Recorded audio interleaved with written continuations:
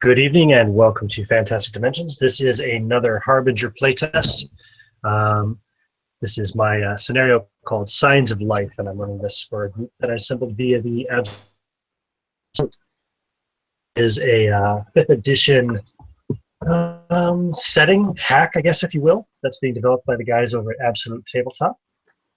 And yeah, we're gonna play a little bit today and you know, see if we can break it, see how much fun we have with it. So you guys, the 5 of you, are essentially specially trained, or well, you're specialists anyway. You're operatives in a sense that are currently in the employ of Sept Riadi. Sept Riadi is one of the most powerful and influential amongst the houses, aside from Sept al-Zareen, which is the ruling house, of course. And Sept Riadi have kind of set themselves up as antagonists in a sense of the al-Zareen. They very much want to take that extra step and become the ruling house themselves.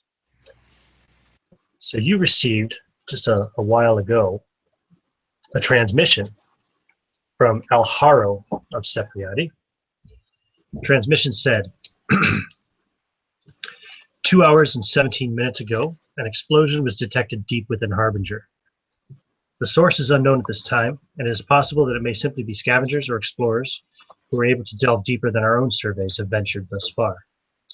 We feel we cannot wait any longer to find out. The energy readings coming from there right now are off the charts. We'll be sending you an advanced stealth shuttle specifically designed to avoid sensors and capable of the precision maneuvers necessary for flight within Harbinger. A safe route has been planned and a landing point designated as close as we can get you to the location of the explosion. You will have a 2-kilometer hike from there. We will provide you with the necessary environmental suits in case the air is unbreathable or there is a loss of gravity within that section of the ship. It is paramount that you discover the source of the explosion and gather any data you can on these energy readings. An external force who have exceeded our explorations, then your mission will be to discover what they have discovered, obtain any knowledge and technology they have recovered.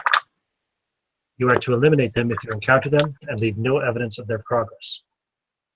If it is as we hope, however, and this is a sign of forces internal to Harbinger, then you are to gather as much data as you can and bring it back to us. Again, if any external forces are encountered, you must not allow them to leave the ship.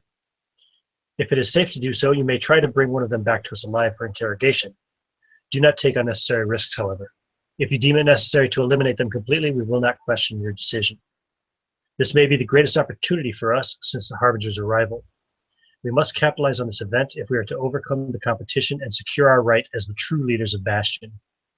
Your success will be greatly rewarded. It is not an option. And after receiving that mission, you would have reported to the hangar bay where you were directed and find this Riadi stealth shuttle. It's painted all black. It doesn't have any designations or markings on it to signify it as a member of the Riadi fleet. So it's obviously they've gone to great lengths to make sure that this shuttle will not give away your identities or who you're working for. Aboard, you will have each found a, for lack of a better word, I still need to come up with a better name for this, but you'll each have a medical tricorder, which I'm using in place of healing kits. So the medical tricorders each have 10 charges of Metagel, which you can use for your short rest if you want to spend hit dice, because I'm using the healer's kit dependency optional rule. See that in the event. You also would have been issued each an environmental suit, and these suits integrate with your armor. They would have been custom made for each of you.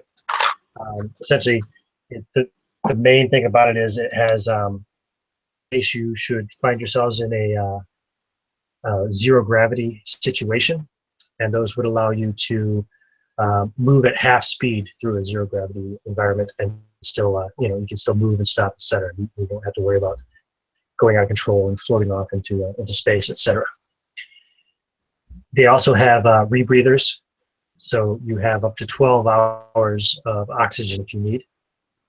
If you find yourself in a loss of pressure situation or there's no atmosphere, etc., That way you'll still be able to carry out the mission. Anything else about the suits? Oh, and they also each are fitted with essentially like a headlamp, a light fixture on top of the helmet that beams light up ahead of you for up to 60 feet, and that way you don't have to depend just on the glow sticks in your equipment packs for light sources. The the glow sticks, or what are they called? Yeah, the glow sticks, glow packs, whatever they're called, are useful anyway as stationary light sources if you need them. But of course, the lights on your helmet, as long as they don't become damaged or broken, a mobile unit that you can just have your hands free and still have light and be able to see where you're going, because they do expect it to be dark within Harbinger.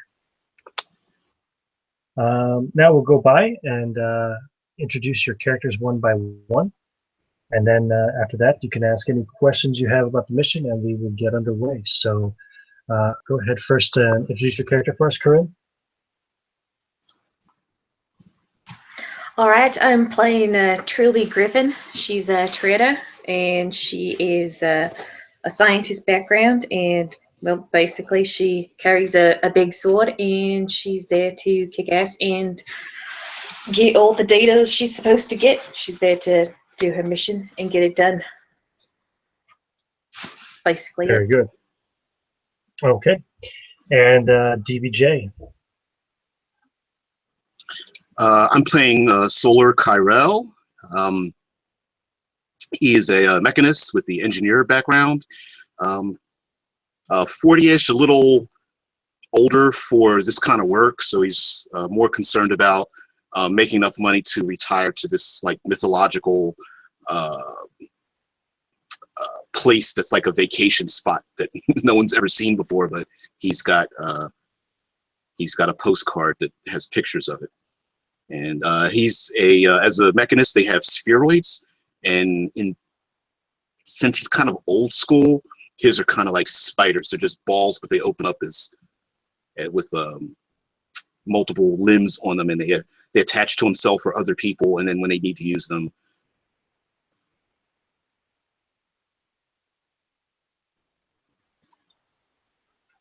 Okay, cool. Did he cut out for anybody else there after he said use them, or was it just me? Yes. Okay, just checking to make sure I wasn't lagging. Yeah, no, I lost him right after using them. Okay. You still there, DBJ? Yeah. Okay. You're breaking up a little bit there. Might be a bandwidth issue. Yeah. Yeah, I turned it down. I'm going to turn it down just another notch and see if. Yeah. Okay. So, sorry, was there anything else after the mechanized spider spheroids? No. Basically, he's a mechanist, but he's kind of old school, and he likes to, he daydreams about a better life. That's it. Excellent. Okay, Jacob. I'll be playing Casper Maddox, an ex-soldier who has served some time after his service as a freemancer, a sort of technomancer for hire. During a scrug ambush, he lost mobility in his left leg, so he's not very quick, but what he lacks in speed, he makes up for in Astra prowess and raw strength. He's a brute of an older man, actually pushing in his 50s, but he has a tendency to push his Astra a little bit further than he should, and you can actually see it in his eyes that if you were to look closely, you can see the red, blue, green, and yellow of almost like an Astra addiction swirling in there. Excellent. Very good. Okay, and Joseph. Yeah, I'll be playing Tucker Shaw, a treader with Reaver specialization. Basically a good old rancher cowboy type. He's built like a refrigerator, and he is kind of specialized at just moving things out of the way. Great big hammer, very rotund individual. Not the sharpest tool in the shed, but sometimes you need a blunt instrument, and that's Tucker. Excellent. Very good. That's that. And Taylor. I'm playing Zuri Beltram. She's a she's kind of a battle engineer. She's a mechanist level 5. She's pretty battle hardened, but she's got a soft heart, and so all her little spheroids are for healing, because as much as she loves the tech, she recognizes that you need the people more than you need the tech. And that can be a bit of a rare thing to find when you're delving deep in the Harbinger. But she's young-ish, maybe late 20s.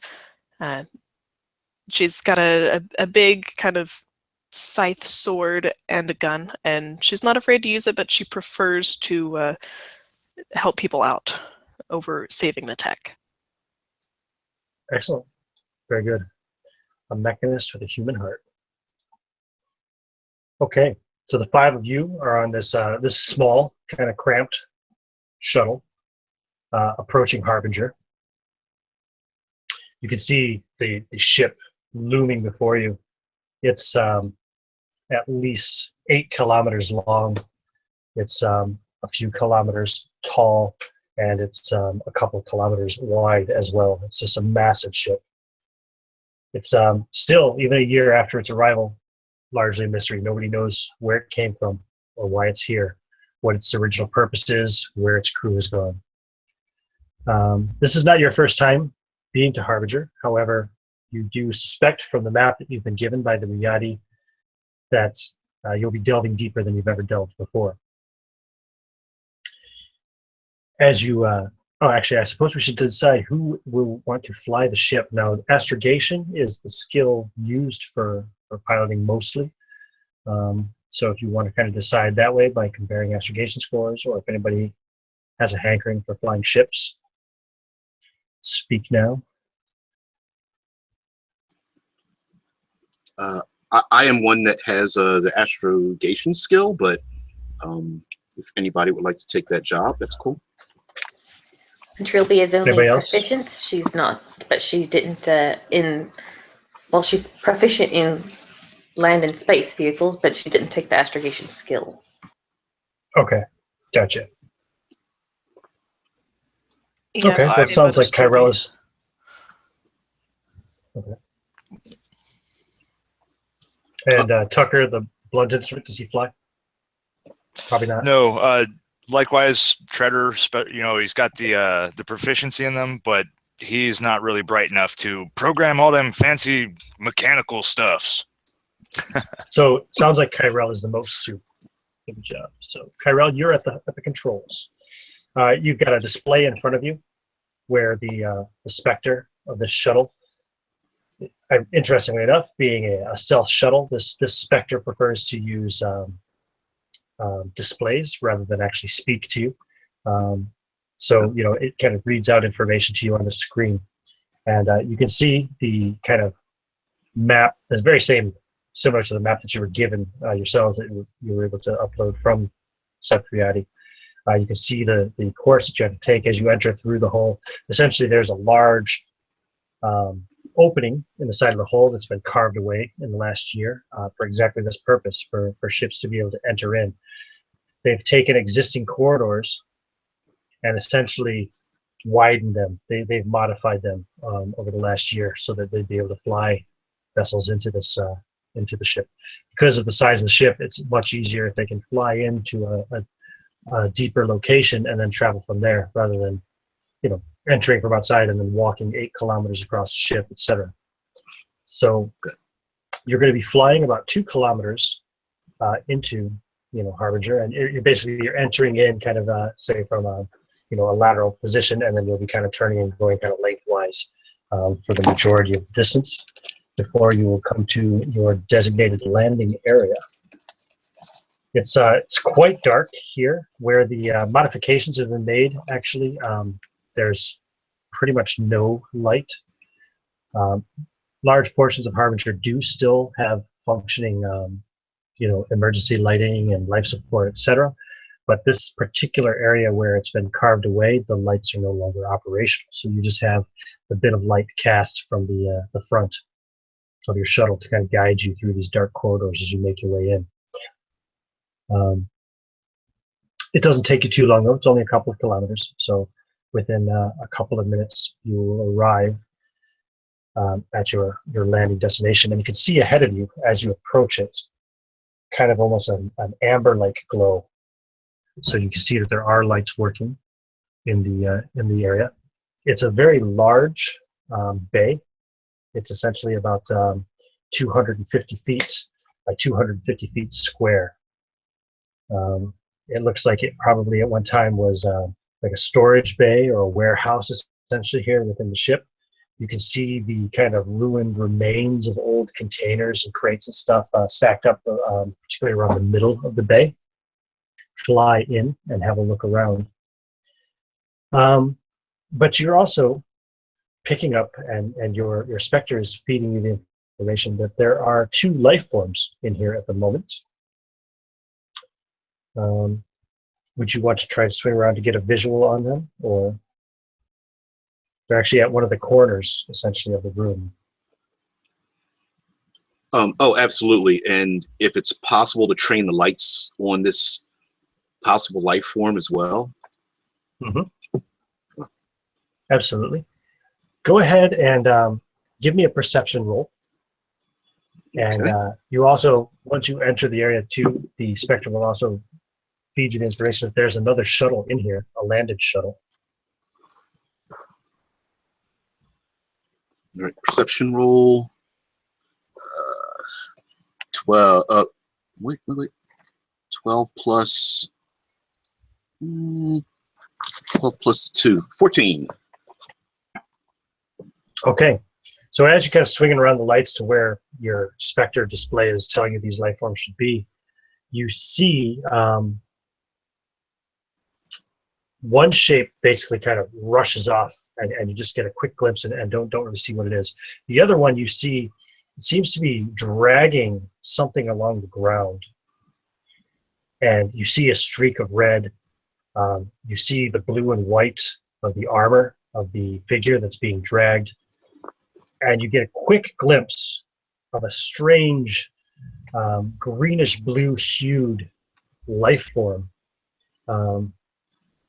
It wouldn't be correct to call it humanoid. It's much more insectoid. As your lights kind of shine on it, as soon as your lights hit it, you get just this briefest of glimpses as it basically lets go of the body that it's dragging, and it turns and also scurries for a hole in the wall. Impression of something almost crustacean-like, it seemed to, compared to the man that was dragging along the ground, it was definitely larger than a man. It seems to be scurrying along on 4 insectoid-like legs.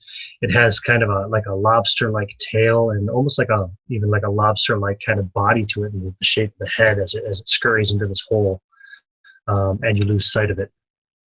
And the display will show you that the life forms there are no longer any life forms present in this bay aside from your own. And you also get a glimpse of the other shuttle parked in one corner, not too far from where these bodies were being dragged. In the room, you can immediately recognize it as a Sept Al-Zareen armored troop carrier. They usually use it for carrying shock troops and stuff, but it's powered down and it's just parked there. It's got the blue and the white kind of motif with the eagle symbol of House Al-Zareen on it as well, and it's just kind of sitting there, looking almost dead itself. This ship is a stealth ship. It has a single forward-facing cannon, Jacob, but it's really not meant for combat. It's meant for going places unnoticed and getting the hell out of places. It's actually got really good speed and maneuverability, but it would be kind of dangerous to use it in such tight confines as this at the moment. But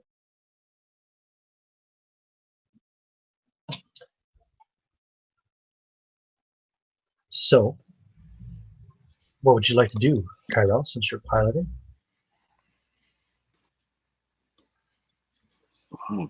I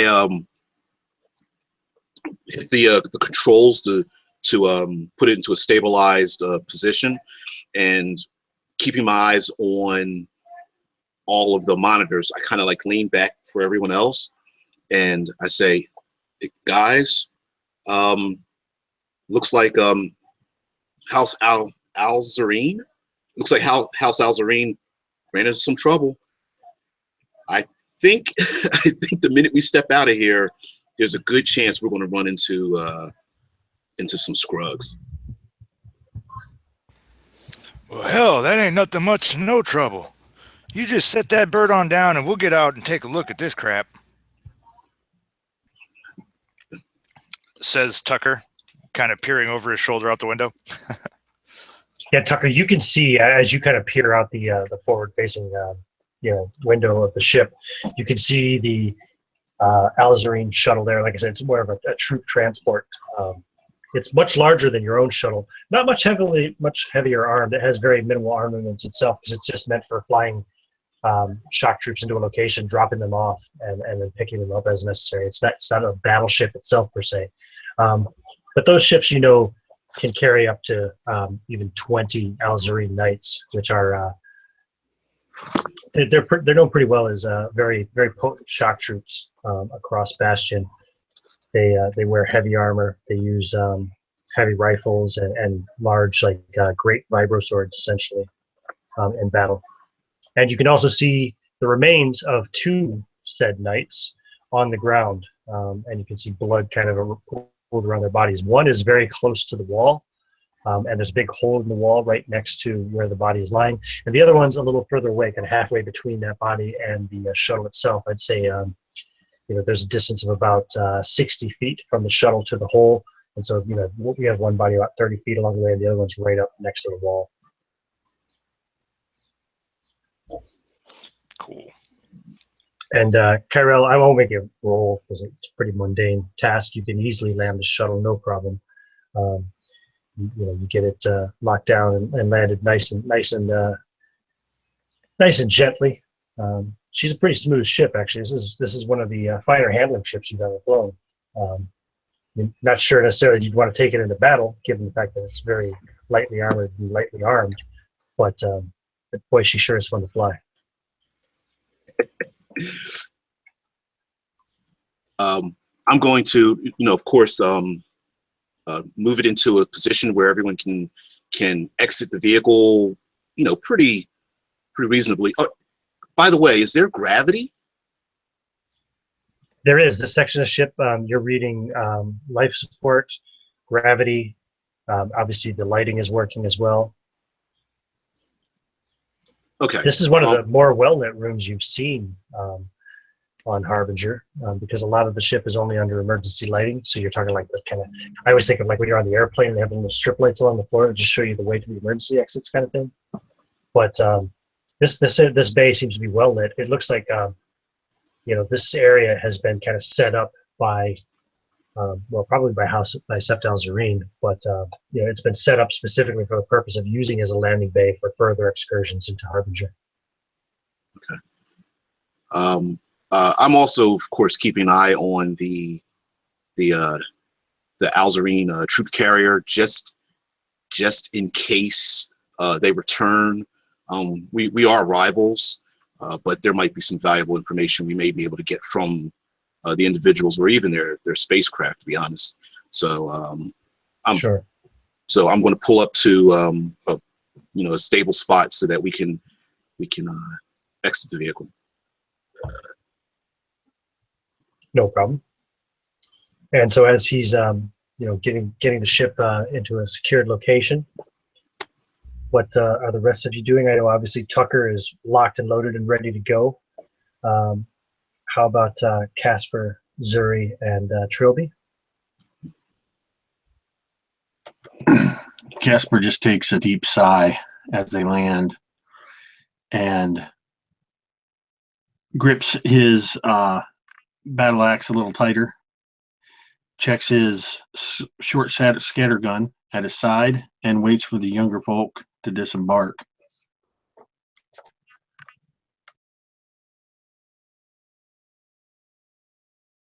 I think Trilby would probably be one of the first ones off. Kind of gathering up her sword and what have you.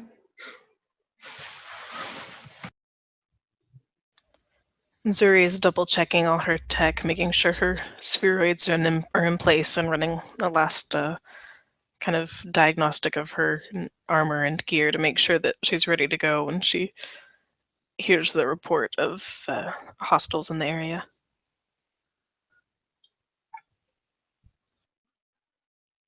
Very good. So you settle the ship down. You power down the thrusters.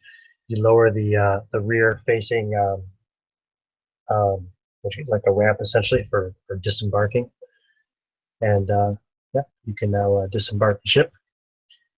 Now you guys, I'm sorry, just for your information, DPJ as well. I think everybody else probably knows already, but you have these whisper links. It's standard issue. Everybody basically has them.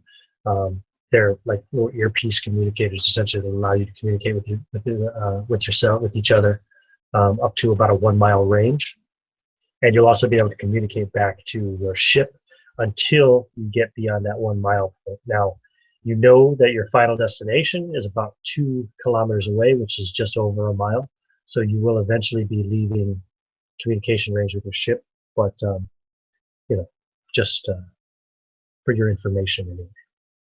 Ship will be able to tell you until you get out of that range if anybody else arrives, etc. Perfect. Does the Spectre on our ship, does it prefer to go by a name or? Yeah, its designation is Shadow. Shadow. Okay. Cool.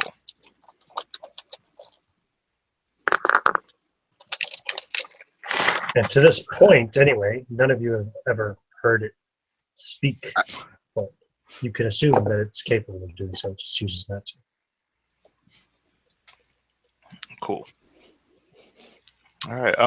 I guess with the hatch down, I stack up with Trilby and scoot down the ramp. Hoisting up my my big maul or the giant hammer, and kind of clearing and scanning the area to make sure it's open and safe for everybody else to drop out behind. Yeah, it's pretty quiet in here. Dead quiet, you could say. No pun intended, or maybe it is. But you can obviously see, as you kind of get off and walk around the ship, you can see the Alzarine shuttle sitting there. It looks unmolested. It's just sitting there silently, powered down completely. And you will also you'll also see, of course, the bodies of the 2 Alzarine knights. I would want to go up and investigate them. Does it look like it was done by Scruggs? No. Actually, tell you what. Go ahead and give me an investigation check. Gladly. That will be, oh, that's awful. But a +7, so it makes it a 10.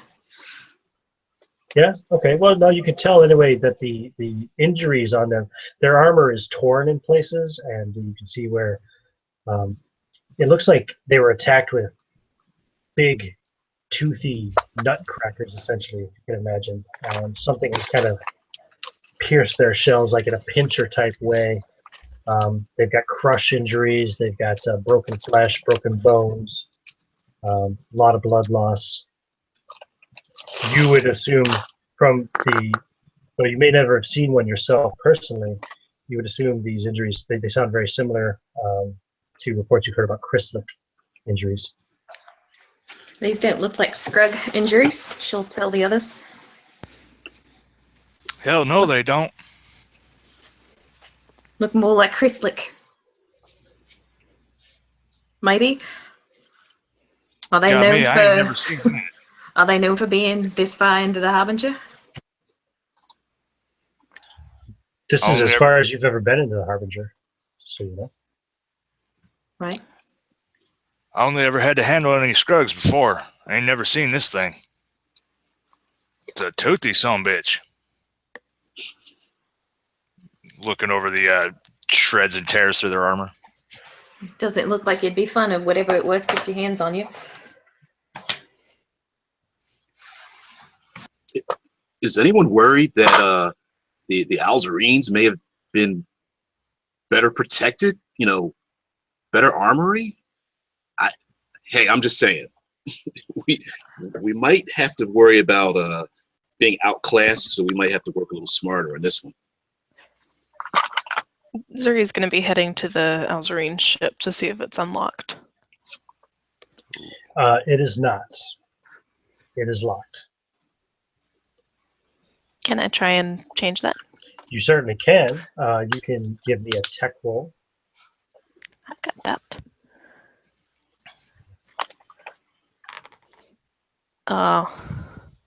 And sorry, guys, I know you guys are using the chat a lot, but I don't always keep track of it. So if there's anything important there that you want me to know, make sure you say it vocally, just so you know. I will catch up from time to time. Though. That is going to be 11. 11. Okay, you go up and you start fiddling around with the panel beside their own ramp. And a little kind of display pops up on there, and you get a middle finger represented through pixelated images as apparently the Alzarine Spectre is telling you to fuck yourself. Zuri just grins and calls over his shoulder. Their ship's locked, but it's got a sense of humor. Step up with the hammer. I'm pretty sure I might be able to try and open that if you really won't. She just raises an eyebrow. Like, these ships are made to withstand space travel. You really think your hammer's gonna get in? Never can tell till you try. You could always try looking over these fellas and see if they have a key.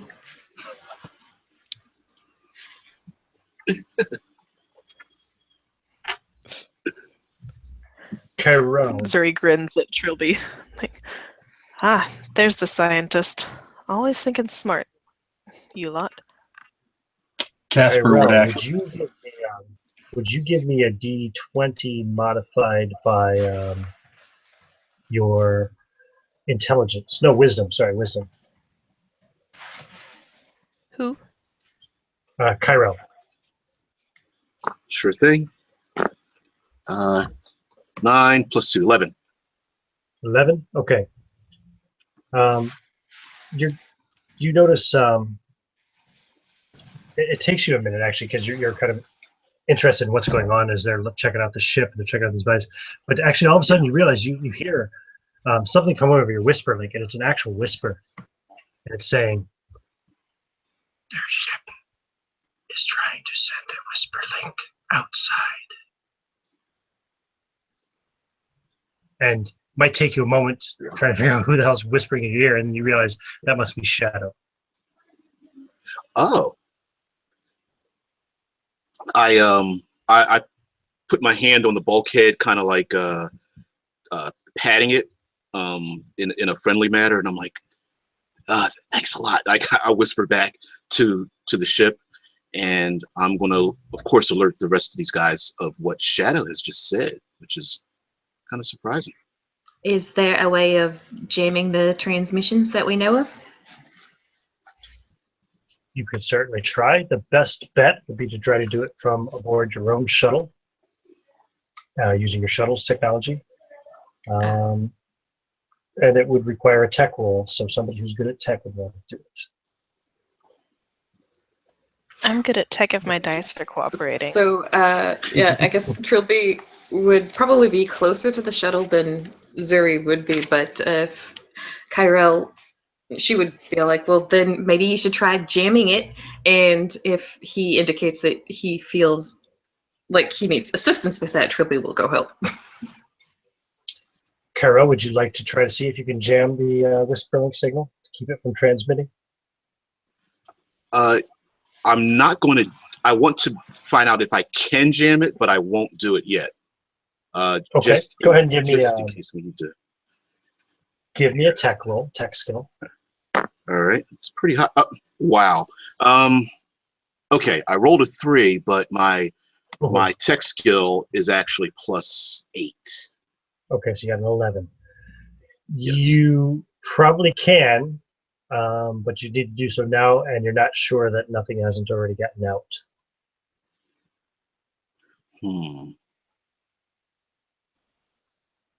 All right, I'm gonna alert the others. I tell them exactly that. Like, I think the signal got out, but I'm afraid if I jam it, they're gonna find out who we are and what we're about. And I'd really like to trace where the signal came from. Well, the signal is coming from the shuttle, the Alzarine shuttle. Ah, Now, just for your information too, even so, Harbinger is a long way away from the nearest Alzarine base, to the point where it will take quite a while for that signal to be received by anybody, because Whisperlinks have a limited range. So essentially, in order to kind of send the signal a long distance, even a ship which has maybe an amplified range in its whisper signal would still need to basically record, broadcast that signal, and then it'll take some time for that signal to reach where it's going. So you don't have to worry about the cavalry rushing in on you in the next hour, or probably even in the next several hours, but it's quite possible that a signal will eventually reach someone outside. Would we know if disabling the ship entirely would assist in, like, perhaps they can't track where the signal came from if the ship is no longer a ship? Well, that all depends on what information the ship sent. If the ship sent its own signature, they're going to know probably where it went if they sent it here. And also, it may have sent its coordinates as part of the signal, in which case, yeah. True. So it's not like However, a black box you do transponder know- signal. No, you do know, however, too, that if you just leave the ship as it is, I mean, it could, of course, continue to send signals if it wants. Like I said, the ship itself is what's the word? Sapient. Yes. So I guess either shut the ship up, or we need to get rid of the ship. Basically. maybe. I mean, I'm thinking this is standard operating procedure. We would do the same thing. I think we're on a time limit. Let's get in, find out whatever it is we're supposed to find, and get the heck up out of here before the cavalry arrives. Well, then let's get hopping then. And But if they need be, also- we can always pump a few rounds into the Elzarine ship on the way out. I'm a fan of that plan. They also told us to take whatever anybody else found, and whoever else was here, stop them. I remember that part. Yeah, I believe the And then exact words were just, if it external forces, we should eliminate any trace of their progress here, and this is progress, I would say. I would look around at the two bodies on the floor and say, that's two down. I like the cut of your jib. You guys, just because you got shells in your pocket, it's like it's burning. Like you need a reason to shoot something. Come on, guys. Well, that's what they hire us for.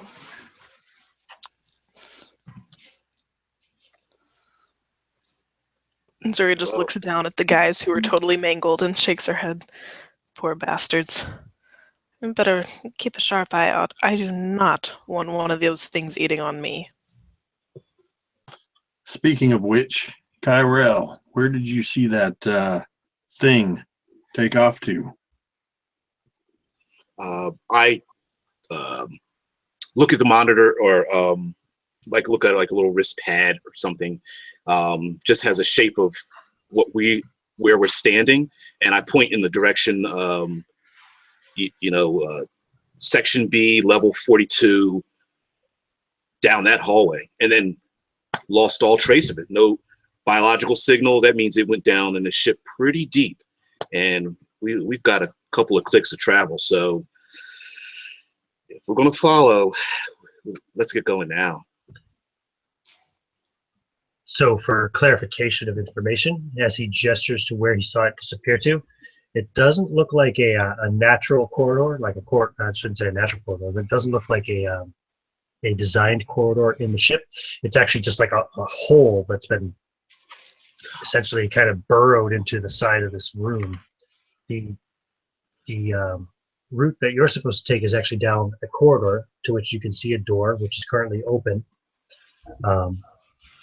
So it kind of leads off in a slightly different direction.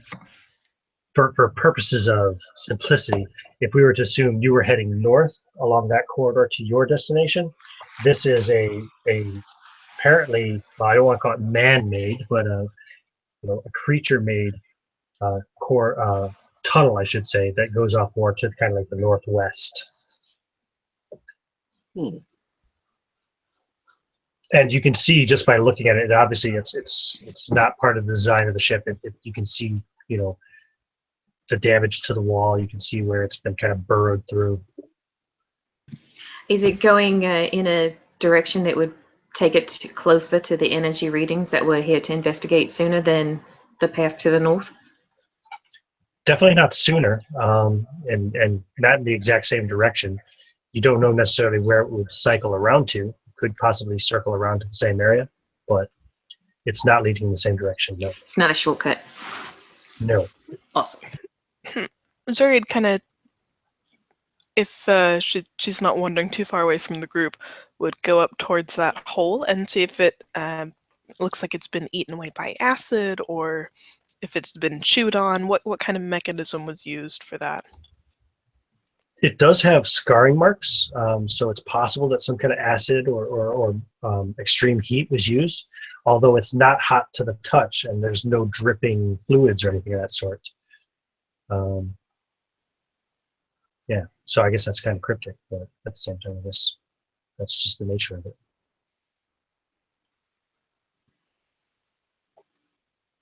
You do get kind of a foul smell. Well, no, you're wearing an environmental suit. You're getting some readings anyway. That the air is kind of tainted in that tunnel, as it were.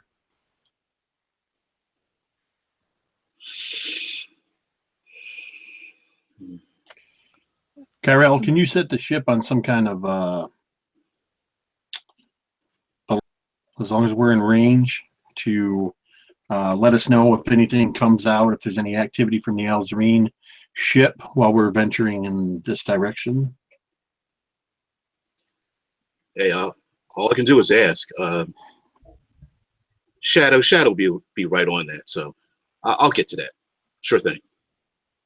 And I'm going to patch into Shadow to see if Shadow could monitor the other ship and basically give us a heads up, an alert, and power down, but be ready to basically open a hatch so we can get the hell out of there and get Ghost if need be.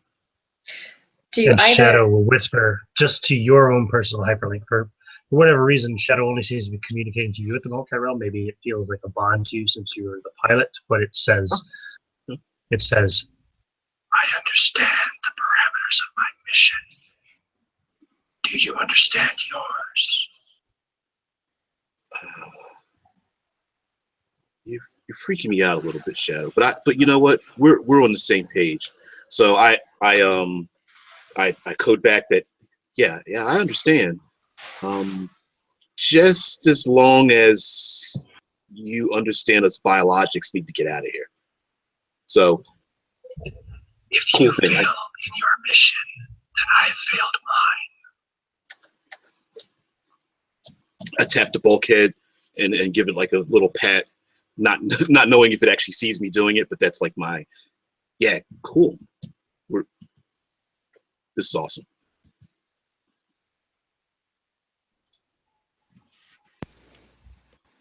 Before moving, sorry, you go ahead.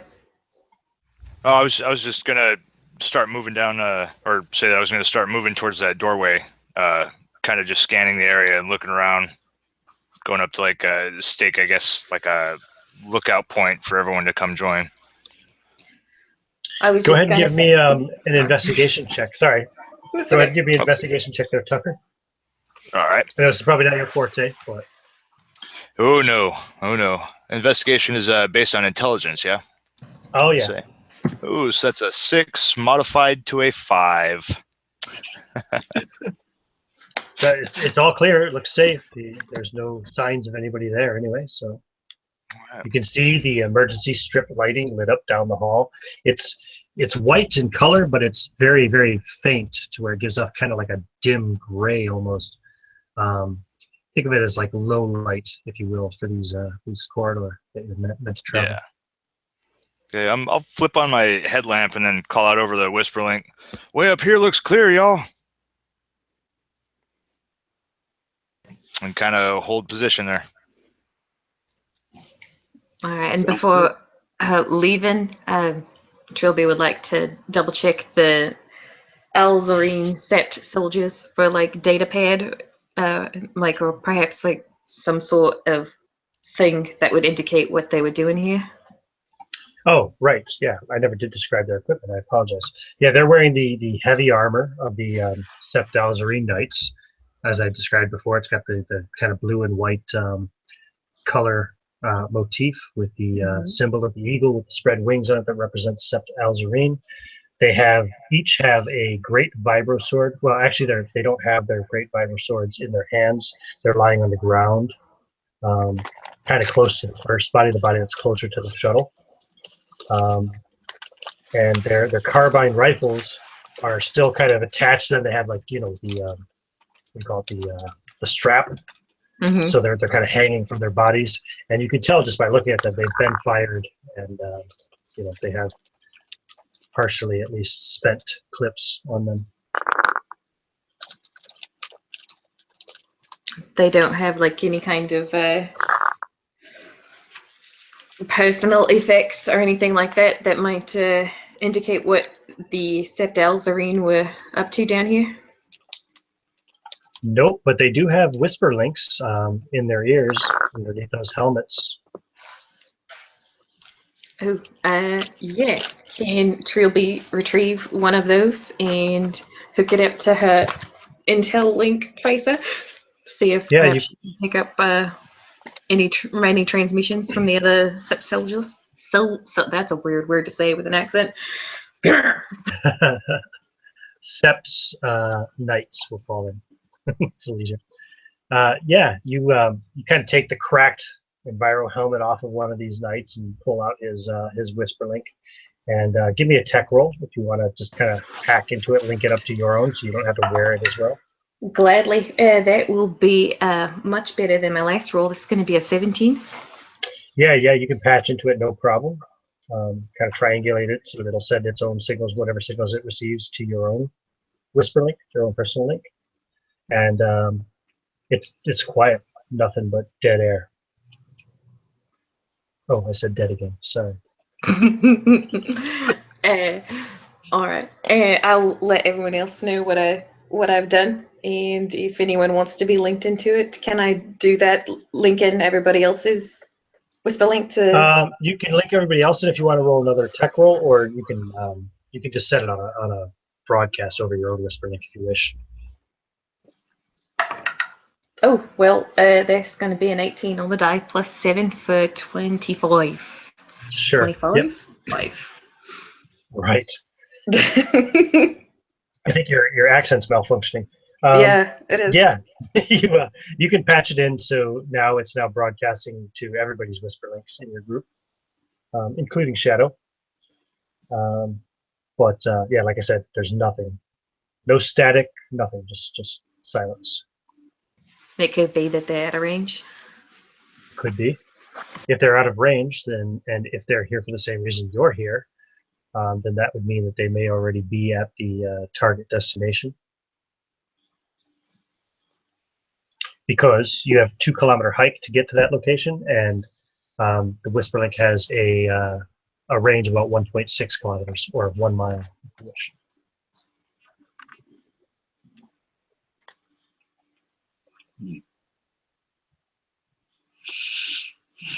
Well, I'm ready to move. Same here. Okay. Now these corridors, well, this corridor anyway that you're heading into is about 10 feet wide, so you could march 2 abreast if you wish. Would you like to give me a marching order? I'll definitely take up the front. I'm kind of built like a bullet sponge. I make a very good wall, so I have no problem stepping out in front, just in case anything untoward happens.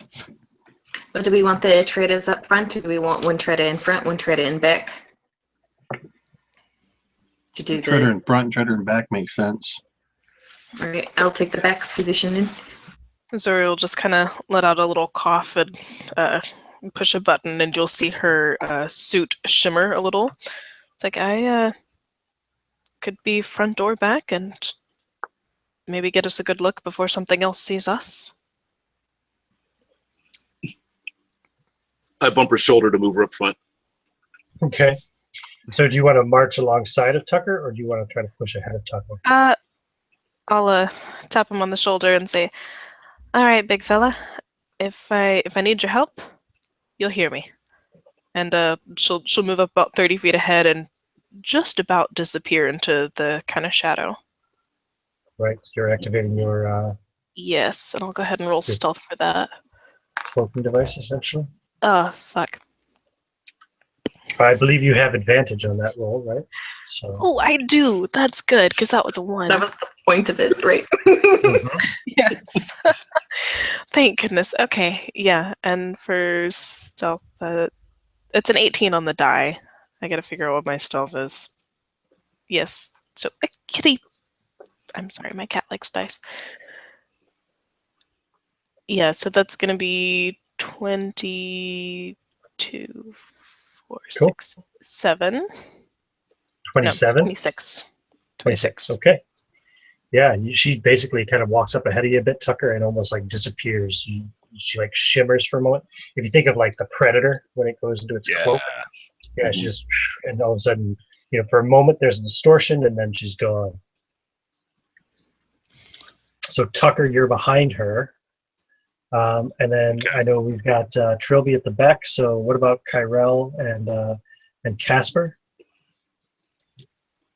You guys could march side by side behind Tucker if you want, or you could take a front and back order if you wish. Side by side is fine by me.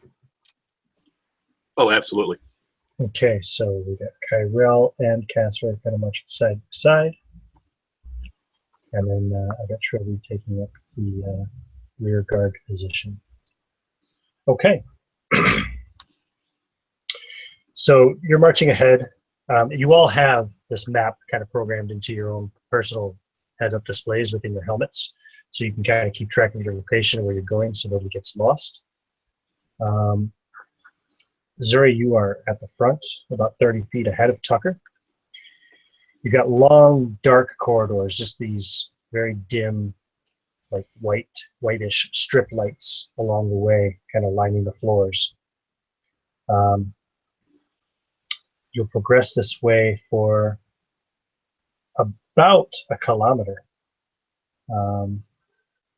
with nothing except for occasionally side corridors. Sometimes you come to cross corridors where the corridor, like a T corridor, T junction, kind of, not a T junction, more like a cross junction, I guess. The side corridors, you're not exactly sure where they lead up to, because this is now, once you go beyond that, the landing bay, storage bay where you landed, you're basically in uncharted areas of the ship, so you don't really have detailed maps of this. You only have the route that was given to you by the Sept. So I'm not saying you can't go off and explore these side corridors if you wish, but you don't know where they lead to. So I'm gonna pull out a little nub of chalk and mark the passage that we're coming through as we cross those crossed hallways there. Tucker's Just an kind of old-fashioned type. He doesn't trust the electronics to hold up. Just a little additional visual aid. No problem. Zuri would be sticking to the plan. Okay. Unless she hears something that sounds too intriguing to pass up. Trilby will be looking behind us occasionally to make sure that nothing's following. Mm-hmm. No problem. Trilby and Zuri, both of you give me perception checks, please. Perception is wisdom. My wisdom is a +1. 12. Okay. You don't think anybody is following you. You're not picking up anything from the rear at all, Trilby. How did you do in yours there, Zuri? At 10. A 10? Okay. Yeah, you. It's really really quiet up ahead. You don't hear anything. You don't see anything. These side corridors seem very quiet as well. Most of them also have the same strip lighting. Occasionally, you see one that's just completely black. You're not sure, but it's as if the lights have malfunctioned or something and no longer operating down those corridors. But you're not picking up any signs of anyone else here at the moment. And you progress like this for about a kilometer, like I said. It'll take you, I imagine you kind of moving along at a safe pace, trying to be aware of your surroundings. So it takes you about 40 minutes before you reach this, the kind of 1 kilometer point. And then you see ahead of you, looks like a body on the ground. You can't make out any detail in this dim light, but you definitely see what looks like a body lying on the ground ahead in the corridor, Zuri. Zuri will just say over the whisper link, "There's a body up here. Don't see anything else yet." And she'll carefully go towards it and look up and down as she goes. Because I'm assuming it's like metal grates and flooring and... Yep. And it's, sorry, I didn't say the height, but the corridor is about 10 foot high too. It's about 10 foot wide, 10 foot high. Okay. So yeah, as you're kind of progressing forward, and as you're approaching the body, you see more bodies past it and more bodies past that. There seems to be a collection of bodies here in the corridor up ahead of you. Estimate a dozen, 5, what's a ballpark? As you get closer and closer, you see about a dozen, yeah. I'd say 12 bodies total. And now you're getting closer. You can kind of get some detail on the first one with your headlamp on and everything. It's wearing like a single piece uniform, suit, if you will. No environmental helmet or anything of that sort. No gravity boots. Just regular kind of standard order, like boots and essentially like kind of like a onesie kind of uniform type thing on it, which is of a faded blue color.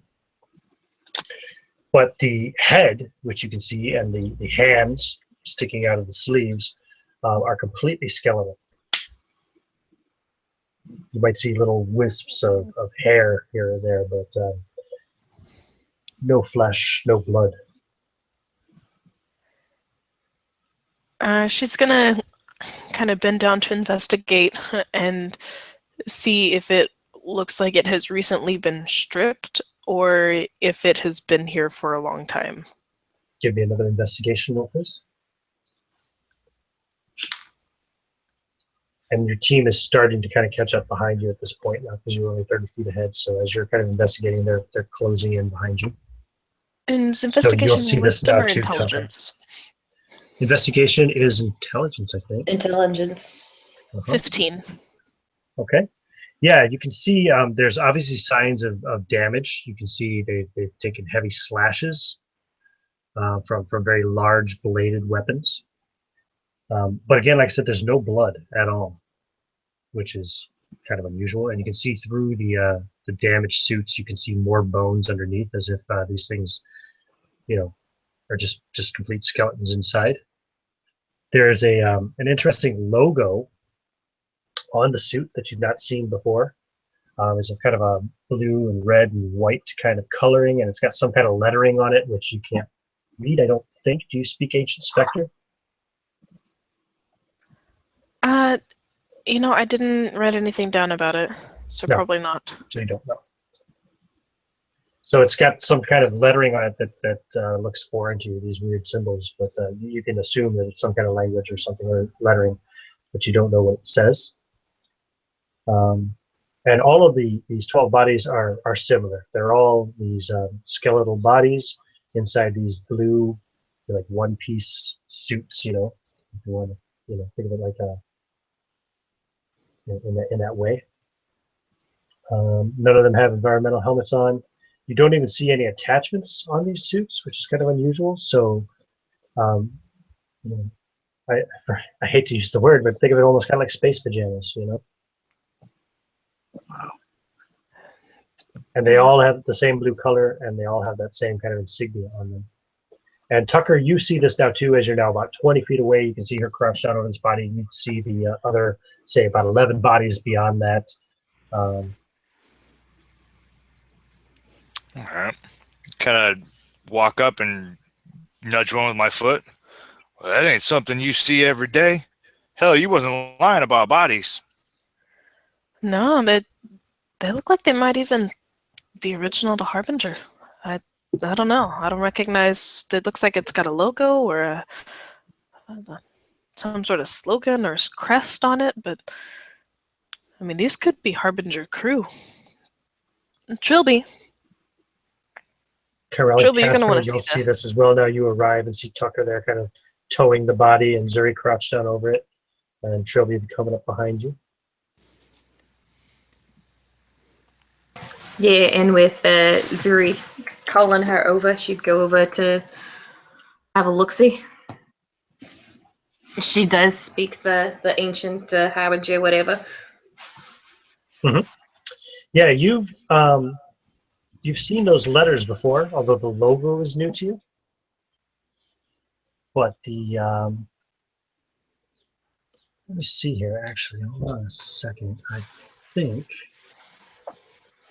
that I saved an image of this on my phone. If I did, I'll send it to you via the chat.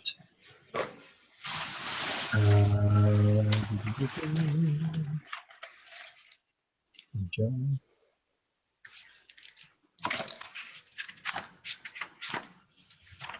No, I didn't. Okay.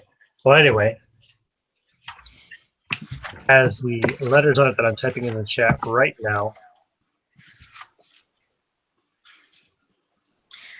NASA. As a scientist, I believe she took a as a researcher feature to her background. Is that anything she would have come across before? Like, would it be something she recognizes? Nope. But I'm sorry. I did say you had seen it before. It is without the actual symbols behind it, but with the actual letters themselves. They are on the hull of Harbinger as well. Interesting. Maybe it's the name of a great house. Maybe. Who knows? Maybe if you what I'm thinking of, it is the field of blue white letters with a white kind of orbiting little thing and Yes, some indeed. red. Okay. All right. Wait. It's definitely old. And I believe Zuri is right about it being original Harbinger crew members. Well, somebody will be interested in these bodies. Might tell us more about where Harbinger came from. Do you want to give another investigation check, Trilby, since you're there looking at it as well? Well, that's not a very good roll, but it's a +7, so 13. Okay.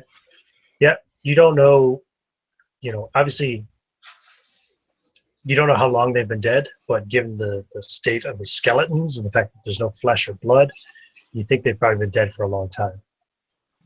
These looks like perhaps they've rotted away to skeletal remains, not just they've been dead a long, long time.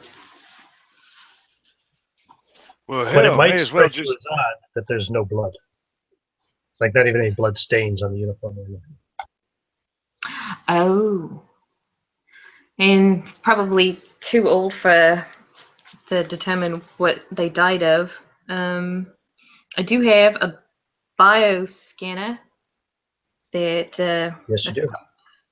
could I use it to determine if there's any kind of I don't know traces of any foreign material besides Okay, go ahead and do your investigation roll again with advantage. with advantage. It's the same thing and a 1. Fuck. 16 Oh, wow. this time. Okay. Yeah, I mean, you can Jesus. obviously, you see the same thing that Zuri saw. You all see the big slash marks in the suits and stuff. And you can see broken bones underneath of those and stuff. But like I said, though, it is strange that there's no blood.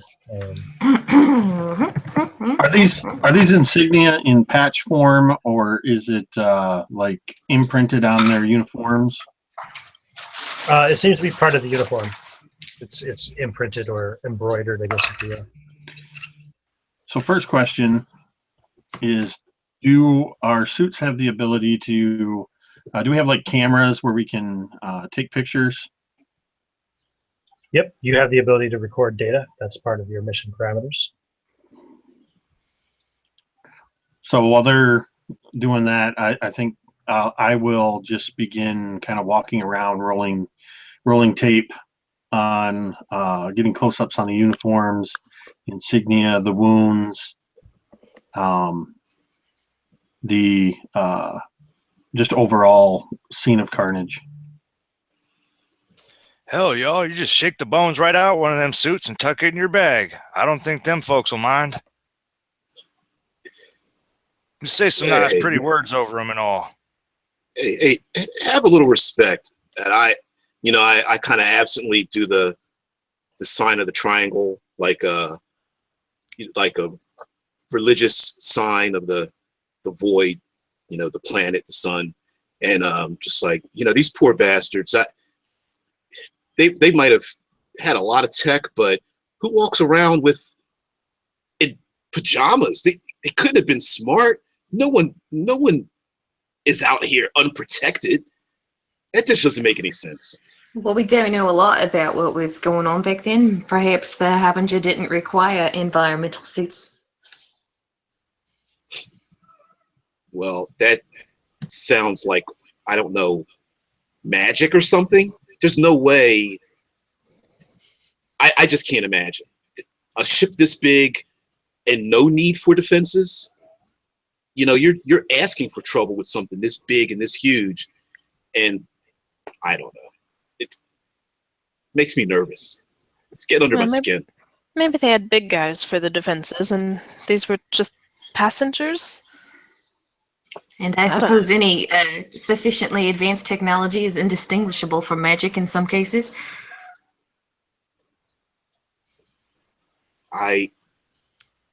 Look, they're still biologics just like us. I think they were just stupid. The skeletons do look like they could be humans. They could also be Skrugs, though. Skrugs have a lot of similarities to humans as well. Although they only have 2 eye sockets, so you're pretty sure they're not Skrugs. Ian, I'm not sure mechanically how this would work, so I kind of leave that up to you. But I'm wondering, as a Mancer and an Astra adept, if there's any way that I can look these bodies over for signs of, I don't know, just anything to do with the Astra. Sure, give me an Astra check. Straight Astra, all right.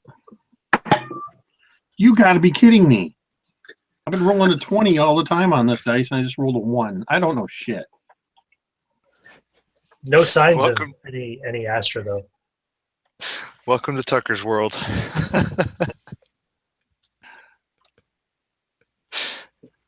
No, you know something. You're just completely convinced, and it's completely wrong. Yeah, I kind of look over these bodies, and I just look up at everybody else, and it looks like they had absolutely no contact with Astra.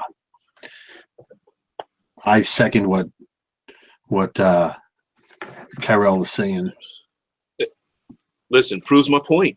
I mean, no wonder that a great house like the Nassinians or whoever they were failed.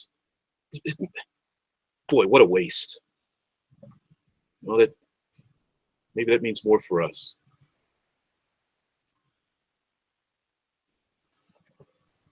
Would these remains be something that would Arcept find interesting? Absolutely. Why not? Right. They're unusual. Do you think that Tucker's right, though? We need to take something back?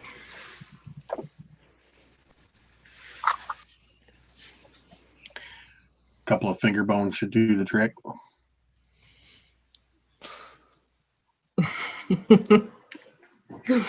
Sure, and then Trilby will cut off a bit of one of the patches. Yeah, that'd be a good thing to take. And also, just given your kind of natural intelligence stuff too, a skull would be good as well to have. Finger bones are useful for Right. some state to some extent, but also having a skull, it's good Yeah. for identifying species and such. Anthropology and all that jazz. So yeah, I'm Trilby no will take scientist. one of the patches and take one of the skulls and put it in a pack. I'm not a scientist. I'm a mancer. Yep, that's fair. Would I be correct in my assumption based on the description of the logo that we saw? And I believe the description of the uniforms of House Elzarine. Is this the same? Well, different logos, the same color scheme. No, the House Elzarine is strictly blue and white, and Okay, I they have thought that was red. the kind of eagle, the eagle with the spread wings is their kind of logo. Whereas this logo is kind of abstract, and wow, I don't know who typed that in the chat. What is that shit? But no, it's definitely they definitely don't resemble House Elzarine symbols.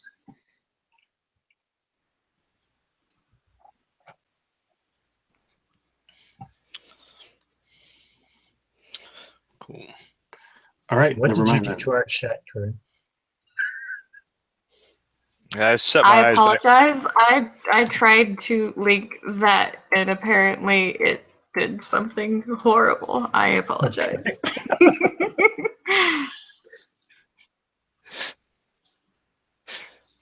Kyrell, It's funny. a Yeah, whisper yeah. comes up your whisper link. What's wrong? Why have you stopped? I communicate back. Shadow, we found some beings, maybe crew from the Harbinger, passed away, dead, no defenses, no armor, no nothing, but they were killed. They were definitely killed. We're collecting evidence now, so we're going to continue. Why? Is there a problem? No problem here. Only that the Elzarine arrived before us. Good call. Thanks a lot. I'm out. I tell the other guys, listen, Shadow's kind of urging us on. I think we need to get a move on. That sounds like a plan. Start trudging down the corridor again. Okay, continuing on your northerly kind of progression. So he's like, I'm coming. How believe far that ship are we talked to me. from? How far are we from the energy readings at this point? You still got another kilometer to go. You're about halfway. Gotcha. And still nothing on the whisper links from the Elzarine? Nothing at all. Okay. Completely silent, eerily so. And you're definitely within range of the location now as well. So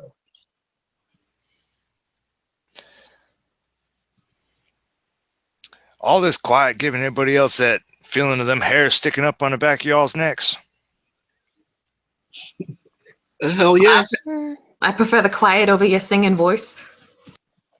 Oh, I croon like one of them voltage back on a home moon. Don't get them started.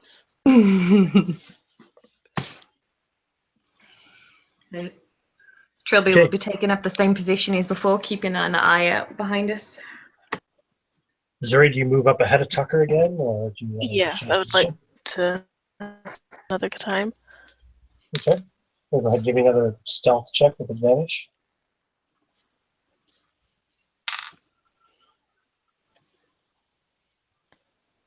All right, that'll be 20, non-natural. Okay. No problem. So you progress on further. you go about another 600 meters when, and again, every, 100 meters, basically, there's more corridors off to each side. And then you see a glow up ahead of you again. This time it's a kind of a faint, like a light blue, kind of a whitish blue glow up ahead. And your map is showing you that there's another decent sized room straight ahead that this corridor will lead into. It's about an 80-foot long by 40-foot wide room on your map. Okay. Is there a door to it, or is it open into the hallway? No, it's open as you're approaching. And you know that there is another door on the left side, kind of in the middle of the wall on the left, the 80-foot kind of long wall. And then straight ahead, there's another door, which is the corridor you're supposed to continue on towards the energy readings and the location of the explosion. The explosion was detected very close to where the energy readings are coming from. So, but that's still a good, 400 meters, I should say, from this particular room. Yeah, she'll kind of move in and sweep the room, just real quiet, see if there's anything in there. Okay. So as you move into the room, you'll see that there are long tables in this room with devices sitting on top of them. There's chairs in front of each device. Let's see, you are a mechanist, yeah? No. Mm-hmm. Yeah, I'm a You are a mechanist. Yep. You would recognize these anyway as ancient computers that you've studied, because there were some remaining on some of the older ships that still exist in the Bastion fleets. Okay. They're pretty archaic. They're not really used so much anymore. But we're talking like old-fashioned, big, fat-ass monitors with, heavy keyboards and towers beside them, kind of computers, Like the 80s. Exactly like the 80s. There's nothing up on the displays at the moment. They don't seem to be powered up. The glow is coming from the lights in the ceiling. Think of like kind of a faint blue neon type lights. And the doors to the left and the doors straight ahead are also all open. They do seem to have doors, and there are control panels which don't seem to be powered up, but yeah, they're all open. Yeah, if the room seems empty, she'll see if she can get one of these things up and running. Okay, go ahead and give me a tech roll.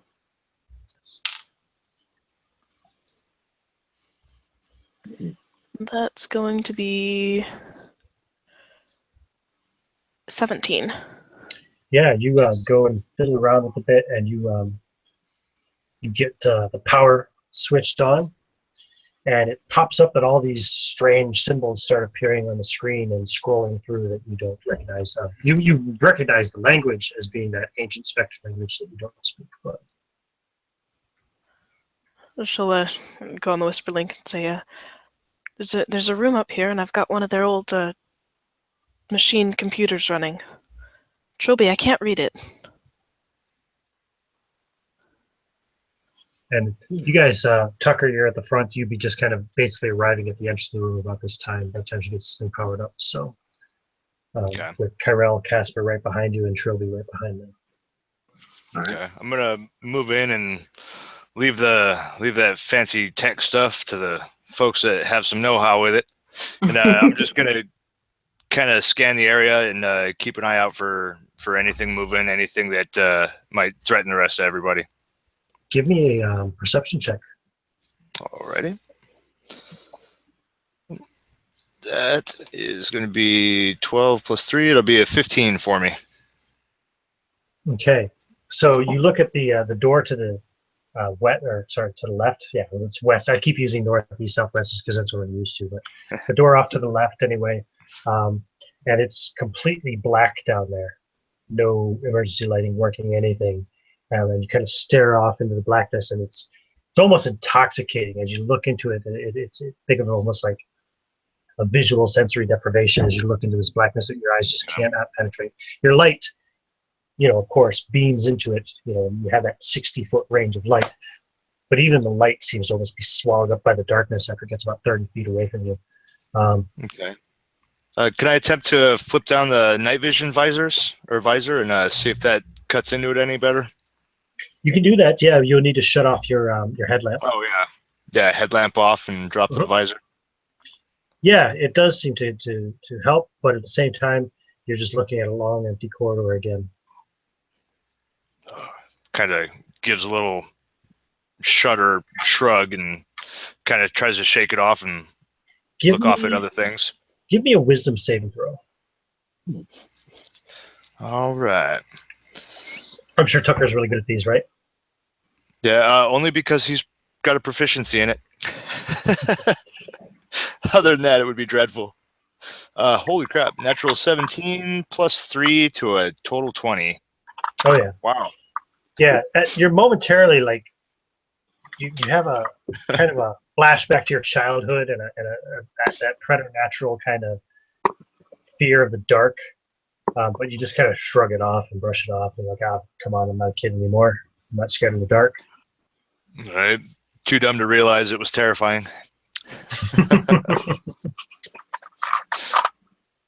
And if you move over and check the north corridor, there are more of the strip lights down that corridor. You don't see anything moving, but it does kind of turn up ahead about 50 meters on. Starts to curve a little bit to the right. All right. I'm just going to hold here in the room and let everybody do their searching and checking. And by the north door or the west door? By the north door, kind of keeping an eye, occasionally looking over to the west door. Okay, no problem. But not looking too long. How about Karel and Casper? What do you guys do? We'll go with Casper first when you arrive at this room. We're going to call this the computer room. Having absolutely no interest nor proficiency with computers, Casper, once seeing Tucker move to that door along our route, I think Casper will just kind of go and lean against the wall of the door jamb on that other door. Maybe taking a little bit. Actually, you know what? I think he'll do that, but I think he'll grab one of the chairs. Sure. Yep. That's by one of these computer stations, and just kind of take a seat, take a load off. His left leg he can handle the movement. We haven't been running or doing anything crazy, but it gets a little stiff walking on these steel grates for so long. Sure. And that's the west door, the door that. Yeah, he's going to kind of take up just to kind of help cover that, so they've got coverage there as he sets his scatter gun across his lap. And how about you, Karel? I don't understand what the language is, but I love the tech. So I'm gonna kind of walk around the perimeter of the room and some of the monitors and things and see if I could find something that's not currently powered up, and see if I could just basically unplug it and stick it in a backpack. I'm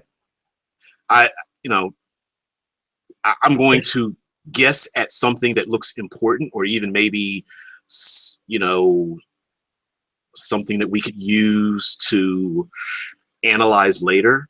But yeah, you could try to take one of the computer towers, but they're pretty big and kind of heavy.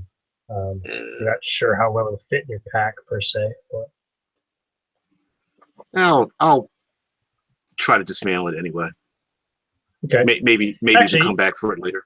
You could try to give me a tech roll. Actually, we'll see. Maybe you can dismantle it and take out the important parts, and not have to take the whole thing itself.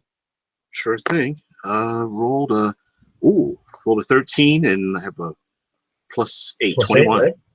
Yeah. 21. You can dismantle one of these and kind of take what you're pretty sure is like the memory core of it out, and you think you should be able to take that back, and once you get it back to your own, you should be able to pull information off of it and such. It might be something quite valuable to set for the idea.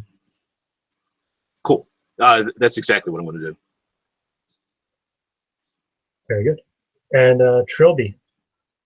We'll be going over and investigating the bits with the Dead Spectre language on it.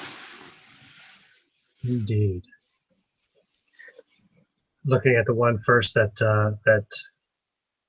Zuri called me Zuri over to. fired up. Mhm. Yeah. There's something here. Hmm. So it'll take you some time. So it'll take you about 10 minutes of kind of studying it, because obviously it's not your natural language and your native language is where you got to kind of make sure you're translating things properly and putting the information together. And there's definitely some corruption as well. Some of the data is destroyed or damaged, and some of it's just in gibberish. Doesn't make any sense. What you find, however, is information on this vessel. It is not referred to as Harbinger. It's given the designation USS Pioneer. It has a registration to some strange place called United States on a planet Earth. Its spec is that of, it's designated as a colony ship, whatever that means.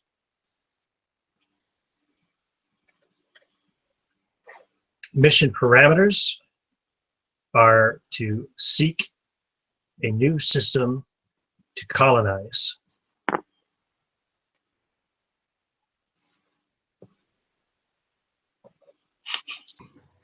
You also find a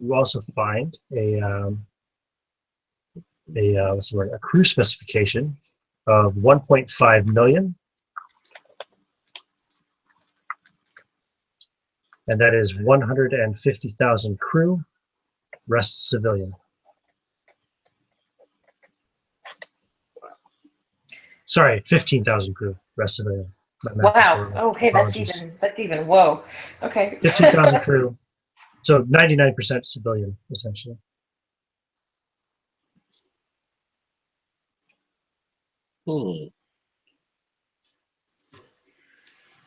I'll kind of, I guess I would have been reading that out loud as I translated Mhm. and all that.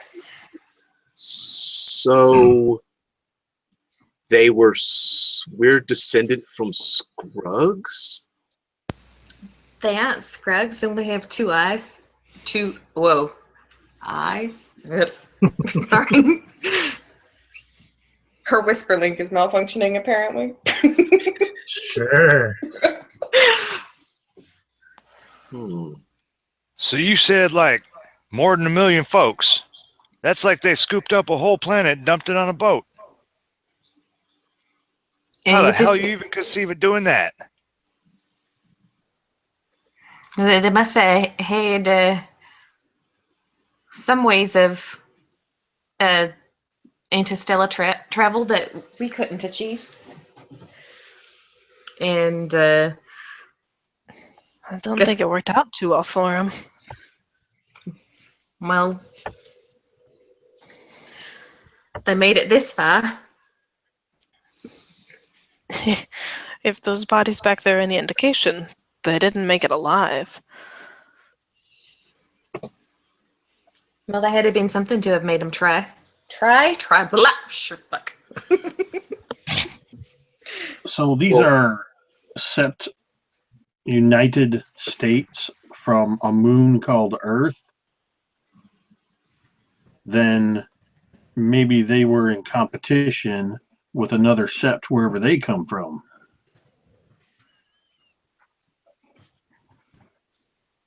Maybe their moon was failing. Maybe they needed a new one.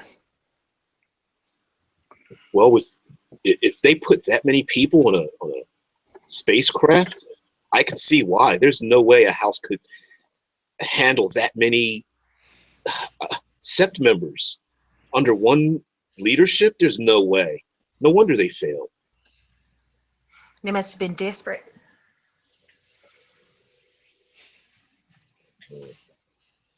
So generally, you find whenever you want to colonize something, you find where you're going to colonize first, and then bring your people. You don't do both at the same time unless you have trouble.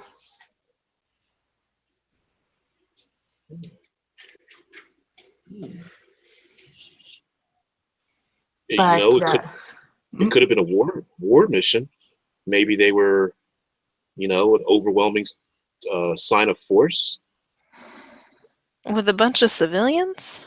With a name like Harbinger, that makes sense. But this seems to indicate they were called Pioneer. Hmm. and they are from a place called the United States. Perhaps it was like a SEPT consortium, a bunch of SEPTs working together for Hell, a that common don't make goal. no sense. Yeah. If Either everybody's way. working together, how you gonna choose a sovereign? That don't make no sense. Either way, this isn't our real objective, but we should take back some of it. It's definitely very, very valuable information. You're sure that this would be something that would interest all of the septs, Do not I just need Septinalia, of course. do I need to do like a tech roll to like download this information to any of my Nope, gear? that information, you already made your tech roll to get this information, so you can definitely save that. All right, and The question, I guess, would be, do you want to probe for more?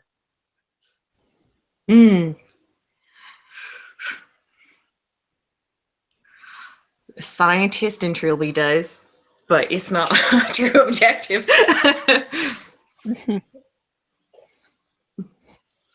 So I'll put it to the group. Since Hey, Trilby's maybe the we only can. one that can spend the time on it.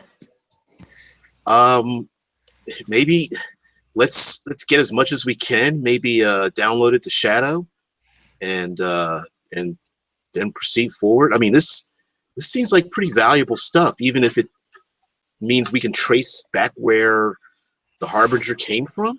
That's That's a pretty very valuable information. that's a very good idea. Can I have Kirill help me set up some sort of info download link to Spectre or Shadow? You can, yeah. You gonna reach out to Shadow? Yeah. Yeah. Basically, I'm hoping to have his assistance in making that role. That sounds like it could be Or more assisting glint than I him. can count. Yeah. Signal. Range.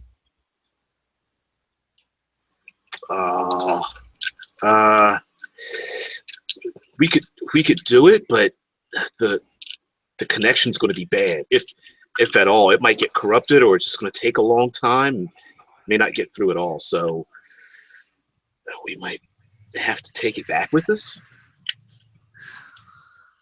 All right.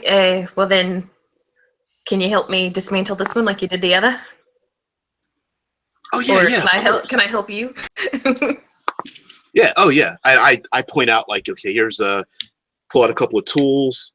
Okay, that goes there. Undo this. This is just a cover. And No! Don't break that! Don't break that! That pen's important. So who's making the roll? um, Which one of you wants to make it? I know he's got a +8 tech. How's yours? +7. So it's And Zuri? uh, Zuri is a mechanist as well. What's your tech at? My tech is +7 as well. Okay, so Corel, maybe you want to make the roll. Go ahead and roll a tech at advantage. sure thing. I've got Now there are keys. 12 of these computers here. This is just one you've examined so far, and then there's another one that he has already dismantled. So there's 10 more untouched so far. about how long does it take for the dismantling? 10 minutes each. Oof. Ooh.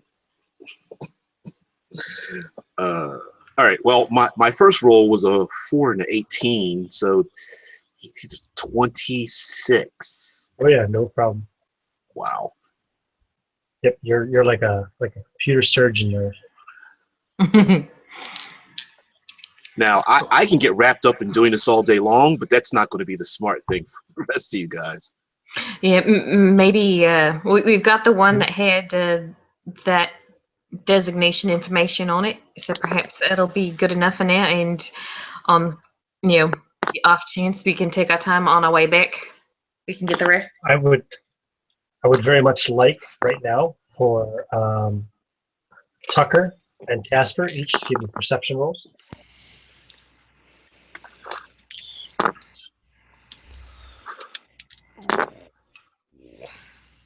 I rolled a 3 for a total of 6.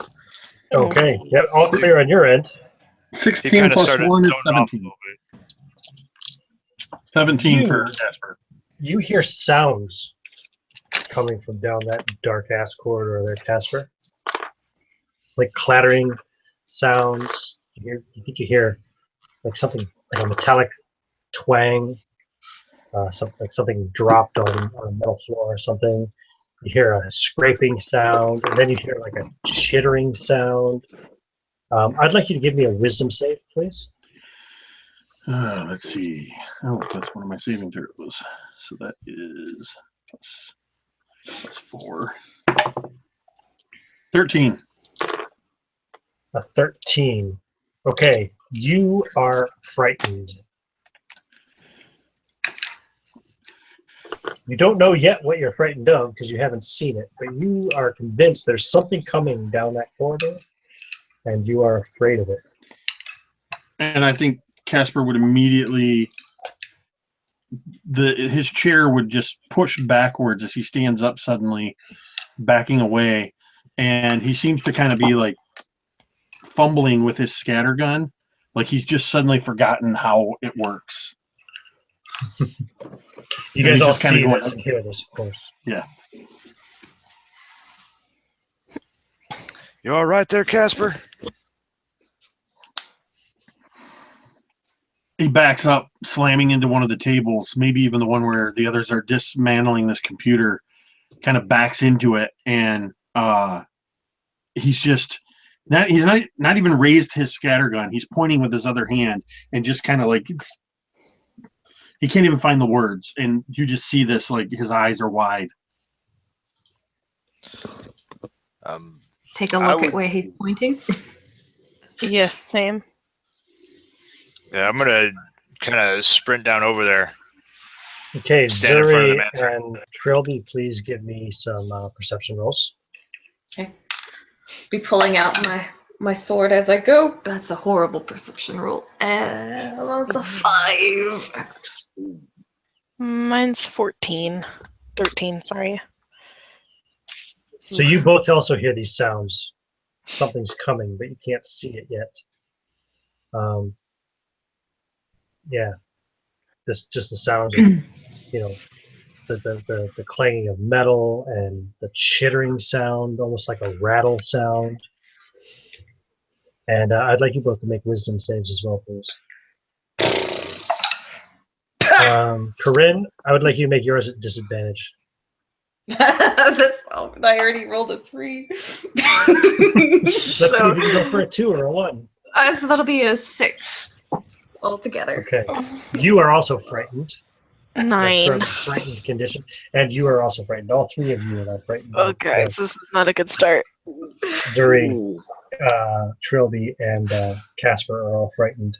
You know what the frightened condition does? What do you want me to tell you? Cannot move closer towards the source that's scaring us, and disadvantage on all attack rolls against it.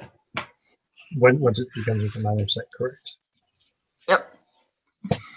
Okay. And Tucker, you moved over. You're standing there kind of in front of Casper, who's backed up and kind of like half sat on this table as he kind of sprawled across it. What about you, Kyrell? Where are you? What are you doing? Taking apart the computers. These guys know what they're doing. You're still doing that? Okay, give me another one. Give me another roll. Sure. Let's see. By myself, I rolled a 6, so this one's giving me a hard time because they're making too much noise. Yeah, you're having difficulty with this one. It's Shaking really the table. jammed in there, and as you're fiddling with it, bam! You snap the memory. Oh, Memory bit in half. really, guys? Keep it down. And the sounds are growing louder. I think we got more important things to deal with now, Kirill. Okay. What? And I peel my eyes away from the work that I'm doing, place my tools back in my pockets, and look. I'm sure they're professionals, so I'm kind of used to them, pulling their weapons, checking things out, and most of the time it's nothing. So I look up, see what's going on. Yeah. I'd like to snap a glow rod if I can and give it a huck, or give it a toss down into that dark corridor. Excellent. Very good idea. You do. You snap the glow rod. Thank you. I couldn't remember the name of those earlier. You snap the glow rod, throw it down the tunnel, or the corridor, I should say. And it hits the floor and it bounces. You see the green glow coming off of it, and then you see humanoid shapes in those blue uniforms, completely skeletal, moving in your direction, very slowly, kind of shambling along. By the rings, what the hell is that? Mm-mm. And like no flesh, just skeletons in these uniforms coming towards you.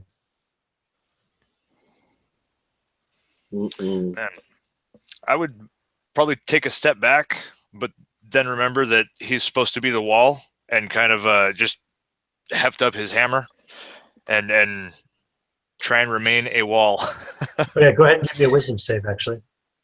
Oh, all right. 8 modified to an 11. Yeah, you're frightened as well. And now that he's thrown the glow rod down there, the other three who are also frightened, you can all see the source of your fear now. You see these skeletons marching in your direction. You can't tell how many there are necessarily, because you can only obviously go fit a couple wide in the hallway. But your guess, like just looking at it, it looks like there's probably at least 10, maybe more. And Kyrell, were you looking down the tunnel as well when he threw that glow rod? Yes, but by the looks on their faces, I have no reason but to be scared. So, so I'm ducking behind one of the like the desks that they the paneling and desks and such, grasping a spheroid and just hoping to hoping that they pass by. Like, oh my god! Go ahead and give me your wisdom roll anyway, just to see if you're mechanically frightened, because that will affect Sure thing. Things mechanically. Wow, I rolled a 19. Nope, you're not. Your resolve is strong. You might be a little afraid, of course, obviously, but you're not mechanically frightened to the point where you're not going to take disadvantage on attack rolls or have to move away from the source of your fear, or at least not be able to move towards the source of your fear. And you do see. Give me a perception roll. I won't see until you roll a perception. Sure. Roll a 14, 16 in total. And that control panel is right there on the wall. You know that there's a door here. It's not active at the moment, but okay. Gulp. I do a like a crab. I duck down, do a crab walk, like on hands and feet, and kind of skitter over. I don't know why I'm on my hands and feet and hands and knees, and skitter over to the door panel and start pulling out a box in like a pad on my leg, and I'm going to plug it into the thing and quickly hit a couple of buttons and look at the readout on my wrist to close the door. Yep, you have an arc tool, I believe. Yeah. So you can roll your arc tool proficiency. Ooh, I think you have. And I made that character. I believe you have expertise in it. That is correct. So I'm not familiar with what expertise does, if it does anything mechanically. I put the numbers on the character sheet. What's it say next to arc tool? Is it +6, +8? No, it just expertise with arc tool and tech. But yeah. Okay, yeah, I think it's +6. Anyway. Yeah, because our current proficiency is +3, so expertise would give him +6. +6. Okay. I roll a 6. That's a Oh, 12. okay. You're fiddling with it. But yeah, there's just no power getting to this thing, and you can't seem to get it to activate. And the skeletons are getting closer. They're now about 30 feet away. Are any of the others? Because I backed up to the table. Is anybody else standing directly in front of the doorway? Tucker or Me. You said so you're you- like in the doorway? Tucker was standing right in front of you, and he can't move towards the door because he's afraid of the skeletons as well. Where are Zuri and Trilby in relation to the door?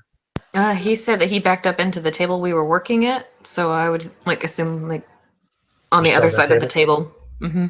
Okay. What about Yeah, you, I think Zuri? Zuri would have stood up next Okay. to him and maybe gone like to his side to look down the corridor, but not have gone up into it. So there you go. You got Tucker right in front of you then, Casper. And of course, Carell is over at the door trying to activate it, but with no success. All right, then I won't fire a wild plasma bolt. Thank you. I think he's smart enough, even under pressure, that he's not going to shoot into the back of a companion.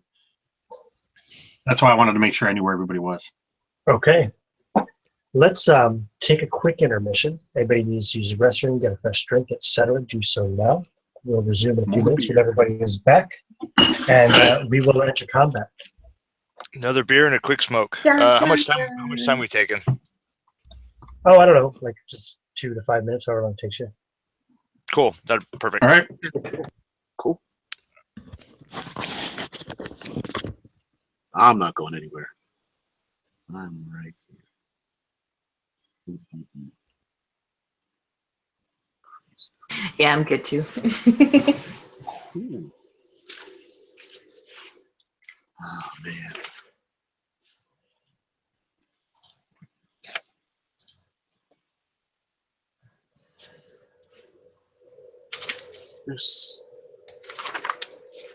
I'm surprised how the Harbinger idea has like really taken off.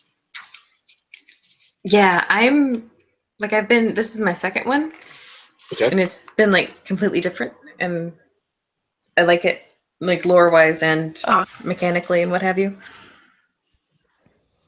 Yeah, totally different. Yeah, because I mean there are plenty of sci-fi games, and there are plenty of like sci-fi hacks or whatever of games that already exist as well. But I don't know, maybe they just I don't know, maybe it's a combination of the game and the fact that those guys are they have a, I don't know what it's called, like they inject kind of a charisma in what they do. Maybe that has something to do with it. Matt, Barker, and the rest of Well, and I think part of it is just the way it's bouncing off 5e, which is such a kind of very common system right now. That was the first one that I'd ever played.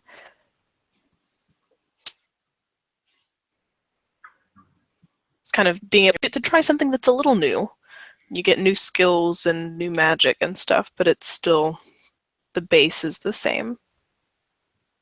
Yeah. It's kind of like ultra modern. I really like that system too, because like it's real easy to pick it up if you know the basics of 5e. All you basically need to do is learn how your stuff has been reskinned or whatever. Yeah, It's real exactly. easy to pick up. It's not as daunting as like say, oh, I need to figure out how to count all my hits and misses if you want to start doing Shadowrun or something. It's like, how many Yeah. d6s do I add to my dice pool to make this roll? Yeah, I see, and I'm an old dude, right? So I remember Shadowrun first edition, and I've played what they call the white box and red box of Dungeons and Dragons. So I've been through all these editions, and I don't know, I just never like it maybe it's just a rejuvenation or something, or maybe because 5e is easy to, or relatively easy to start, but I don't know. I've never been enthused to really get into another sci-fi game except for this one. I'm just kind of surprised. Like, oh, it's something. Well, I like Edge of the Empire too, but like, I mean, who doesn't like Star Wars? But Right. and like that system's like so interesting, I guess. Just because I don't know. Love that system. Mm-hmm. Like, I don't love running it, but I love playing it.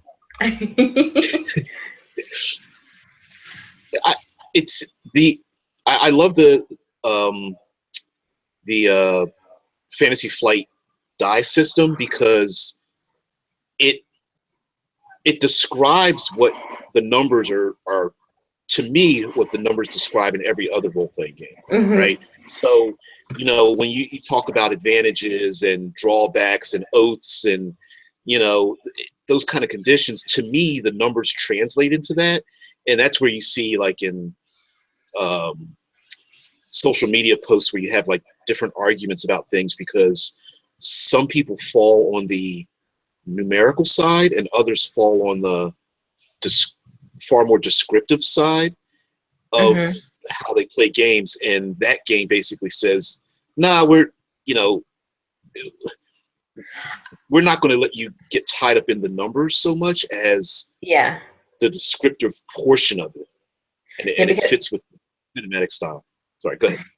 No, I was just gonna say, it was just like how in like that system, like in D&D, people get caught up on, oh, I got a natural 20. It's like, okay, well, great. That doesn't mean you succeeded. It was a skill check. It's like, but I rolled a natural 20. It's a skill check. But some people like but like with like Fantasy Flight, it's like you roll that advantage or like that good things happen for you dice, but you like still miss or have setbacks. I don't know. It's I kind of like how it's all. Yeah, like you said, it's like real narrative and stuff. It's like roll for narration. And I like it. Right. Like, I especially like that game and other games where, like, you can do very well but have something bad happen, or do very poorly and then have something good happen, which is, what happens in real life. Like, I don't know, you use a recipe and make a mistake, and then you find out that it works, or you follow a recipe and you're like, I did it perfectly and it tastes terrible. So, you know what I mean? Like, it's kind of like the combination, like, well, you did this really bad thing, but by accident, something good came out of it. And you're like, oh, that's great.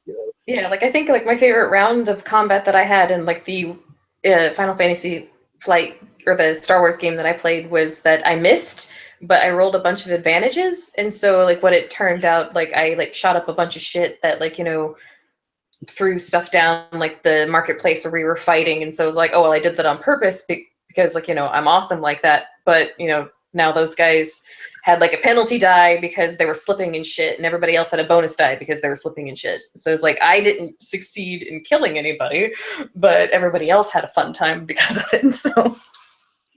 And you had a fun time pretending you did that on purpose. Yeah, it's like I totally did that on purpose. I like that. I like how that works, and sometimes that can be that, depending on the game system, that can be hard to get across. Like sometimes I guess what I mean is, even with a game like 5e or something, like success and failure may not necessarily be completely your fault. There's you could say, hey, I succeeded, but it really wasn't because of my skill. It was because I did something, by accident. But the system doesn't really describe that as explicitly as like, those narrative dice from Edge of the Empire. So right. Yeah, I really appreciate that. It's kind of cool. Oh man. You guys enjoyed it so far? Yeah. Yeah. Oh yeah. Yep. Big time.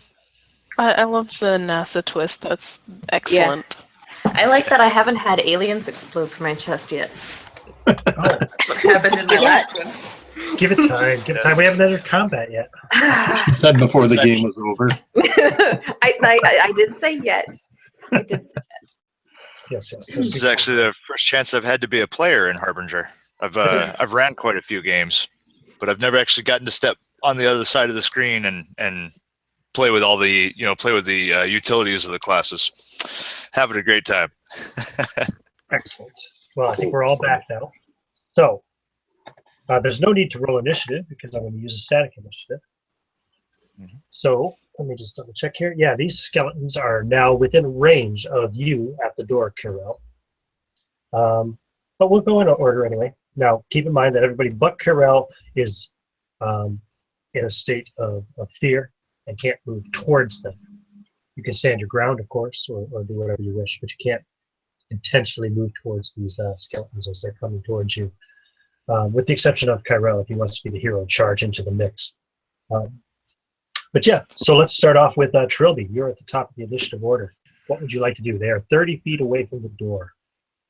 30 feet away from the door, and I can't move towards them, so I can shoot with my short auto gun, or I can try something with my wrist-mounted flash thing, and I'm going to try and see if I can blind one of the suckers. Now, I'm going to say that you are about 10 feet away from the door itself, so you're about 40-foot range from the lead skeleton. It has Just, a range range of first. 60 feet. Okay. It'd be a DC 15 Constitution saving throw or become blinded for the first one in the horde. Does it just hit one? Yeah, just one, because I don't want Okay. to use the cone effect since there are creatures I like in front of me, so that would be in poor taste. Sure. Okay. So let me see. You said what kind of saving throw is it? Wisdom? Constitution. Constitution. Oh, okay. Okay. Yep. It describe what it looks like as it hits him, like square in the chest. All right, so she brings up one hand, and this beam of light just flashes towards the shambling creature, and it just kind of hits it, and bright flash explodes up from its chest and flashes in its eyes. And it continues moving forward as if not phased by the effect. Well, for science, they can't be blinded, boys and girls. And Do you want to take a move action? I'll take a few steps back away from them, and I guess draw my short auto gun in my offhand. Excellent. Yes, you could definitely do that. Then it's Tucker's turn. All right. As much as he would like to move back, he knows, from working with these folks that he cannot give ground and will not let these things past him to get to anybody. So, also barring that I cannot move forward, I'm going to stand my ground and just keep ready with that maul. That is about it. I'm not pulling out a gun yet. No problem. It is then Zuri next. Ian, do I need to make Yes. another saving throw for being frightened? Do you? To end the effects? Is it a permanent effect, or? Actually, it's a good question. Hold on.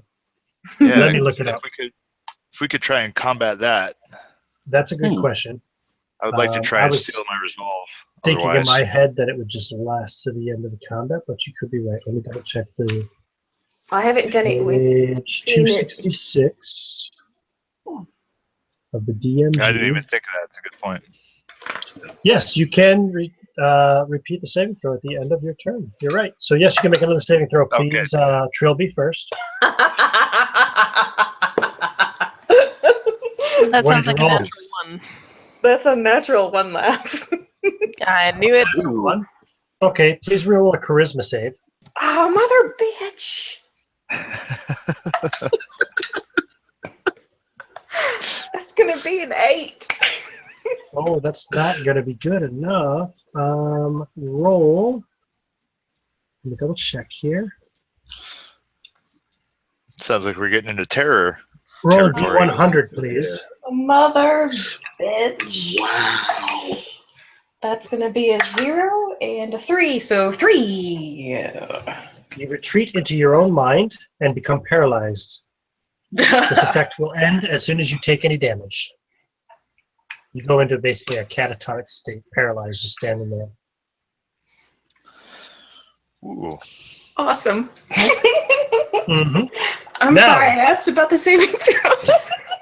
Tucker, at the end of your turn, you also get to make a saving throw, a wisdom saving throw, to overcome Right. your fear. Try and steal my resolve.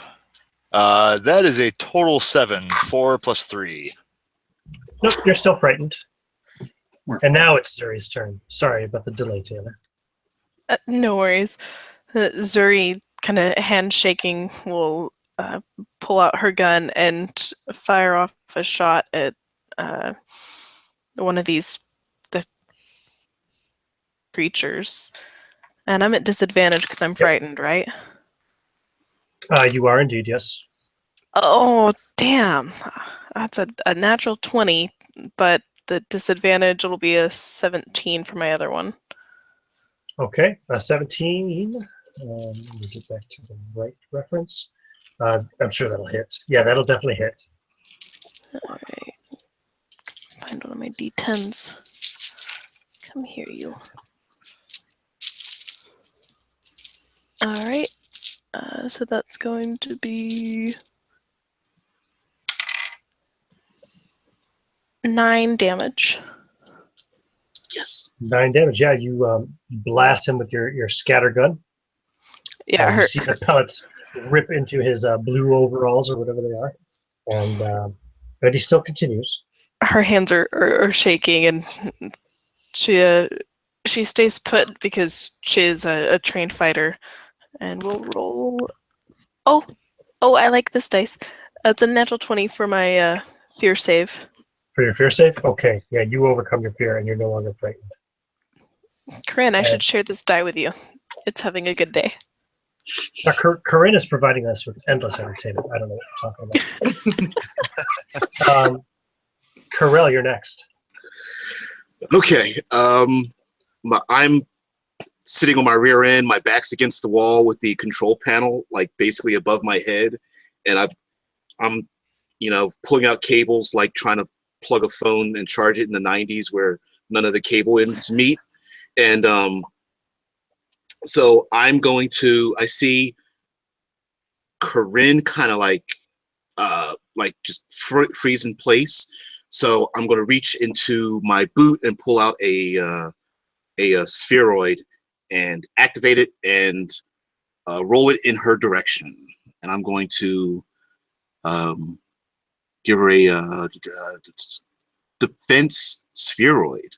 A defense spheroid. You roll over to Trilby. Yep, no problem. So go ahead and describe what it does when you roll it over to her, your little mechanized spider ball.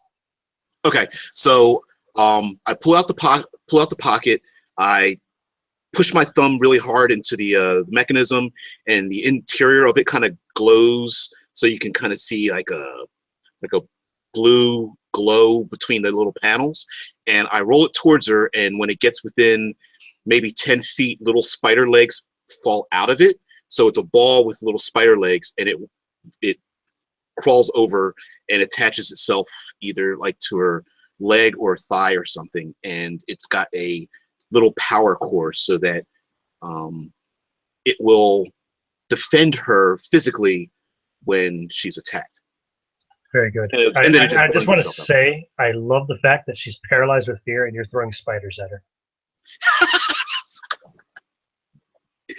Oh no. You can have a point of inspiration for that. Cool. So And now I'm not sure, because I've heard this in other of the playtests, and I'm not sure how or which or when the use of the spheroids acts as an action. technically I'm speaking, always assuming she has to activate it as an Correct. action. It'll last for 10 minutes. It'll be there for 10 minutes. Say once she activates it, it only activates once, and then it's finished. And also, you need to add 1 point of Astrofade. You now have one Astrofade. Absolutely. And my Astrofade my Astrofade limit is 3. So I've just no problem. I have 1 Astrofade. You don't have to really worry about telling me about it until you go beyond your limit. So that's when I need to know. Absolutely. Will this use interrupt my ability to try to actually get that door shut? Yes, that would be another action. You don't have the ability to take multiple actions in a turn. However, Nope. I will say you can take a movement action if you wish. And also, I would point out you have an ability on your character sheet. I can't think of what it's called right now, but I think you have an ability where you can automatically succeed at any tech roll. Sorry, I didn't mention that to you earlier, but I just remembered. Yeah. Yes. The support spheroids are a bonus action. Oh, they are a bonus action. Thank you, Yes. Taylor. My mistake. In that case, then yes, you can take an action still. And you should, as a mechanist, because I've played one before and I'm one now. You've got the creative engineering is once per short rest you can automatically succeed at a tech or an arc tool check. That's the one. Thank you. That's it. Because I've never played before. Okay, so drop the spheroid, roll it over. I'm going to finally find the male and female end of the plug it into the control panel, and I am going to use my one and only use of creative engineering before a short rest to shut the friggin' door. Boom. That's perfect. And then all of a sudden it lights up, the display powers up and the door slams shut. The thick steel blast door closes the skeletons off from you. I don't know how many, do any escape through the door? That's, that. Oh, no, they hadn't reached the door yet. It's their action after you. So just as soon as you do that, they reach the door and start, banging away at it or kind of more like scraping away at it with their skeletal fingers. But they're not getting through that door. That's some cinematic timing. Yes. It's the timer reaches 0 or reaches 1 second as the red wire's cut. Nice. And you guys, your fear ends because you can no longer see the source of your fear, except for poor Trilby, who is retreated within her own mind. I've seen this before on the battlefield. Soldiers struck by the horror of what they've seen, and I'm going to walk up to her, take her by the shoulders and look into her eyes, just kind of looking back and forth, and I'm going to slap her across the face. I'm not really sure that's how you deal with the... Trilby, take 1 point of damage, and you are no longer paralyzed. Well, how much is You okay now? Yeah. Just look at Zuri and just kind of shrug. It worked. Well, okay then. I'll keep that in mind, I guess. Say, y'all don't figure them other dead folks back in that hallway we came out of might be standing up anytime soon, do you? Don't we have one They's of all their wearing heads? the same uniforms. Oh. Well, then I guess that feller can't see. I didn't think about that till you just mentioned it. There were 12 of them back in that room where we were, not just the one. 12. Yeah. That is You correct. took one head, but Well, hell, I guess we'll have to deal with that when we come back through. We might be running. Yeah. I might just try and trample through them. Stay on my keister when that happens, but we still got a job to do. Trying to look tough, like he was unaffected by the crippling fear that stopped him from moving. I would like you all to please make perception rolls. Ooh. Oh, shit. I hate all of my dice right now. Oh, oh, that's good. That's good. That's good. That's a 16. Modified 20. Modified 8. And 10. 14. Too busy. Okay, everybody except for Zuri and Tucker hears moaning coming from the north corridor. Wait, that's the way we have to go, right? Correct. Yep. We're going to shut the door, right? That's the way we have to go. Yeah, no. Are you kidding me? What do you mean? No, we haven't even made it to where the energy readings are. She. Yeah. What's going on, guys? Let's move. Why is everybody so worried about cutting through that other corridor? It's fine.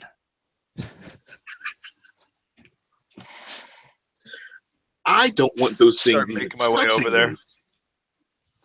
Yeah, oblivious to the sound, Tucker just starts making his way over there. When you reach the Zuri's door, right Tucker, you see about 15 feet away from you in the hall a mass of. At first, you think they're men. They're wearing the blue and white heavy armor of the Alzari Knights. They aren't carrying their swords. Their rifles are, well, some of them still have the rifles kind of strapped onto them. Some of them are missing their rifles. They, however, look very similar to the two that you saw back in the landing area that had been, like attacked with toothy nutcrackers, essentially. So you can see the wounds and the cracks in their armor and the blood, and you can see some kind of like pus and all kinds of horrible viscera coming out of them. Some of them are still wearing their enviro helmets. Some of their enviro helmets are cracked. Some of their enviro helmets are missing. And on those that are missing, you can see their very dead eyes kind of gazing in your direction as they shuffle towards you, moaning and raising their hands in your direction. Oh boy. There are 10 of them. Hey, Tuck, what do you... Oh, shit. Folks, we might have some troubles right here. We might have some bad troubles. I found them other Merc boys. Or rather, I think they done just found us. Are we in Taking a step initiative back, order, anyway, or are we in initiative order, or can I take an action? You can take an action now if you want before we enter initiative. Since I'm not afraid right now, and having heard it, You're not. I'm just gonna shove Tucker aside or attempt to just kind of push him shoulder past him, and I just want to fire a plasma beam right down this hallway. Okay, go for it. And I'm going to boost it by 1. So anything in a 30-foot line makes a DC 13. I think it's DC 13. Let me check my sheet. Yeah, DC 13 dexterity saving throw. I'll start rolling damage. Okay, so they were 15 feet down the corridor. So I'm gonna They were how far? They were 15 feet from the door. Okay. So you'll be able to hit 3 of them. 13, 14, 16. The way that they're lined up. Ooh, 2, 8, 16. There's my stat. Okay, it's a dexterity roll, you said, yeah? DC 13 DC. dex. DC 13. Ooh, that's actually -2. And I rolled 36 fire damage. They all failed. So they're all 36 gonna fire take- damage. 36 fire damage. And I just Okay, took two Astrofade. now I get to roll their Constitution saves, but with that kind of damage, they're only going to... Oh, wait a minute. No, you can't You don't auto-succeed on a natural 20 on saving throws, do you? That's only for attack rolls? Right. Am I correct? Yeah, I think so. Come on, you guys all play a lot more 5e than I do. Yeah, natural 20s are only automatic successes with attack rolls. That's what. Okay, in Correct. that case, then, yeah, forget it. You just fucking fry three of these Alzarine zombies. So that's 3 dead. There's now 7 of them. Nicely done. It's almost like an Iron Man thing. If we knew what Iron Man was, that I shoved Tucker out of the way. I raised my hand, and there's just this instant pulse of red that just goes and just shoots this line of red Astra down the corridor. And then as it dissipates, I just kind of take one step back and just kind of. Yeah, you kind of melted the insides of 3 of them right there inside of their armor. And now we'll go into initiative order. How many Astrofade did that cost you? Just out of curiosity for that cost me 2 as a Mancer. I have an Astrofade of 4 right now. That's cool. I was just wondering because I'm still trying to judge the power of Astro effects and stuff. It's let me just double check that because that seemed awful low for Plasma. Yep, Plasma Beam has an Astrofade of 1, and I boosted it, so that's an extra 1. Very good. Cool. So yep, AF2. Now, Trilby, your turn. Right. How far away am I from the closest? Are you still standing where you were originally paralyzed in fear? I would assume so, yes. Then you are 55 feet from the closest one. You're 40 feet from the door, and they're 15 feet beyond that. And The closest one is 15 feet beyond that. well, I guess I would. It takes an action to activate because that thing wasn't activated before, right? I haven't. The little ball thing, it's still there that Kyrell used. Yeah, it's still there. It lasts for 10 minutes. That's 100 rounds. Mhm. So you've still got like probably 9 minutes left of it anyway. And it's already activated, right? Or I thought you said that I had to activate it. No, it's energized, I guess. You have to activate it to use it. It's basically like Bardic Inspiration.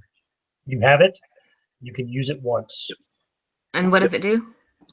It adds, he activated the defensive mode on it, so it'll give you an extra D8 to your armor class when you activate it for the round. Ah, okay, cool. Okay. Well, they're too far away for me to do anything with my sword, so I will shoot them with my gun. Shoot one of them with my gun. What kind of gun is that? It is a short auto gun. What's the range on it? 150. Short Okay, range. so you want to move 5 feet towards them so you're within short range? I will actually move up closer so that I'm near the door, so that the next time round I will be within melee. Cool. So, Cool. and Go ahead and give me an attack roll. Attack roll, that's gonna be a 15 plus 6 for 21. Nice. That will definitely hit, even with his heavy armor. It's only D6 plus, so it's D3 plus 3 for 6 total. Okay. He continues coming. And you're now standing kind of by the door there, along with. And can I switch to my chain blade afterwards? Yeah, you can do that as a bonus action. I think you can draw another weapon. Sweet. And then it'll be. Oh, sorry. I was just saying that is what I'll be doing. Okay, cool. I thought I might have stepped on you there. Tucker, you're next.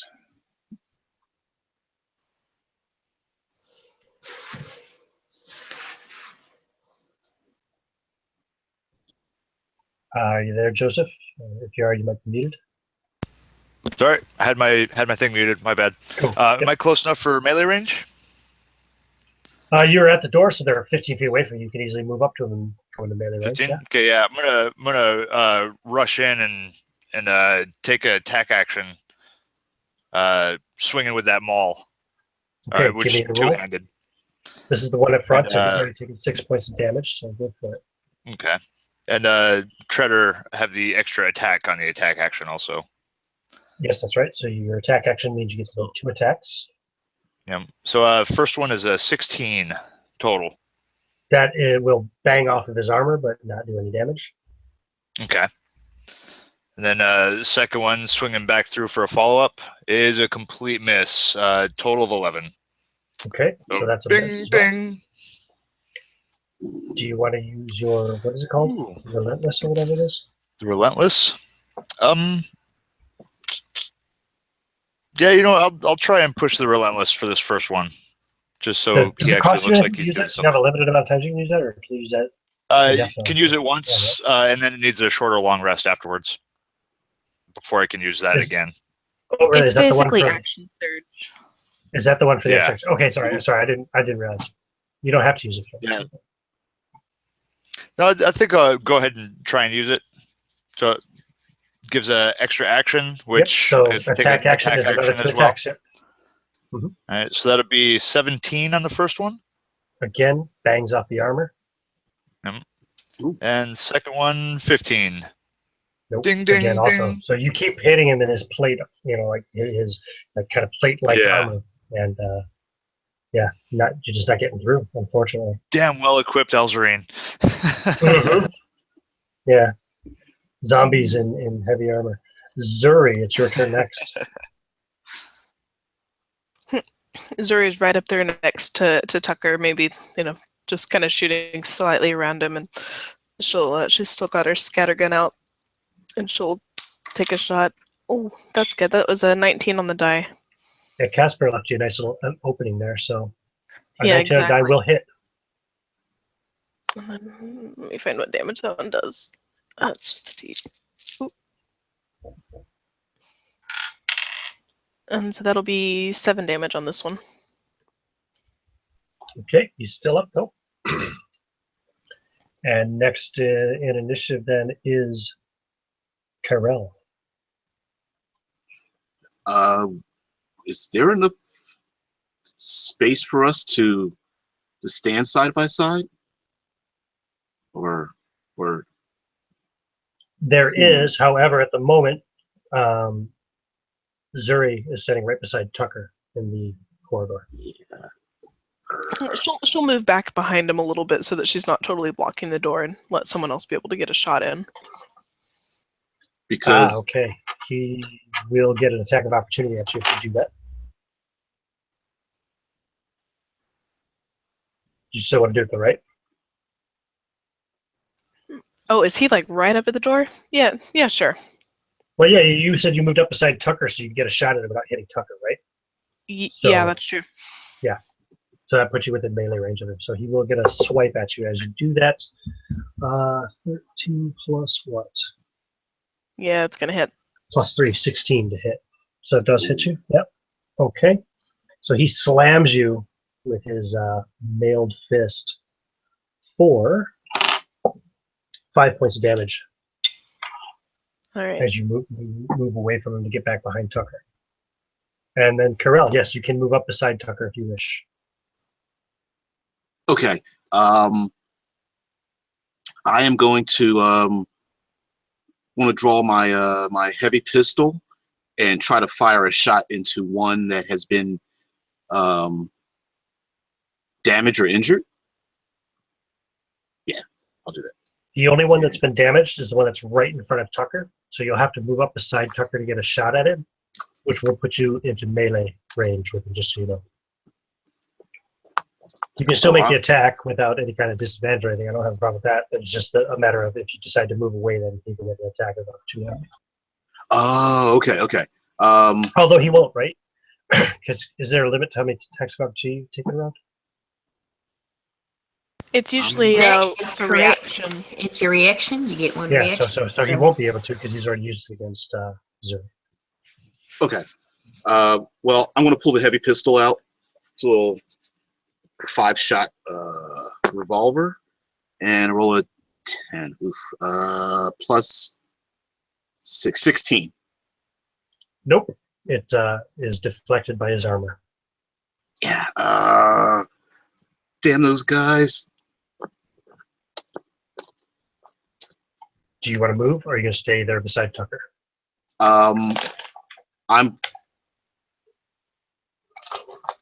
Yeah, I'll stay there beside Tucker.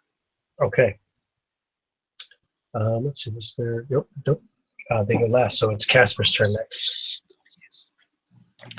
Looking at the three of them that are now in the corridor, completely blocking any shot I have with another plasma, Casper just hollers down the corridor, "You need to do better!" And this time he just kind of makes a motion toward the corridor and kind of toward the floor, his fist glowing blue, and there's just this wave of blue energy surges forward, and we'll get I believe it's Zuri, Tucker, and Kyrell are all in that corridor.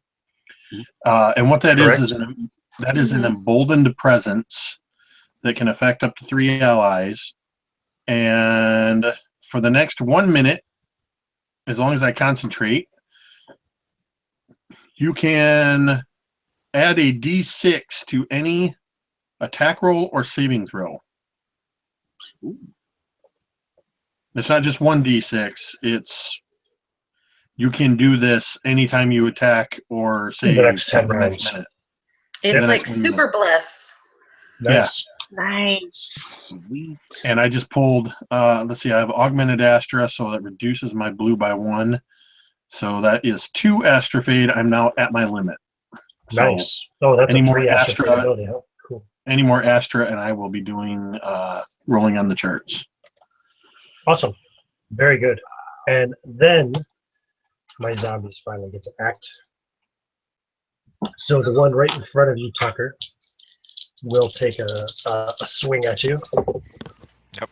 But he'll miss horribly. Yes. And another one will step up over the kind of dead, burnt body in front of Kyrell and make an attack at Kyrell. Yep. And I rolled the exact same thing. Wow, on both dice, he missed horribly. And the remaining, the remaining 5 will just start to kind of pile up behind them, trying to get a chance to join the fray. And we go back to the top of the order. It's Trilby. So how tall is this corridor? 10 feet. So I could potentially use my boots of spider climbing, or excuse me, my anti-grav maglock boots, and walk on the ceiling to attack the zombies, even though Tucker's in the way. Yes, you could. I would like to do that, please. With the bonus action first to imbue my chain blade with the energy weapons. Nice. Thing. Very good. So your So- chain blade begins to glow with red Astra as you start kind of walking up onto the ceiling. Exactly. And so I will attack the Al-Zarim soldier in front, and that's a 16 on the die plus 7 for 23. That will hit. I presume you're attacking the one in front of Tucker, the one that's already wounded, or were you attacking the fresh one in Yes. front of Kyrell? Okay. The one in front of Tucker. Give me some damage. Give me some D8 damage. and oh jeez, quit falling off of A shit. D8 and a That's D6, gonna, right? Yes, plus so that's a 2 and a 5 plus 6 for 13. 12 points of damage. 12. 6 plus 7 is 13. 12? No, 13. Yeah. You're right. Okay. 13. I know how to Okay, I got math. a Constitution save for him. He fails his con save, so describe how you kill that Al-Zarim zombie. All right, so she's does like the kind of the Inception like wall climb thing where like he like slowly goes up the wall and then up onto the ceiling and then kind of goes up there, slides to her knees and decapitates it, and then we'll use her second attack to attack the one in front of Kyrell. There's going to be a 12 on the die plus 7 for 19. Yes. That's another hit. That's a 6 on my d6 and a 2 on my d8 for 8 plus 6 for 14. Nicely done. Good round. And then I would like to use my action surge and to keep killing it, if I may. Good. Yes, you may. Go ahead. Next one, 16 on the die plus 7 for 23. That'll hit. That's going to be an 8 on my d8, and fuck, the d6 keeps falling off my shit. That's going to be a 2. And fuck the DX falling off your shit. Okay. That's How much was gonna the total? That's 16 total. Let me roll his con save. Nope, he is dead. So describe his death. So she's just kind of doing like the just swinging back and forth madly, and she kind of hacks into it the first time round and doesn't quite get all the way through the head, and so she pulls back again and does it and gets the rest of the way through. Nice sickening crunch, disconnecting vertebrae and what have you. And you still have one more attack, right? I do. Do I have enough movement Take that. left to get another one? Yeah, sure. You can take it a 5-foot step to attack the next one, I'd say. All right. Shit falling off my shit. That's an 18. You're on a roll. I'm not going to stop you now. Okay, give me damage. Yeah. 18. Yeah, that's a 4 on my D8 and a 5 on my D6 for 9 plus 6 for 15. Okay, so that one's damaged. And that would be my turn. Are you sure? Yeah. Okay. Tucker. Sure. So you just saw Trilby go into a rage. He freaking climbs up on the ceiling and runs across the ceiling and hacks down 2 of these things and damages another. Awesome. Hell yeah, girl. Feeling emboldened by this, and with this extra, this huge burst of I guess, inspiration pushed through from Casper. Just going to try and, oh crap, I am blocking the way from everybody.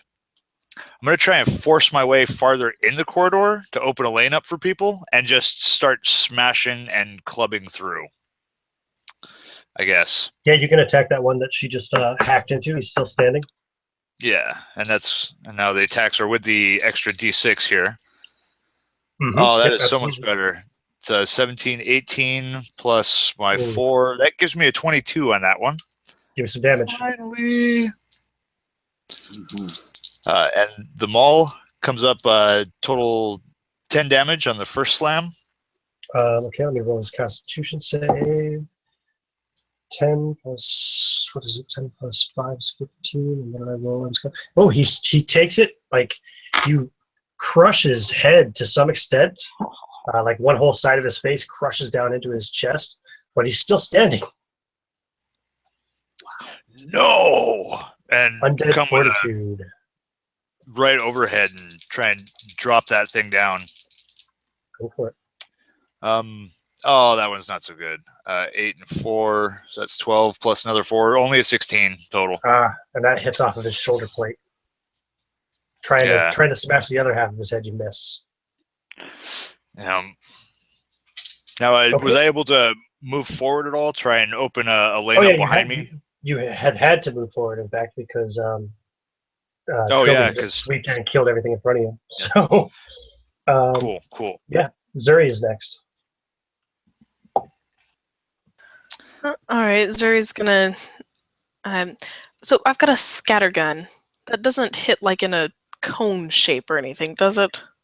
It doesn't, although I think it should. That's some of the feedback I sent on, but no, at the moment it doesn't. Okay.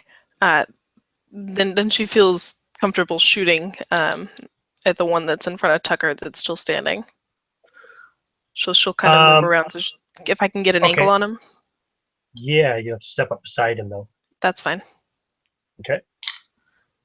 I think that'll hit. That's gonna be 13 plus 5, 18 to hit. Oh yeah, give me damage. 7. Okay, we roll his con save. He drops. Excellent. So you blow the other half of his head right off. And then it will be Kyrell.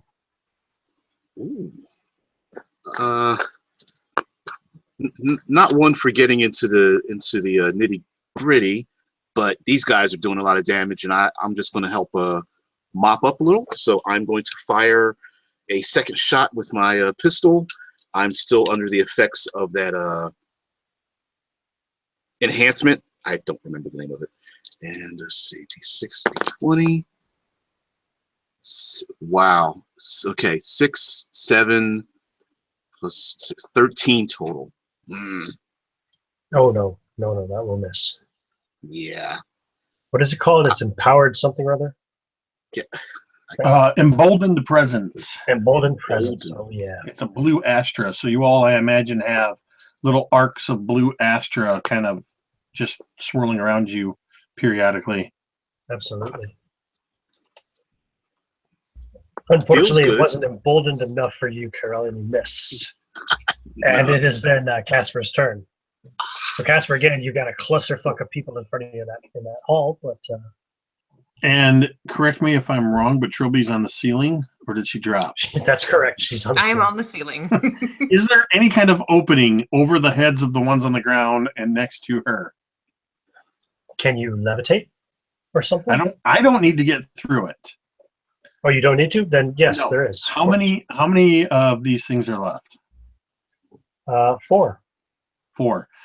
So I raise my right arm, pointing towards the end of the hall, and I kind of tap something on my wrist, and you see like a holographic display just kind of pop up really quickly, showing all the presences in the hallway, and just kind of on that display, I just kind of select the 4 that are the enemy, and they turn red.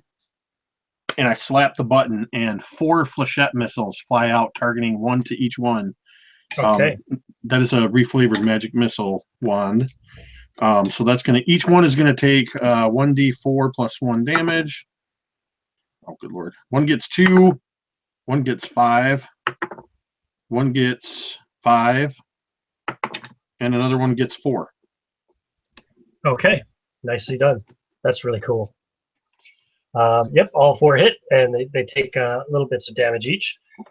And then it's finally their turn. So, one will definitely step forward and again try to. Well, let's see. I'm gonna roll odd or even here. Yeah, he's going to take a swing at Trilby on the ceiling. Oh, okay. That's 22 to hit. So I think that hits you, yes? Yeah. For 6 points of damage. Thinking about using the defense drone, but yeah. Oh, well, you could if you want. You want to? 22. You You know need what? to roll a 6 or better. Why the No, you fuck need to roll not? a 7. You need to roll a 7 or better, actually. Yeah, no, Yeah. that's a 4. Oh, okay. Yep, hits you for 6 damage. Sweet. And the other one will go forward and attack Zuri. Oh, that's a 19, so that will hit Zuri as well for 5 points of damage. And the other two just shambling behind them, moaning and reaching up, maybe trying to reach up towards Trilby, but can't reach her from here. And it's your turn, Trilby. Second burst, same as the first. Gonna try and slash some zombos. The first one's gonna miss with a 9. Okay. And second attack, 18 on the die for 24. Damage. Oh, that was bullshit damage. 10 total. Because I rolled a 2 and a 2. He's still up. He's still well. And is that the end of your turn? Yes. Okay, Trilby. Or sorry, Tucker. All right. I'm gonna actually pump up the energy weapon and imbue the head of this maul with the red Astra energy, Cool. which gives it a plus D6 to damage. That takes Astra fade, Absolutely. and that lasts for an hour. So extra bonus if I hit, but channels that through, and the whole head of the hammer starts glowing, and just clatters off the armor on that first swing. It's a total of a 15. Yep. So, and the second swing through, there's a nat 20. I almost want to move like my whole laptop over to show this. You don't have to. I can't see anyway. I got mine on audio only. That is a total of 29 with the bonuses, but natural 20. That's freaking roll awesome. your damage. double dice on all of it, so you get double the d6 and the normal. Yeah. So that's 11, 12, 12, 15. That is a 27 total damage. Turn him into bone meal. Jesus Yeah. Christ. Go ahead and describe how you destroyed him. Nice. All right. So the red Astra funnels through his arms and up the shaft of this hammer of this maul, and the head starts glowing. And he just lifts it up with kind of like this deep guttural bellow, and mashes this thing down, and it just crumples the spine flat over as it crushes through the shoulders of this thing, and putties him into the ground. Brilliant. Then it is Zuri's turn. That's awesome.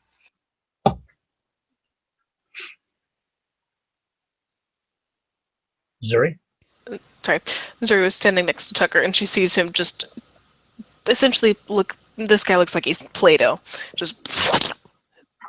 And nice hit, Tucker. And she is going to aim at one of the ones that is, I assume, reaching up for Trilby. 24 to hit. Oh, yeah. And 8 damage. 8 damage? Okay, he's still up. Sneaky bugger. All right. Then after Zuri is Cairo. All right. Again with the mop-up crew, I'm going to take a third shot with the pistol, and d20 plus d6, 14, 19 plus 6, 25. Oh, yeah. Give me some damage. So, okay. D6 plus 3, 4, 7. I'm picking a random one. I know one of them got hit with a flechette, so yeah. Actually, yeah, all of them got hit with the flechette, but the only one you can't attack is the one that's in front of Zuri at the moment because of positioning, but no problem. He's still up, but then it's Casper.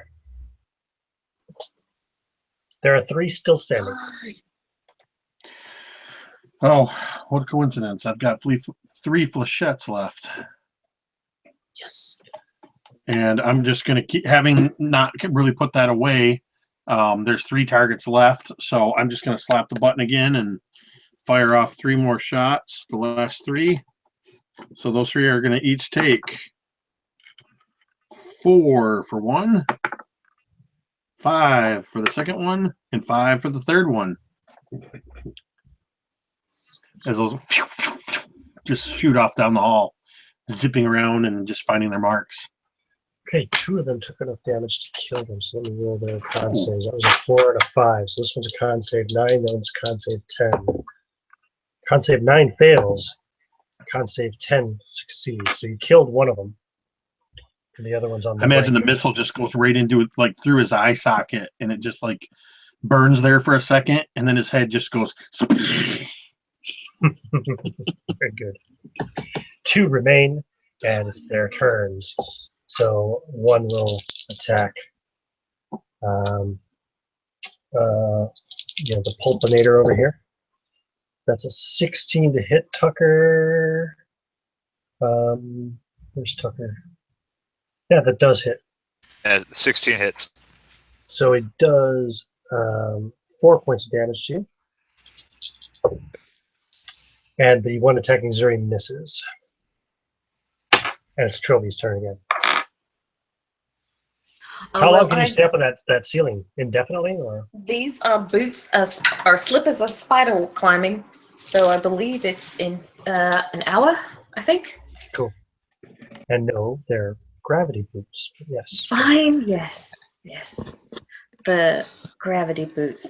But going to try and decapitate some more of these ugly mothers. That's going to be 15 to hit on one, so I think that misses. Yes, it does miss.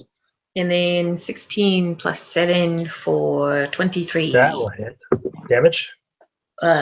8 plus 6 for Save. 14. Coming. 14 plus 5 is 19. I rolled a 16 on his con save, so he dies. Yes. Only one remains. And it's Tucker's turn. May Cheers, God have love. mercy on his skull. Right? Hey, we can only hope. The dice have not been so favorable. Well, actually, they've been pretty good. These guys are just plate armor. So yeah, Tucker is just going to step forward and just kind of swing like a madman. Oh, actually, slip as a spider or grab boots do not have a duration. They are. I can do it wherever as long as the surface is not slippery. Awesome. What'd you roll on your attack roll, Tucker?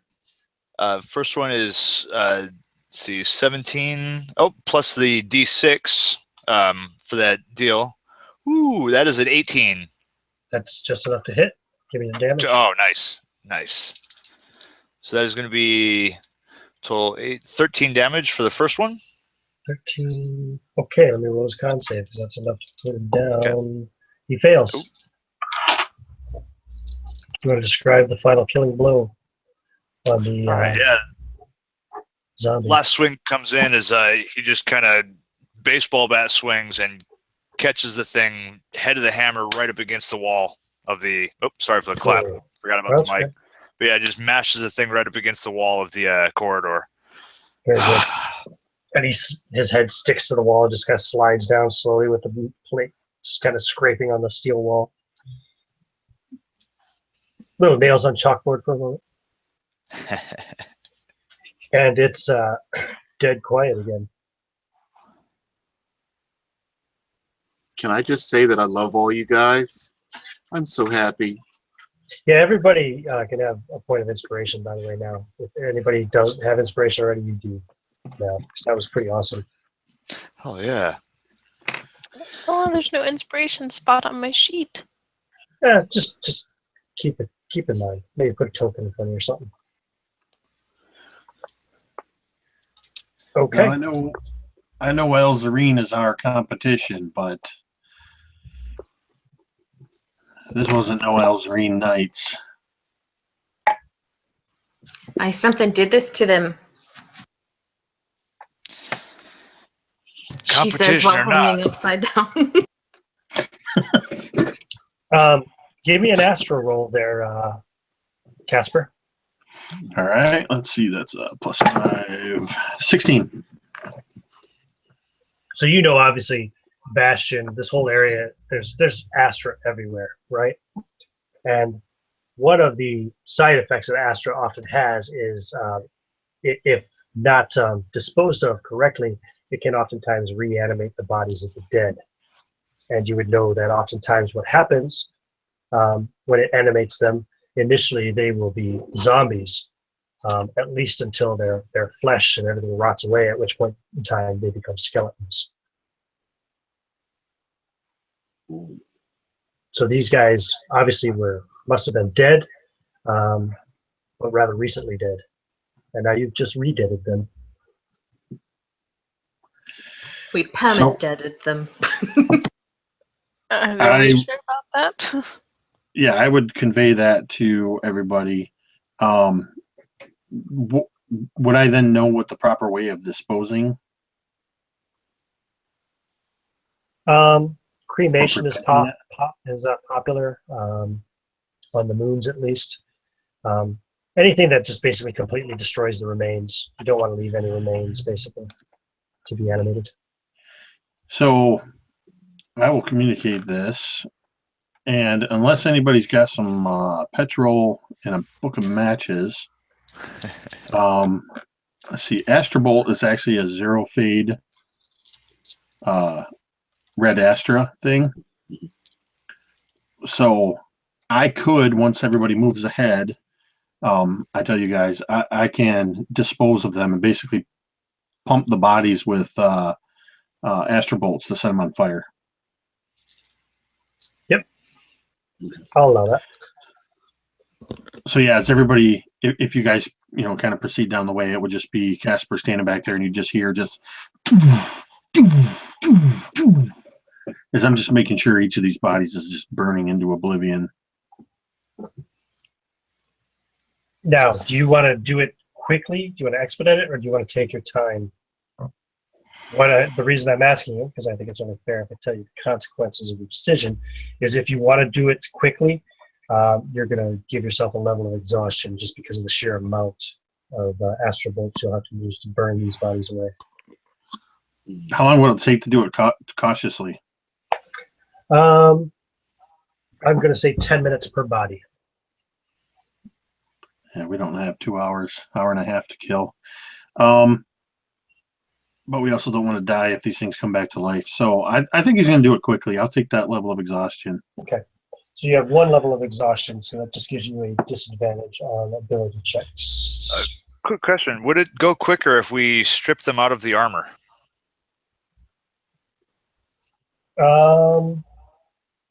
Not really. I was kind of accounting for that already. Yeah. All right, yeah. I wasn't too Besides keen on which, having to touch them anyway. It takes 10 minutes. It takes 10 minutes to remove heavy armor anyway. So Yeah, I'll do it quickly. okay. Mechanically speaking, it is supposed to take 10 minutes to remove heavy armor.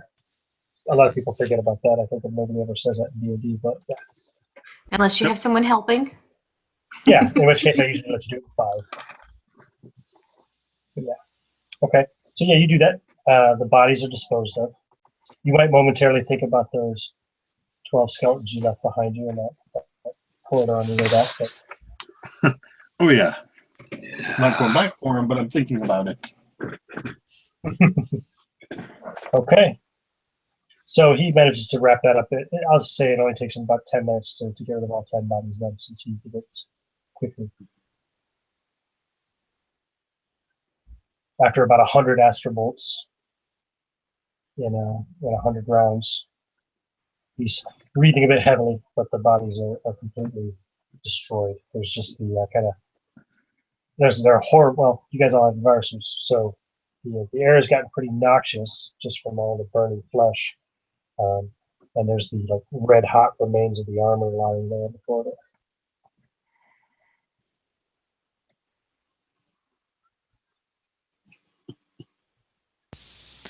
I definitely don't think that improved the smell. Oh wait, no, environ suits. Never mind.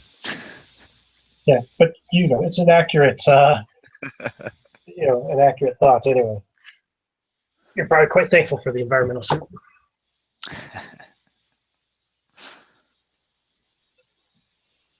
So, what do you like to do now?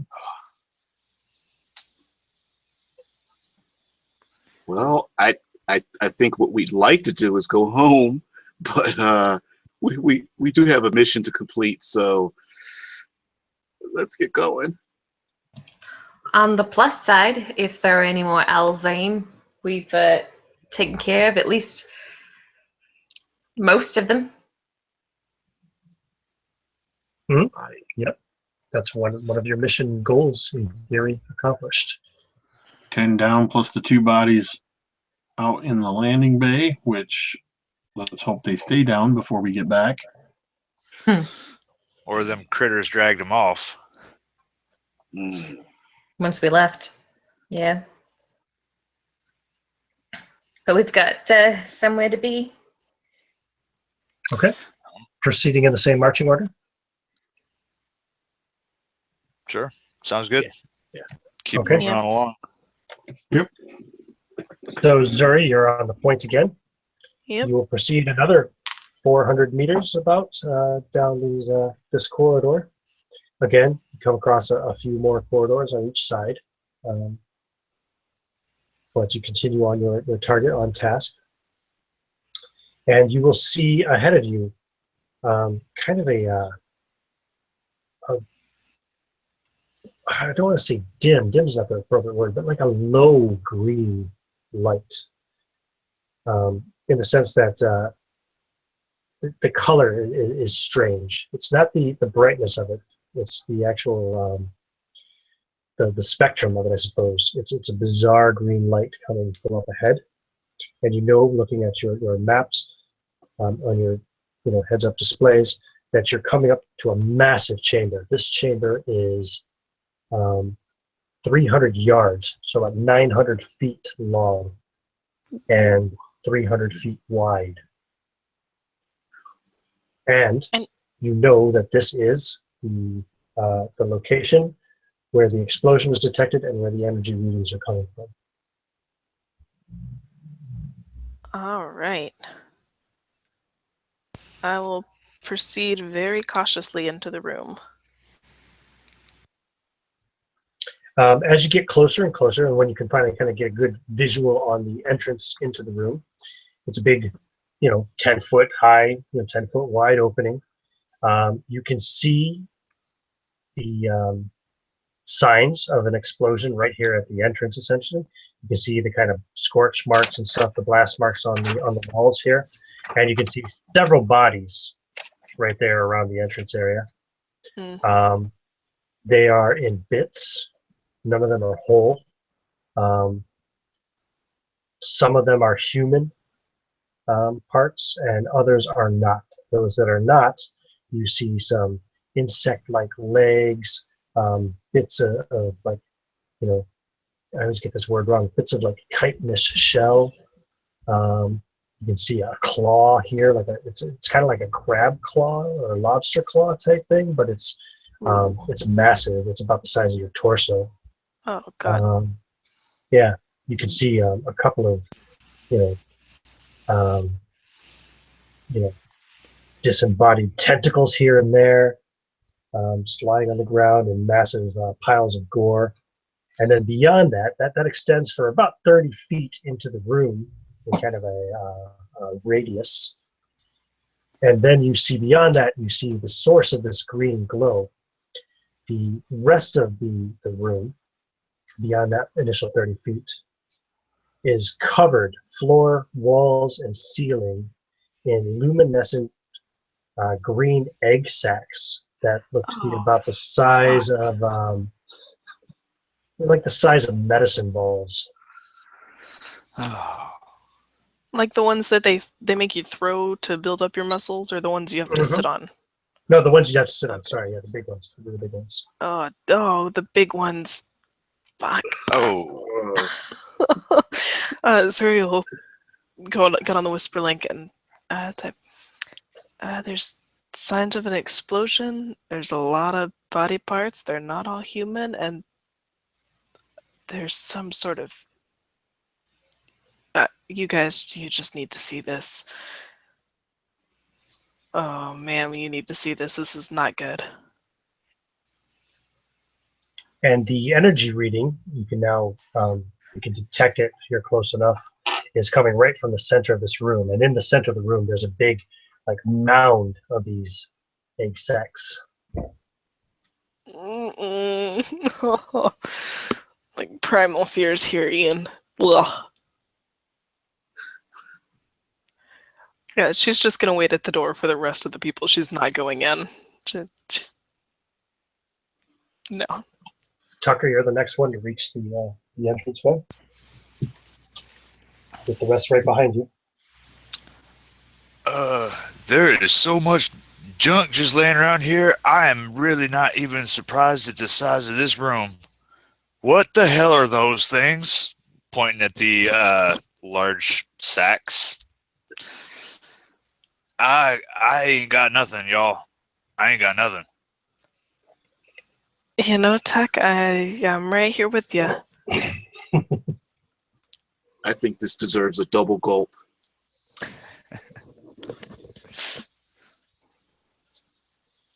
Trilby would like to take some readings with her bioscanner.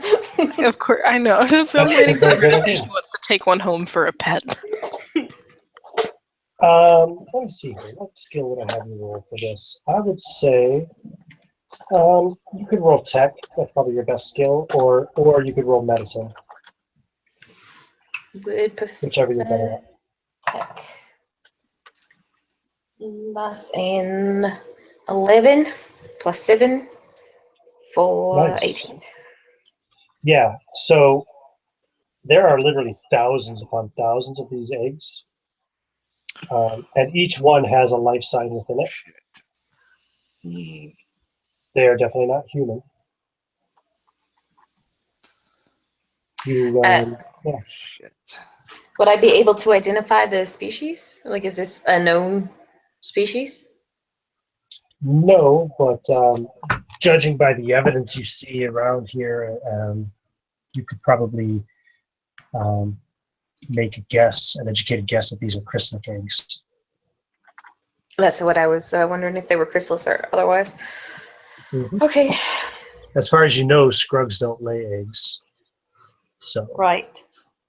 But not exactly something that employers would be interested in necessarily, right? well, the Chrysalis information would eggs? be valuable, sure. I mean, Well, the who information, wouldn't yeah, be but they interested? wouldn't want to. But it's not part of your mission parameters. No. Okay. Well, good news, bad news. These are probably chrysalis eggs, and they are all still alive. So tread carefully. Now, what's the good news part of this? Well, that we know Yeah. that they're probably chrysalis eggs. It's better That's the than good news. That's huh? not good news, Trilby. That's not good news. Well, it's not bad news that we don't know what it is, right? Uh, Better to face the known than the unknown. Zuri would like to look around and see if she can figure out what the source of the explosion was. That was, near the door. Roll an While Trilby's- investigation for me. Does anybody want to assist her? Does anybody have a proficiency in investigation? I should ask first. Trilby would, and Trilby does. Okay, then yeah, you can roll with advantage. Just for gonna that keep an eye on investigation. those eggs.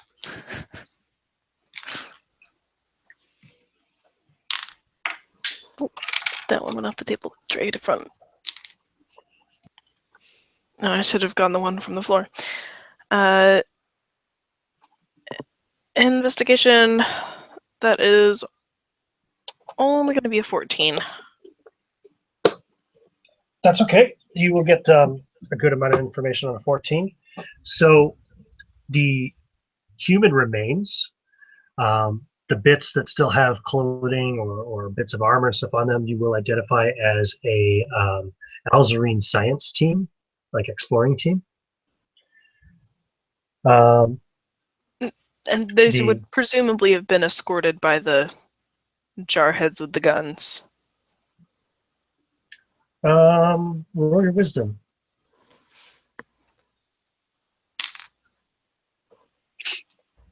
Uh, 14. Or they may have been here before. Okay. These could be why the jarheads with the guns have come here. Because you also find bits and pieces of an explosive device that's popularly used in the military, within the various sets of bastions.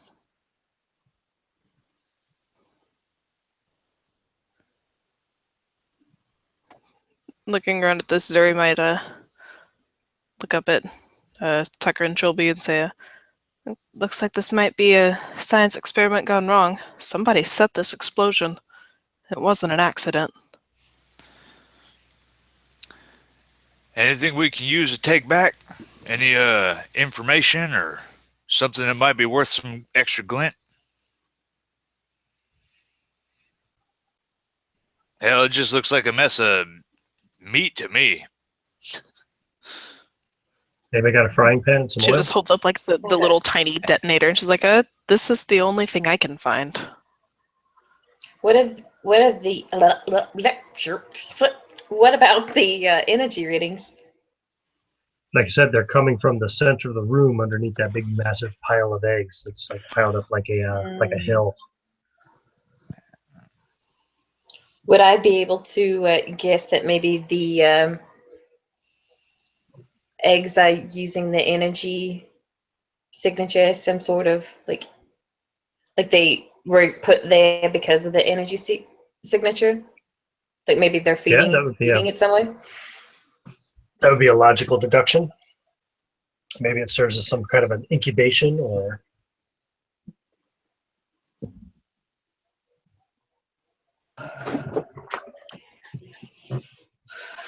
Well, we know what probably caused the explosion, but we still don't know anything about the energy readings, and unfortunately that would involve disturbing the eggs. Actually, I tell you what, especially the mechanists here, go ahead and make, let's call it an insight roll. Insight's a skill in this game, isn't it? Mm-hmm. Yeah. In fact, the treaders can make it too, because the treader specialization is the traverser. So the traversers and mechanists can all roll insights. Ooh, that's a 19 on the die. That's wisdom, right? Yep. Yeah. Mm-hmm. Modified 20. I got a modified 3. 13. Yeah, I got nothing. 5 total. Zuri's too busy staring at like 5. body parts. Mine's a 3. Wow. Okay. Well, the 20, Trilby. This room, just looking at the design of it and judging from the energy readings and everything else and the position of it, you think that this might be an engine room. Ooh. I would relay that information that it's probably in the engine room, so the explosion probably cracked something loose from whatever power source the ship had. And actually, Casper, go ahead and give me an astral roll as well. Alrighty. Son of a bitch. 9. Okay. Yeah, there's definitely some kind of Astra here. You can feel it, you can sense it, but it makes you nauseous. It's not any kind of Astra you're familiar with, and we're not comfortable with it.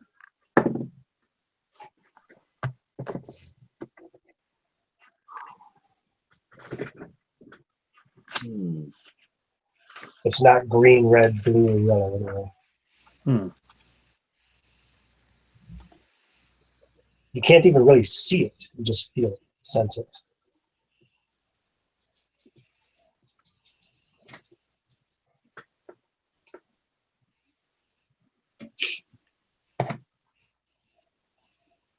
Is it just me, or is anyone else getting the impression that we should just somehow destroy all this?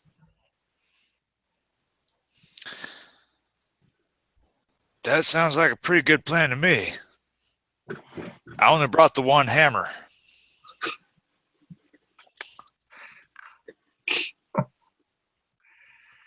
No, we need something big, something.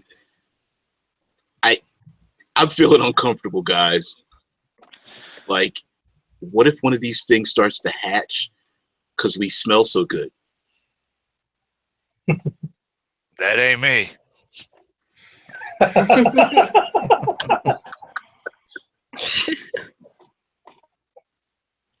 I figure the payday is that energy source.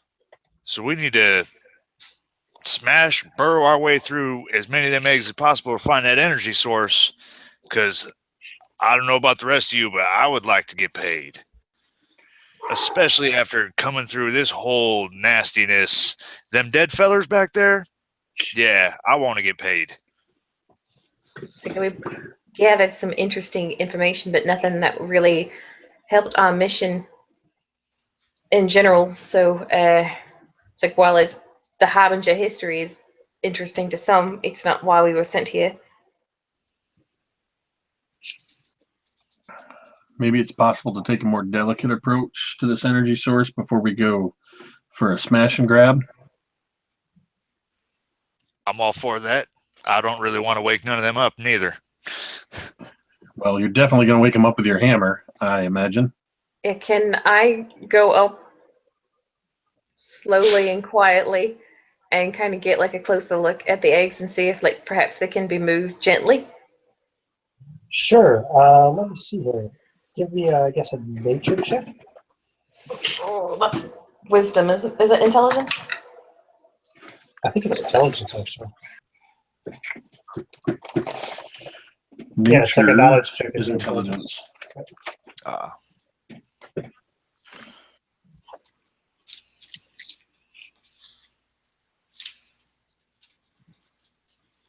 Haha, I was muted. That's a 14. Okay.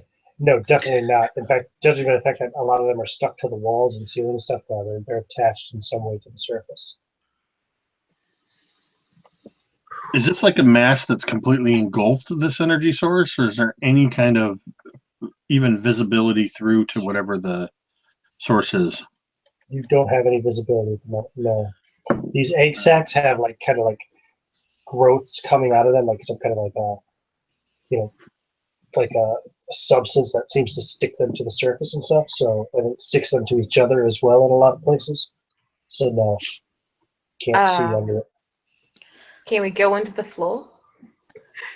You So, like- can do so, yeah. You can try to wade through the eggs. No. I mean, like, is it like metal grating? Is it like a grating we could pull up and then go underneath and look and see if we could see the eggs or the energy source from underneath the floor? Yeah, an engineer would Oh, probably have cooling vents under the floor to keep airflow moving, like you Right. might in a like in a clean room. that's a very, very good idea. And I will reward it by simply saying, yes, but you'll have to make your way to one of those vents by wading through some of these eggs. I don't mean cutting through the eggs, but you could try to wade through some without bursting it. Would that be a stealth roll? It would be a dexterity save. Oh, okay. Oh, So I'm certainly not would gonna I do it. have advantage on that dex save because of the anti-grav boots? Could I like use part of the wall to get around to where one of the vents are and avoid No, part of the it? wall's covered in eggs too. Okay. Nice try though. as a treader, you've also got that as a proficiency, the dex save. Yes, I know. I was just trying to give myself as much as I could. Don't ask, don't get. I definitely don't blame you for trying. Well, So if you guys are intent on on doing this, I've got something you can borrow, and it's I pull out a device. I say it's a holographic projector. It'll kind of operates like your chameleon suit, but it's only for a short amount of time. It's basically dust of disappearance, but it's a device. Reskinned it as a device. Gotcha. Did you say it's a dexterity saving throw Yes. to move through? Mhm. All right. So as who's doing this? Is this Trilby that's gonna do the actual wading through the? I believe so, yes. Okay. She would be relaying her plans to do so to you all right now, I guess. Before you go, and I'll just hold my hand in front of your chest, and about 6 inches away, and just go, "Thoom," and pulse a wave of blue energy into you. Oh shit. Okay, that's I already did it. That's going to give you a D6 to add to your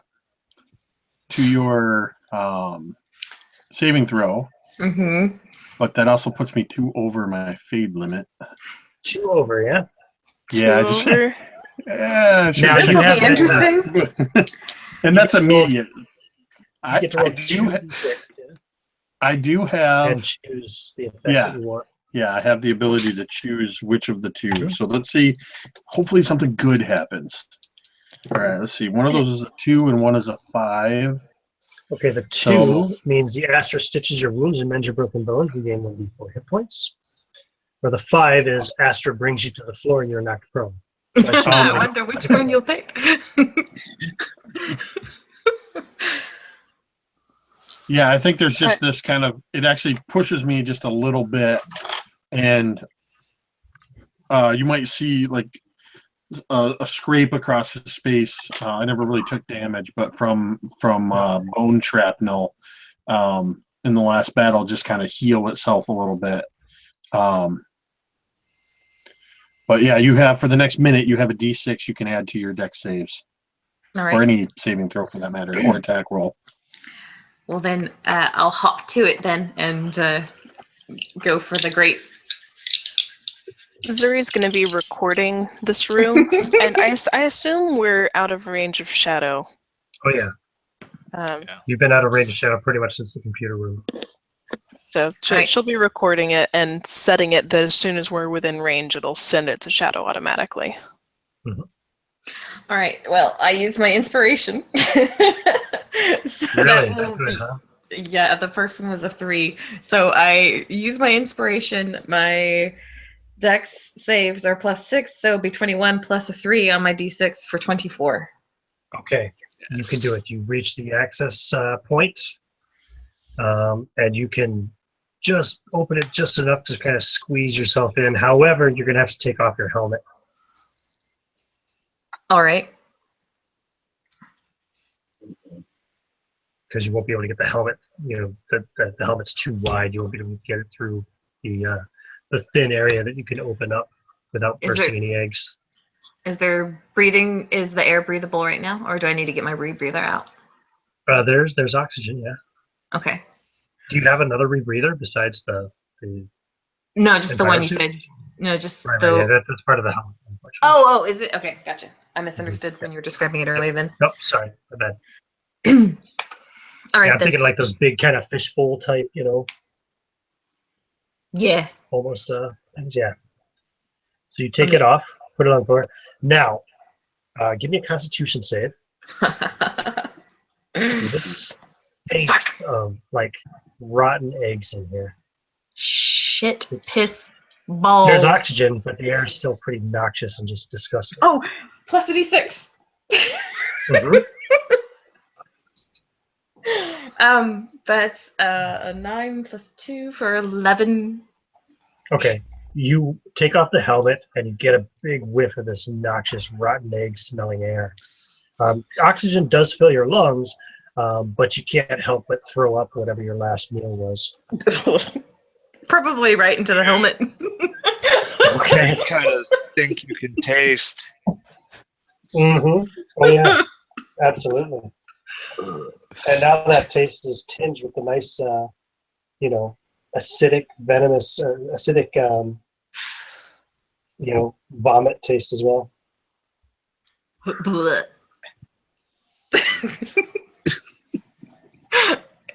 Anyways, I will continue on my path. Who wants a rotten egg vomit omelet, eh? Okay, yeah, you open the thing up and you can crawl under there. And fortunately, it smells a lot better under there. Still not great, but it's better. And you're in the kind of crawl space underneath. You want to make your way towards this energy source. It's in the middle of the room, so you've got I'll to just travel. sit here for a bit. Nah, of course I am. You got to travel about 400 feet to reach the location. Okay. I'm gonna call out over the whisper link. Hey Trill, if you need it, you just call and I'm coming in there. All right. Doing all right so far.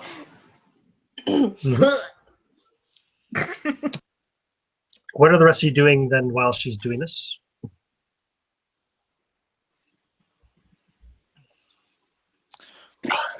Just kind of pacing along the outside of those eggs, just kind of watching, not really watching the room. Every once in a while, you'll see one kind of like vibrate a little bit. And you see something moving underneath the semi translucent shell, or not shell, but you know, that membrane. Zuri borrowed Tucker's weapon briefly and was pulling out her art tool and making a few adjustments to it. And it's now a +1 weapon for the next 24 hours. Nice. You now have a +1 modifier on that hammer. Sweet. How about Kyrell? And I'm still fingering my holo projector.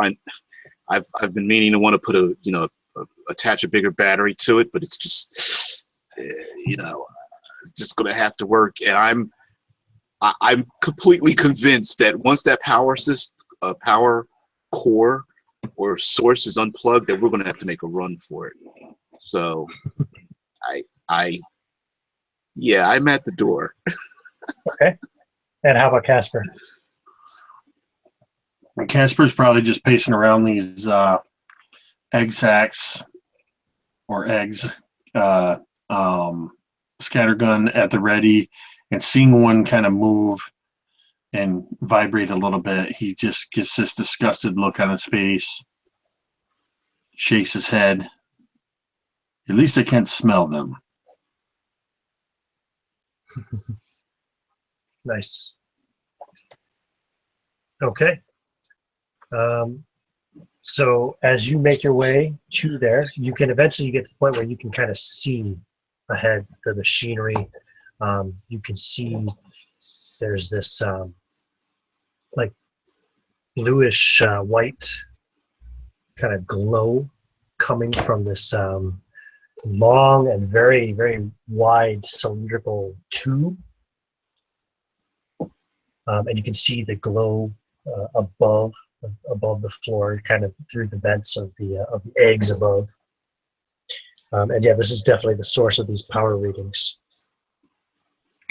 All right, so before I get closer, I would do some, scans and what have you with my bioscanner and kind of send that to everybody's whisper link, just in case something horrible happens to me. At least I'll have energy readings to take back to the sept. Roll a perception check for me while you're scanning the energy readings of this machine. Mother bitch, that's a 16. There is an extremely large life sign just at the entrance to the room on the opposite side from where you guys came in. And it's moving into the room. And I would like you all to make perception checks that are in the room back by the other entrance. Oh, Natural that- 20. That exhaustion's hurting me. 4. Modified 19. 24 for me. 11. Okay. So you see it first, Zuri, and then you see it shortly thereafter, Tucker, like a couple seconds after she sees it. You see this large thing flying kind of above the egg sacs on the far end of this room. Now, at this point in time, it's probably about 800 feet away from you. But just looking at it, you're guessing it's probably at least 20 feet long, maybe longer. Oh, God. It's kind of reminiscent of, how would I describe this? There's something kind of fish-like about it, but it's flying through the air. It has a big, wide mouth. It has tentacles coming off of it on each side, a long tail behind it, and 3 eyes stacked kind of in a vertical fashion. When she sees it, Zuri will kind of slink to the side in the shadows and call over the whisper link. Trilby, get back up here. Everyone else back into the hallway. We've got company. I don't think it's seen us yet. And she's going to try and hide. Just in the edge of the room, near the door. Oh, God, So Trilby, you are under the floor, basically in the crawl space near this power source. Take the readings, and you do see from your location. Let's see, you're in the middle of the room. Yeah, from your location, it's only about 300 feet away, and it seems to be closing on your location. The life form, or Yes. Now, it's a miracle that you're able to detect it at all, given the fact that you're also detecting thousands of other little life forms in all those eggs. But due to the sheer size and energy coming from this life form, you're able to pick it up. how far am I away from the blue rod energy thing? As far or close as you want to be. You can be up to touching range with it if you want to be. I would like to try and grab it before leaving. Oh no, it's massive. Oh, You can't massive! carry Like it. how big? Like how big is it? I guess I'd say it's probably about 15 feet in length and probably at least 5 feet in diameter. Ooh. Well, then I took some very nice pictures and got some very interesting energy readings, and I'm going to start crawling back. Okay. I guess not really much else I can do unless I cut up from the floor, but I don't know if that would be a good idea. Could I? Find like a spot Well, that- you could climb up through, back up to the floor if you want, but number one, you're going to expose yourself because right now you feel like you're probably pretty safe under the floor. Number two, you're probably going to burst some eggs doing so. Oh yeah. Dun, dun, dun. But it's your choice. I would like everybody else too to make stealth rolls. Because that's a good skill for me. Yeah, same here. You have disadvantage on ability checks as well. Oh, Insult shit. to injury. So disadvantage gives me a 7 minus 1 is a 6. Okay. Do I'm we each have stomping on this? the floor. 12. Yeah, That's each of with you. advantage. Oh, I'm also modified to a 6. Wow. An 8 total. guys, we suck. Yeah, we are not the stealthy group. My other roll that wasn't the 12 was a natural 1. I'm exhausted. What's your guys' excuse? So this thing has reached the center of the room right over the big pile of eggs, and suddenly it kind of whips around and faces right in your direction and starts to move in your direction. Now hold on a second. Here we Where's Chris go. Pratt when you need him to like dinosaur tame? Yeah, so let me see here. Who will We I, need Sam Neill with the flare. I will roll this randomly Yeah. to be fair. Who's That who's is volunteering to be the guy running with the Kyrell. flare? Kyrell, I need you to give me a wisdom save. I guess that's me. I'm headed to the outhouse. All right, wisdom save. 9 plus 2, 11. Okay. You are now enslaved by this creature. Oh shit. You are completely under its control. Yeah. Okay. And you are compelled to, let me see here. Who's the card I want to pick? You're compelled to kill Tucker. Ooh. And you will have surprise, of course, because he's not expecting you to do this. And it's your action. What will you do, Kyrell? All right. Well, considering that I thought he was my friend, but he's actually like he's got the shell of it being on the outside, but there's like something alien on the inside of him.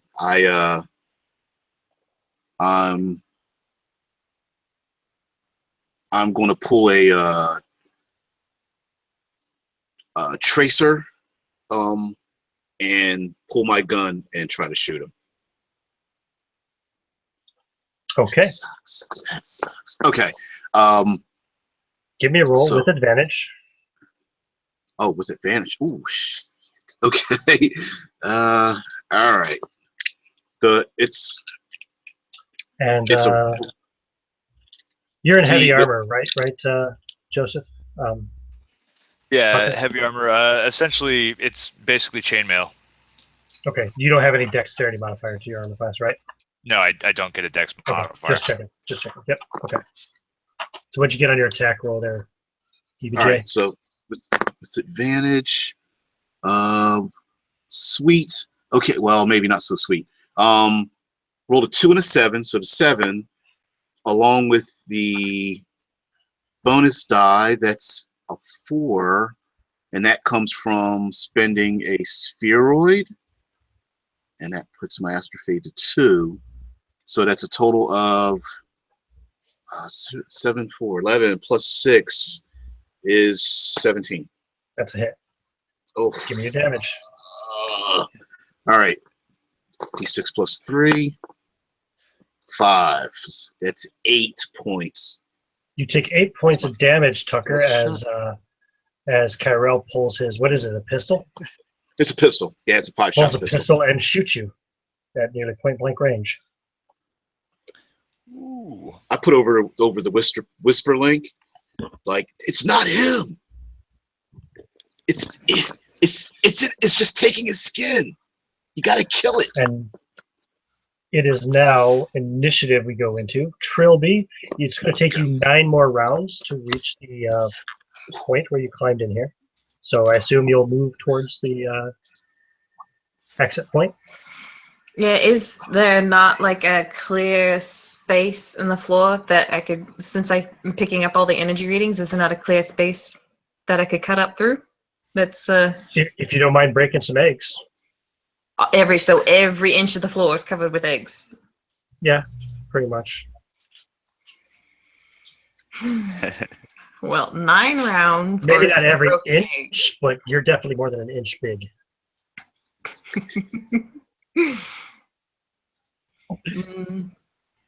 Well, I don't know that anything really is going on up there, so I will start crawling back.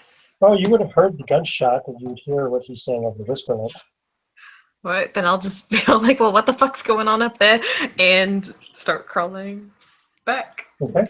Okay, then it's Tucker's turn. Okay. I'm still kind of oblivious to what's going on, not understanding the message. What the hell, Kyrell? Keep it quiet. You want that thing to see us? Still kind of hunkering down. Kind of under the impression that it was accidental discharge. Okay. Because I really don't want to hit him with the hammer. The thing continues to move towards you. It will actually reach you at the same point as Trilby reaches the access point, which is probably about 100 feet away from where you're standing. But then it's Zuri's turn. It looks like it's heading straight towards us, doesn't it? Oh yeah, And it's how far away? it is now 360 feet away. Um, It seems to be flying pretty fast. Zuri is going to move back towards the hallway. You're at the door, so you can go right Oh, into the gotcha. hallway if you want. Yeah, she'll step inside the hallway and kind of whisper over the link. Guys, get in here. I don't think it can fit in the hallway. Come on. Because she was busy watching the creature and did not see Kyrell shoot Tucker. She was, staring up at the gigantic thing flying towards them. Roll a wisdom check for me. Oh, goody. Oh. Saving throw or just a check? Check, just a check. That is I a guess you could big call it old saving throw. You can call it a 5. saving throw. How much difference does it make as a saving throw? Actually, no, I'm not proficient in wisdom. It doesn't make any Okay, difference. okay, 5. no problem. Then it's Kyrell's turn. Kyrell, you still got to kill Tucker. Tucker must die. He is a threat. He is a threat to your god. Yeah, there's sweat pouring off my forehead underneath the helmet, and I'm just panicked that if he gets on the ship, like he's just going to infect whatever it is under, skin riding him, that is just going to infect the rest of us and just replace us. All right. Now he knows I shot him, right? Oh yeah, he knows you shot him. He just thinks you did it on accident. Okay. All right. He is not bright. Okay, so the targeting. You're not attacking at advantage anymore. Okay, good. I mean, yeah, good. But the targeting spheroid is just like positioned over my hand and the gun, and so I'm gonna roll 20 plus d8. That is 3 plus 3, 6 plus 6 is 12. Okay, so that does not pierce his armor. Yes. Casper. Except, no. I think this is my last shot. Well, Kyrell Oh. and You can spend a Tucker movement were, action to reload them. Yeah. Kyrell and I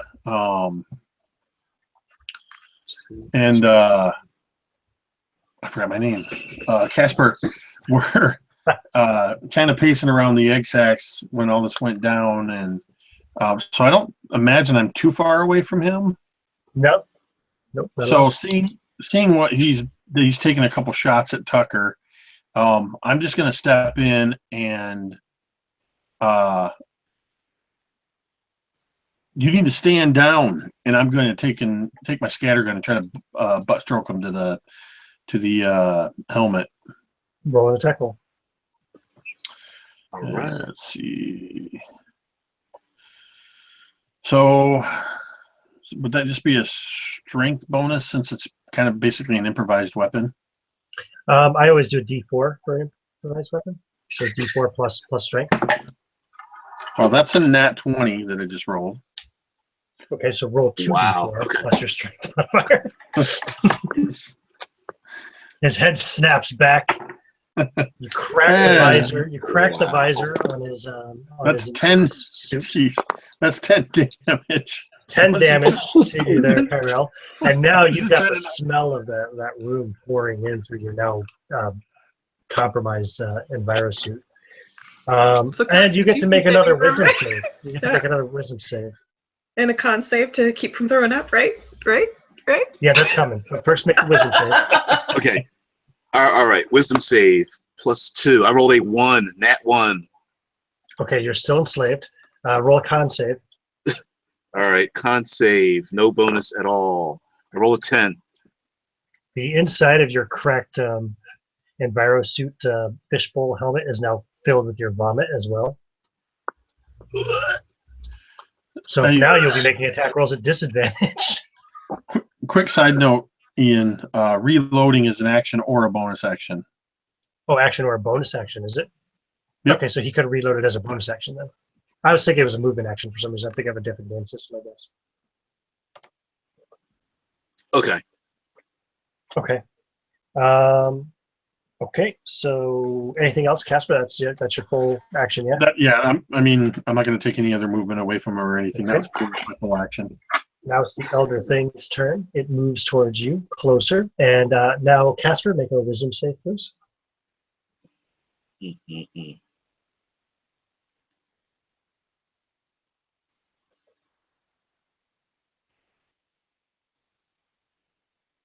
You're me, Jake.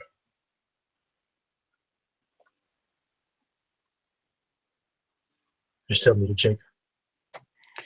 All right, I think I missed something. Make a wisdom save, please. Oh, sorry. There we go. Oh, shit. Oh, wait, well, it doesn't matter. I'm at disadvantage, so yeah. This is an 8. You're not at disadvantage for Okay. save. Oh, Just checks. well, it doesn't matter. I still rolled a 4 the first time. Oh. Okay. And You are now enslaved, and you are Awesome. compelled to kill Zuri. And you are compelled to use anything within your power, whether it's pushing your Astra, whatever you got to do. He has to die. I'm at whatever really cost. sorry, Zuri, because I know exactly what he would do. And now it's Trilby's turn. Trilby, you hear madness going on over the Whisperlands. You hear Zuri calling out for everybody, come on, guys, fall back, fall back. You hear the mad ravings of Kyrell declaring that there's something underneath his skin and he's gonna compromise the group. You hear Kyrell tell him to stand down. You hear a cracking sound. You hear the sound of poor Kyrell puking inside of his helmet. Well, that is not a sound I would like to hear.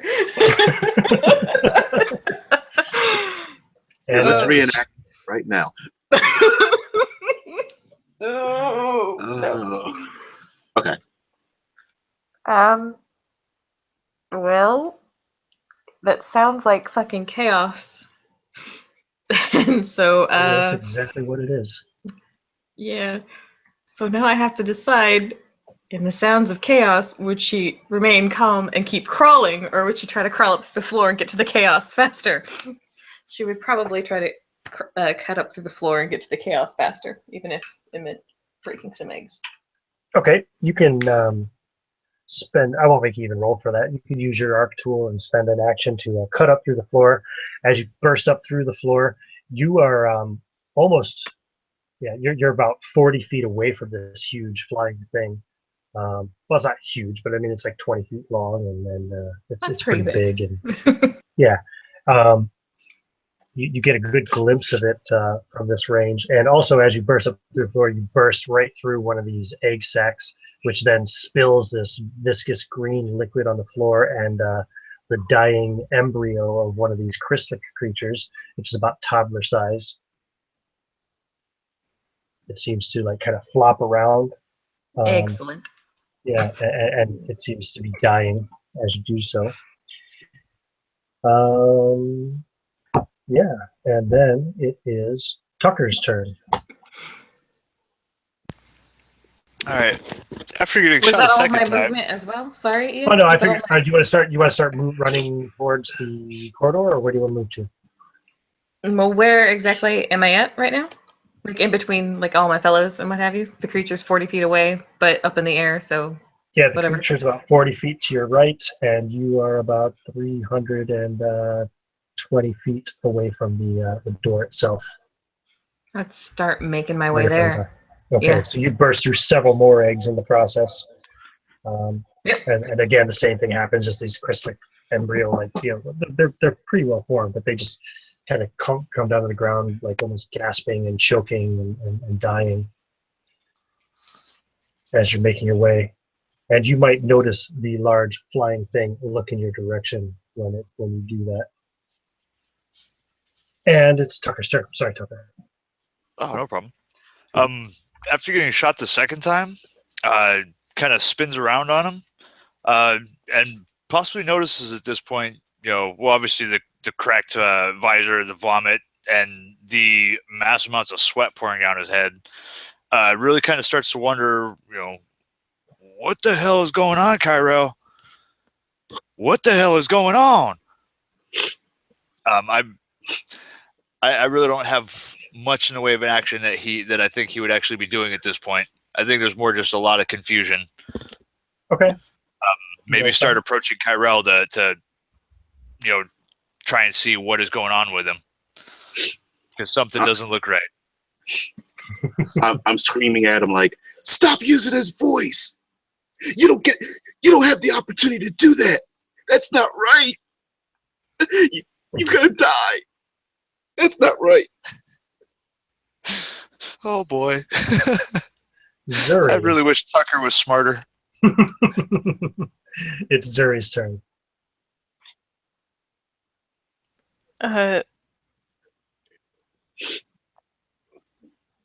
Zuri, I would be seeing the kind of weirdness happening in front of her, is actually gonna take a shot. Kyrell. At Kyrell, okay. Yeah. Go ahead and roll an attack roll. Will the 16 hit you? Yeah, that'll hit him. Okay. Yep. This is gonna hurt a little. A lot. Oh, yeah, that's gonna hurt.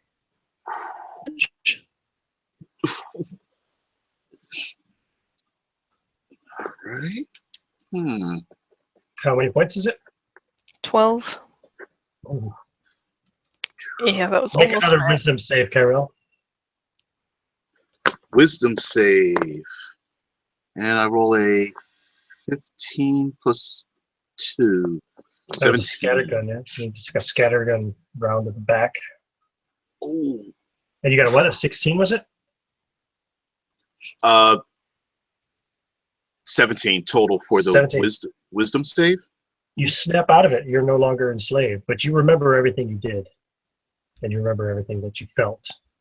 But you Oh, realize now that you were under some kind of a spell or something. On the Oh. Whisperling, she goes, Kyrell, what the hell are you doing? Snap out of it, And it's man. your turn, Tyrell. oh, oh! I dropped the gun. I was going to reload it, and there's vomit on the inside of the helmet with like a big giant crack. It's like splintered in it, and I'm like, I'm sorry, I didn't. Something in my head. That creature, and I'm like pointing randomly because I can't see it because there's just vomit in front of me, and I'm just pointing around. I drop the gun and I just fall down to my knees. Like, I'm sorry, Okay. guys. I'm sorry. Casper. Tucker, I didn't mean it.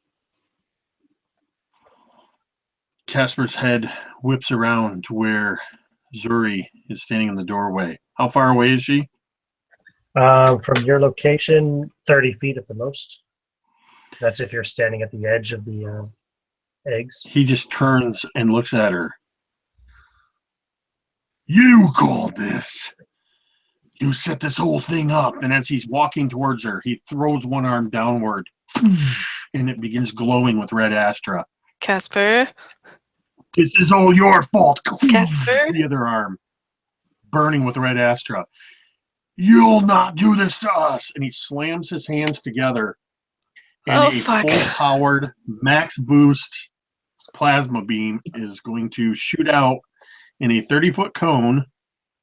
Oh my god. You need to make a DC 13 dexterity save, as I'm about to roll 68. Holy shit. I'm also gonna. It also puts me to Astrofade 10, so I'm gonna have to roll on tier 3. Oh my god, I'm gonna die.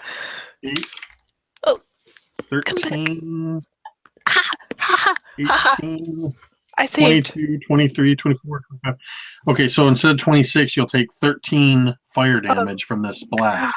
However, because I boosted it all the way up, you have to, let me go back and look at it. You have to make a save, I believe, at the end. Where is it? You have to make the save again at the start of your turn, or take an additional D8 because it's now persistent. I'm at Astrofade 10, so I'm going to roll on tier 3. 3. Roll 2d10. And Ian, I'm going to assume because of this enslavement that I'm going to take the worst of the two effects. No, you can still take the best of the two effects.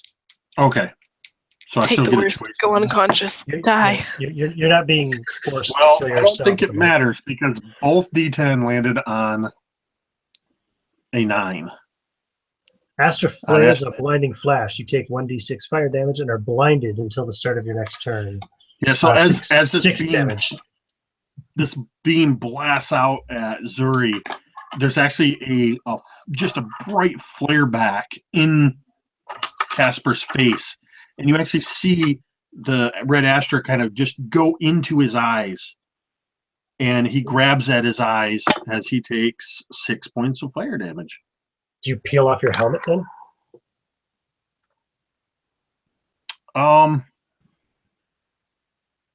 Because I could see the Astra going through the helmet and into your eyes fine. Or you just put your hand up to your helmet. I think he would just slam his hands against his helmet. I don't think he would have the presence of mind to pull the helmet off. No problem. And then it's the creature's turn. It's okay. Zuri's rolling on the ground on fire. No big. The creature continues to move in your direction. Although, no, it did see... It's momentarily distracted, by Trilby, actually. So instead of that, it's going to move up to Trilby. And it's going to make 3 tentacle attacks against her. Because she is destroying its eggs. Now, Shelby's armor class again is 16. 16. The first one's a hit, but I rolled minimum damage, so that's 7 points of bludgeoning damage. Make a Constitution saving throw, please. Let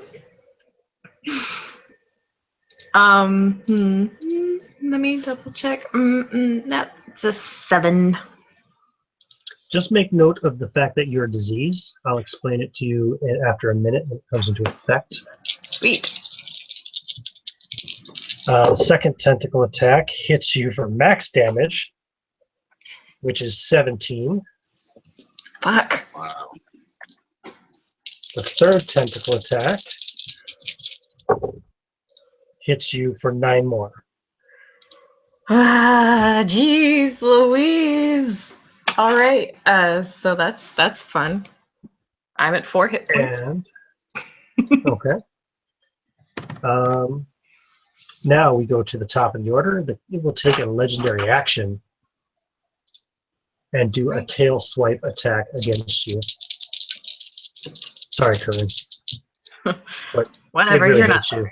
You're not. It really hates you. You're breaking its eggs. Oh, wait a minute. That's 12. It misses. Sweet. So it slams its tail down at you, misses you, and smashes more of its own eggs and gets pissed off even more. And it's your turn.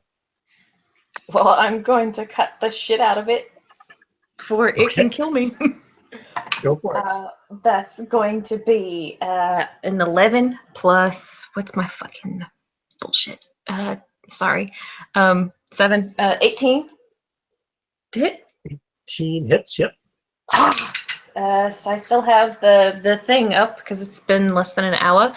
So that's going to be 10 points of damage on the first strike. And, ooh, that might not hit. Oh, that's an 8 plus 7 for 15. The 15 misses. All right.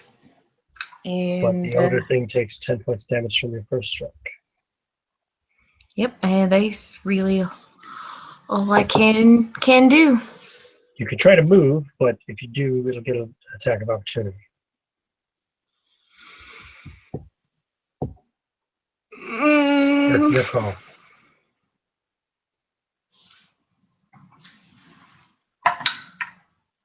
Yeah, I'll go for it. Okay. Try to run. Incoming. Another tentacle lashes out at you and hits you for 13 points of damage. All right, so I'm unconscious. You drop to the ground in a pile of burst eggs. Delicious. And it is Tucker's turn. All right. There is chaos ensuing. Yes, What indeed. the hell is going on here? Hey, if we got what we need, y'all turn tail and run. And seeing Trill drop, I'm actually going to power up the leg braces and make a leap over to grab her to get her the hell out of there. She is still over 300 feet away from you. Oh yeah, I'm not How far jumping can you that. I'm just gonna go for a full sprint action towards her. A full dash, okay, sure. So you can move 60 feet, right? Yeah. In a dash. So Yes. that's she was 320, so she's now 260 feet away. Okay. And that is my action. Yelling and running. Okay. Zuri. Zuri is gonna. Oh, I have to take that D8, right? At the start of my turn. You have to make the deck save again to avoid Make a the dex save. burning area. Dex save, is it okay? DC Mm, 13. Oh, it's gonna be close. What's my dex save? Yes, 15. Okay. Okay. So Zuri is kind of rolling out of the way of the plasma. She's kind of rolled back into the main room. Okay. You see you've got Carell on his knees crying in front of you, and you've got Casper grasping at his helmet. She's gonna shoot Casper because he just let loose a It's like a plasma adder. That's going to be a 17 to hit. No, that hits. Oh yeah, that exceeds my 10 armor He's class. got an armor class 10. Oh shit. Oh, wow. It's It only six, magnetically attracts the bullet. it's How only much 6 damage. 6. 6. So you take 6 points of damage there, Casper, and roll another wisdom save. Seriously, my dice is spinning like a top. That is going to be 21. You are no longer enslaved. But again, like Carell before you, you remember everything. And is using one of those metapacks a bonus action? Or is that an action? I think it's an action to use a heal action, yeah. Okay. That'll have to be next time. Okay. Then it's Carell's turn. I get to my feet and kind of like squint with one eye past the vomit encased helmet and run after Tucker, like apologizing over the whisper link. Like, I'm sorry, man. I'm sorry. I didn't mean it. And I'm gonna pull a reach into my pack and pull a spheroid. And how many? Okay. Yeah, I'm gonna pull a spheroid and toss it ahead of me so that it goes after him. That's your third spheroid, right? You've used, so that's a third fade. Yep. And I reach my third. Which fade. kind is it? It is a medical one. Okay, so medical spheroid now is orbiting you, or actually probably crawling on you, Tucker. So whenever you decide to activate it, Tucker, you will heal. Is it 1d8 damage? I believe it's 1d8. Okay, I think so too. Yep. And it is Casper's turn. So Casper, you're standing there near Zuri, who's just blasted you with her scatter gun. Tucker has gone running through the eggs off towards the, towards where Trilby just went down and where the big beast is flying above the eggs. And Carell has run after him. What do you wish to do?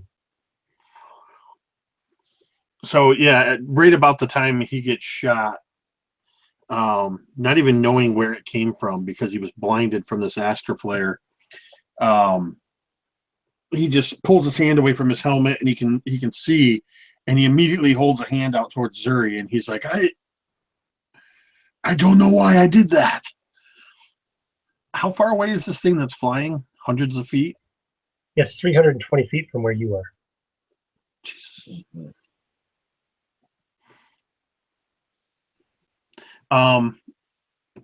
So near me then, all that's left is Kyrell and Zuri.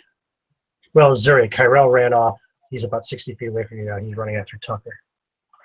All right, let me see if he's in range. I don't think so. Let's see what the range is. 30 feet. So I think only 3 million creature. Okay, yeah, only Zuri's gonna get this. And I'm gonna boost this by 1 and hopefully not pay too big of a price. So I'm gonna do another emboldened presence. It's almost like a reaction, an automatic reaction, like a penance, that he just shoots a blue wave towards Zuri. Zuri flinches and throws her hands up. Yeah, which is understandable. What you're gonna get is let's see. So that's a 3 drop to a 2. I'm gonna take 4 additional Astrofade, but you're gonna get a +2 to your armor class, and you're gonna get a D8 to add to every attack roll or saving throw for the next minute. As I've emboldened you. Can you not choose yourself as well? Because you said you could do up to 3. It says a blue Astra 2. Oh yeah, it is me. So I get that as well. cool. So you get +2 to your armor class. However,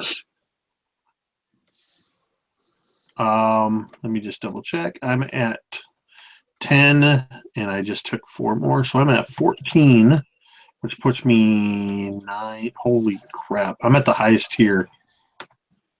Awesome. Have you ever been here before? I don't think I've even seen anybody roll at the highest tier yet.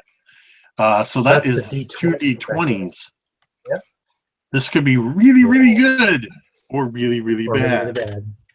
So let me grab 2 D20s here. That is a, let me see here, 16 and a 13. So 13. 13. Whoa!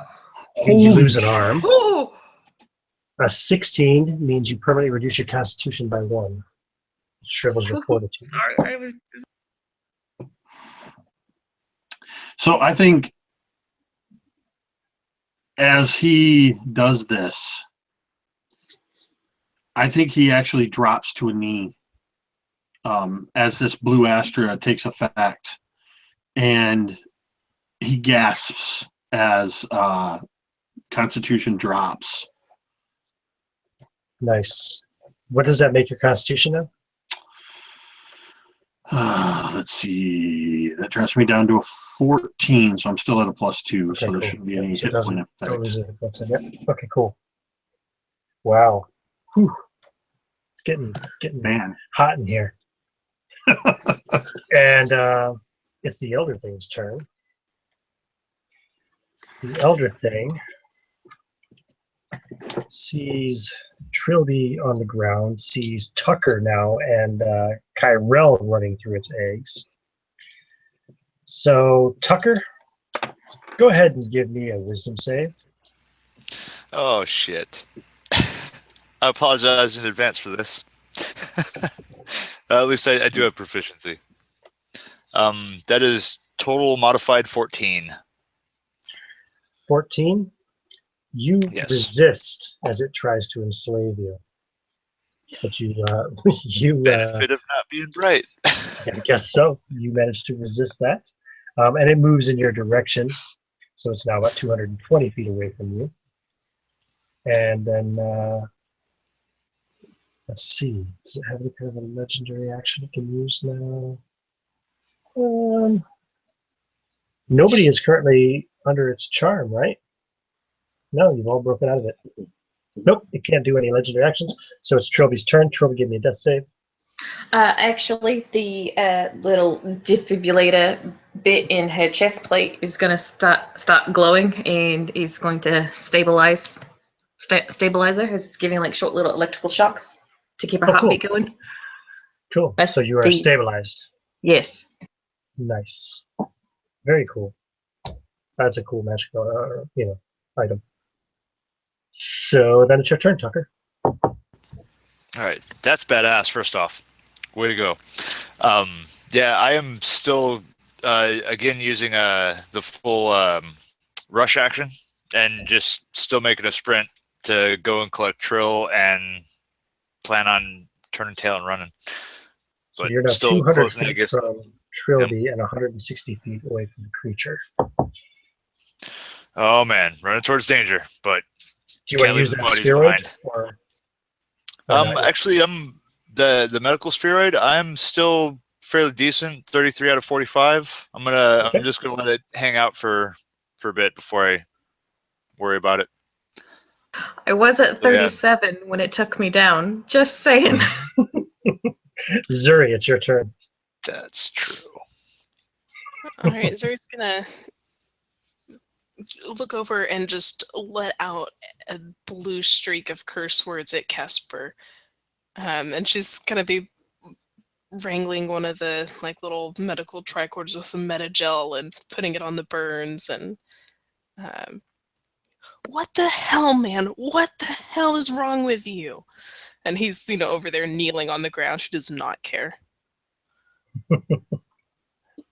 So is that a hit dice that I can roll for that? No, that requires a short rest. So what do I roll for the metapack? You need to use it on a short rest. Oh, I can only use it on a short rest? Yeah. Dang it. Yeah. It's not like a healing potion. So like 200 rounds later, you can have your hit points. I know. Okay, then she'll pull out two of her supports. Technically, a short rest is 600 rounds. Just saying. Oh gosh. She'll pull out two support spheroids then, and they'll attach themselves to her, and they'll heal her up. If I can get my dice. Okay, so add your Astral Fate. Mm-hmm.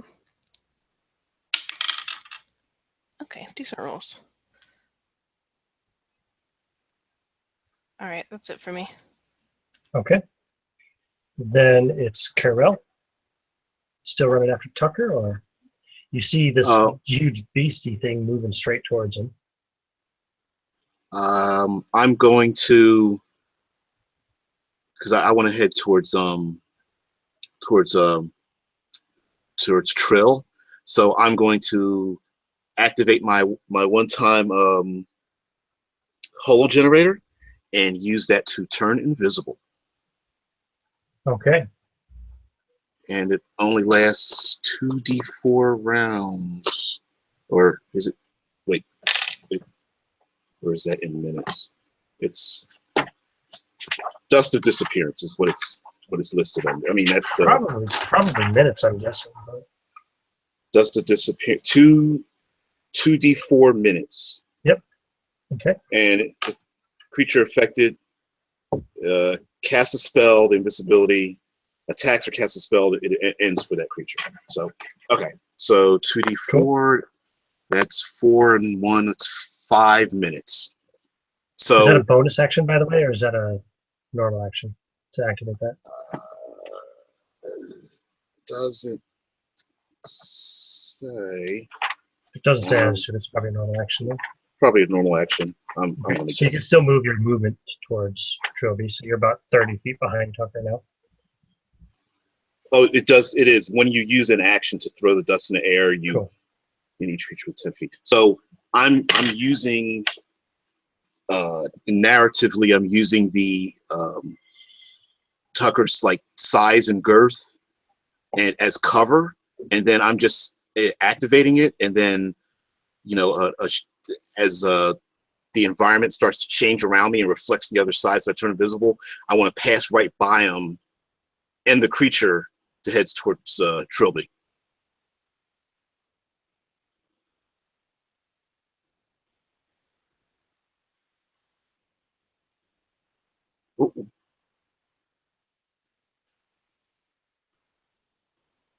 Uh-oh, he dropped.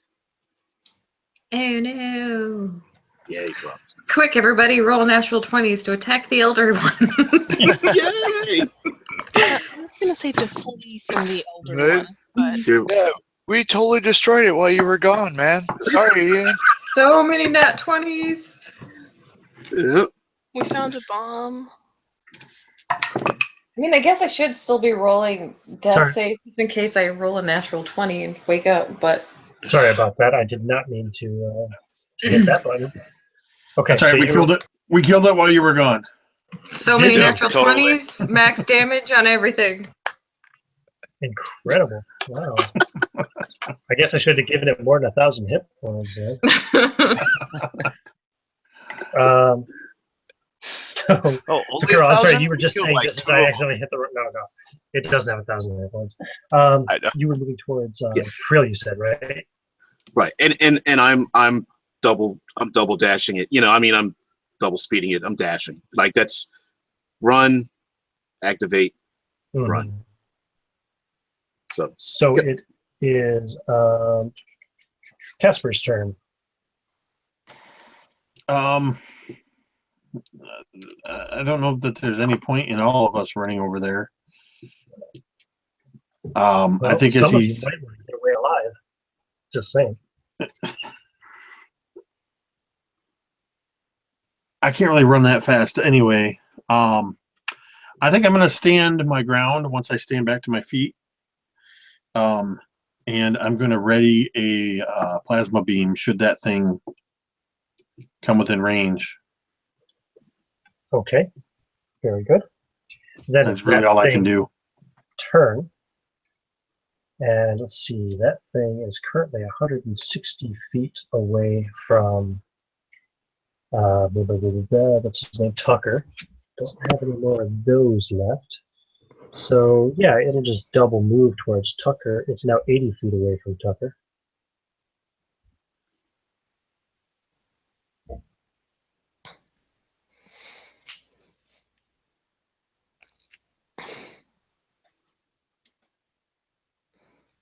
And that makes it it's Trilby's turn. So Trilby, you're just stabilizing on the ground unconscious. Yeah. Should I make rolls anyway, just in case I roll a 20 and get 1 hit point? You can't do that once you're stabilized, unfortunately. Oh, okay. Yeah. Yep, makes sense. So it's Tucker's turn. Okay, and you said it was how far away now? 80 feet away from 80? you, and you're 200 feet from Trill. Yeah, I'm still. Oh man. Let's see. If I pull out the gun and pop a shot, I won't be able to do a dash action. Right. Yeah. I think I'm still under that thought of scoop her up and get the hell out. So I'm still Move another 60 still gonna do feet. dash action. Yeah, Okay, dash so action you're again. 20 feet from the Elder Thing, or 100 feet, 40 feet from Trill. Oh boy, that's gonna hurt. And activating the spheroid, is that a bonus action to activate a spheroid that's been deployed I on you? believe so. Yes. Yeah. You can activate that spheroid if you wish to take that D10 healing. I think I actually will do that now. Yeah, I will do that. And 3 health back. Or wait, do I roll it or? Yeah, you can roll it. You can roll it. Yeah. Okay. Yeah. 3 health. So back to 36, and that is that. And then it's Zuri's turn. All right. Zuri, seeing everybody running for some unknown reason in the direction of this gigantic creature. Well, the only person you see running towards it now is Tucker, because you don't know where Carell went. He That's disappeared. right. He did disappear. Oh, she's gonna run after him. Tucker, come back. Where are you going? Because I don't think Gotta she's get Trill. busy getting blasted. Yeah, she's gonna double move Which way? towards Tucker. Okay, very good. Oh, it's a stupid idea. Carell? I'm still making a full out dash towards Trill, Okay. and You're I'm now hoping to get with. I can help her as long as I get within 60 feet-ish or so, which is what I'm attempting to do. a couple more rounds you'll be there. You're 140 feet from there now. Yeah. Yeah. After you're doubling this round. And then it's Casper's turn again. Yep.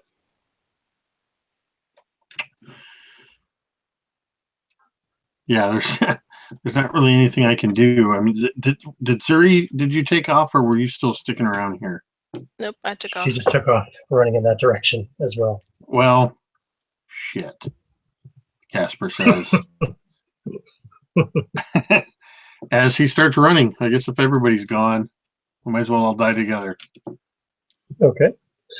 So yeah, I guess I'll it dash. is the creature's turn.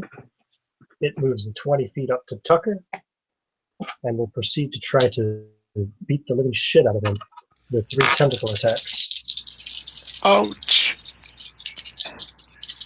Now, Tucker, your armor class is 16. Okay. 16. First one hits you for 12 damage. Second one hits you for 16 damage. Ooh. Third one. Oh, third one misses. Wow. Ouch. And that ends this round of initiative. It goes back to the top. Now it gets a legendary action. It'll take a tail swipe at you, Tucker.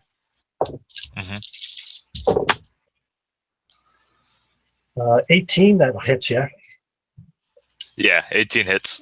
for 15 damage. For 15? Yes. Ooh, ouch. Clinging by a thread.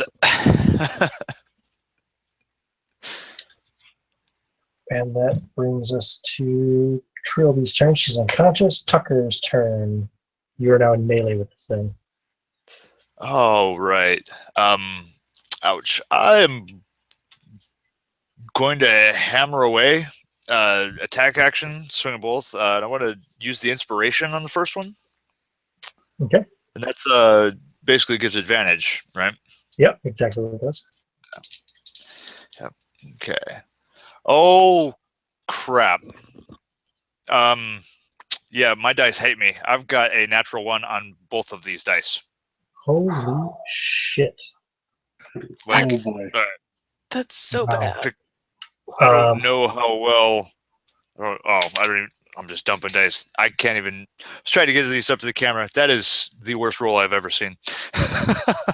Wow. Okay, yeah, I think you're gonna like slip and fall down, go prone in That's the that massive messy damage. egg goo.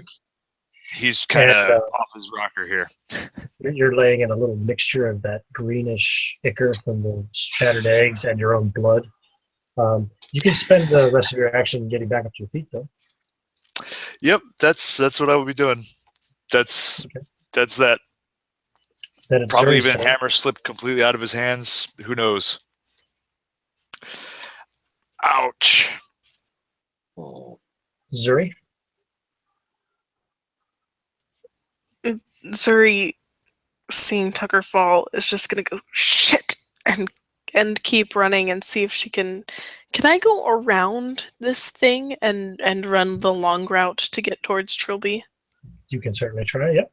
I would like to try, and I'm still following in the same general direction as Tucker, but hopefully not going directly under this creature and therefore avoiding melee. At least until it decides to go to you. No Yeah. problem. Okay. So Then I'll double move again. Corel. all right. I'm gonna to get on the whisper link and yell to the other guys like, I've got Trill. You guys worry about getting out of here. I've got her.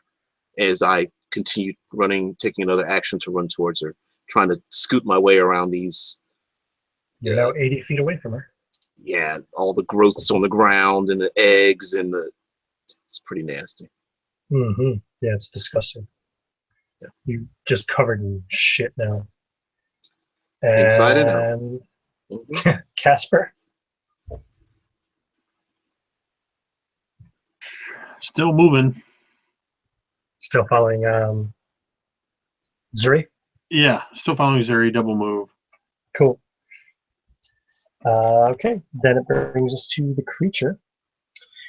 The creature will use another tentacle attack on Tucker. That hits for 11 damage.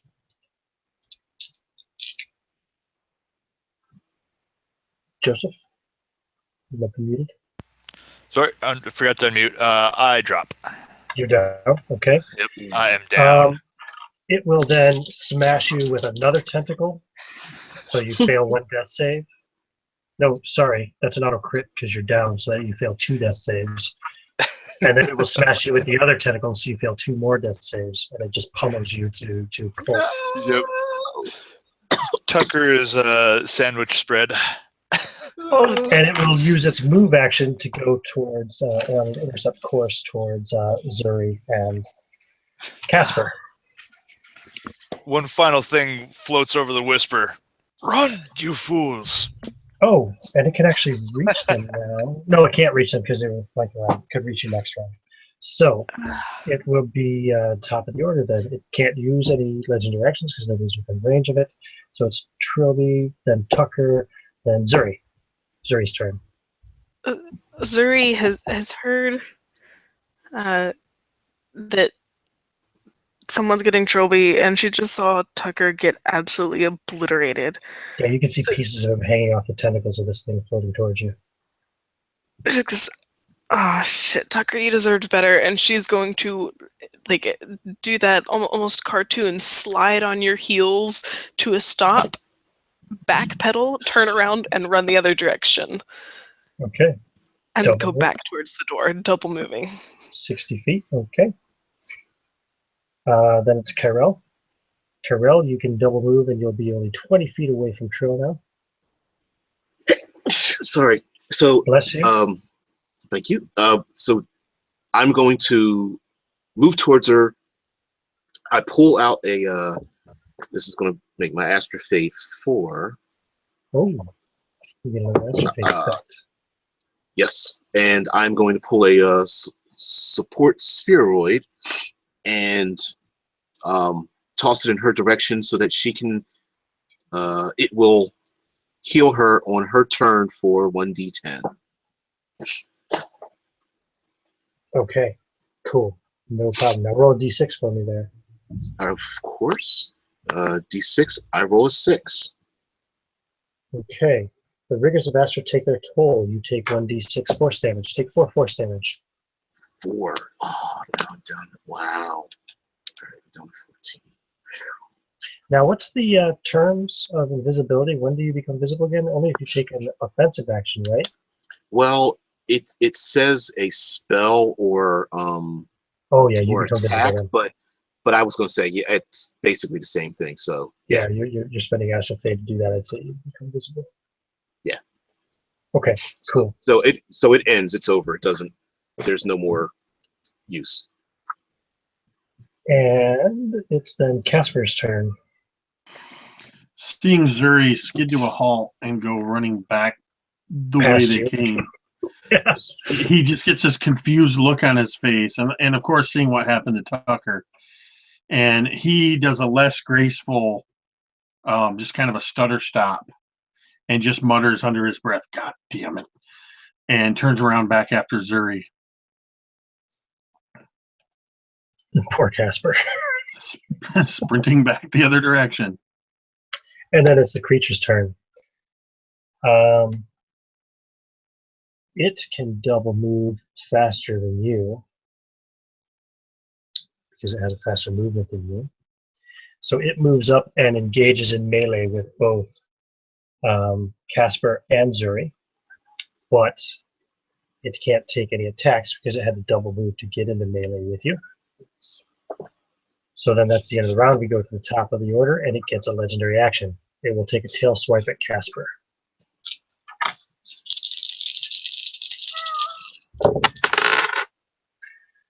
Uh, 14 hits you. Yeah, I'm passing. Wait, as a oh shit, I just scrolled like crazy. As a reaction, I get a twitch shield, Cool. which I have my Astra augmentation or whatever it's called, so that costs me no Astra. Shit, where did it go? I hit the wrong button and my thing just scrolled all the way home. Let's see, Twitch Shield. There we go. AC increases. You said it was a 14? Mm-hmm. Oh, wait. Okay, that's not a... Yeah, so I'm already at a 12 from the blue empowerment, so that would push me to a 16. Cool. So it misses. Which means it would still hit. Would it hit or miss? I rolled a 14. Oh, okay. Yeah, so that put... Okay, I don't need to boost it then. Because I'd be rolling on that tier 5 chart. So yeah, I'll just that's as a reaction. I just kind of, as it swipes at me, I just kind of chuck my hand back and deflect it with this sudden, just a burst of yellow shield. How dare you defy a god? Okay, yeah, you do. That's pretty awesome.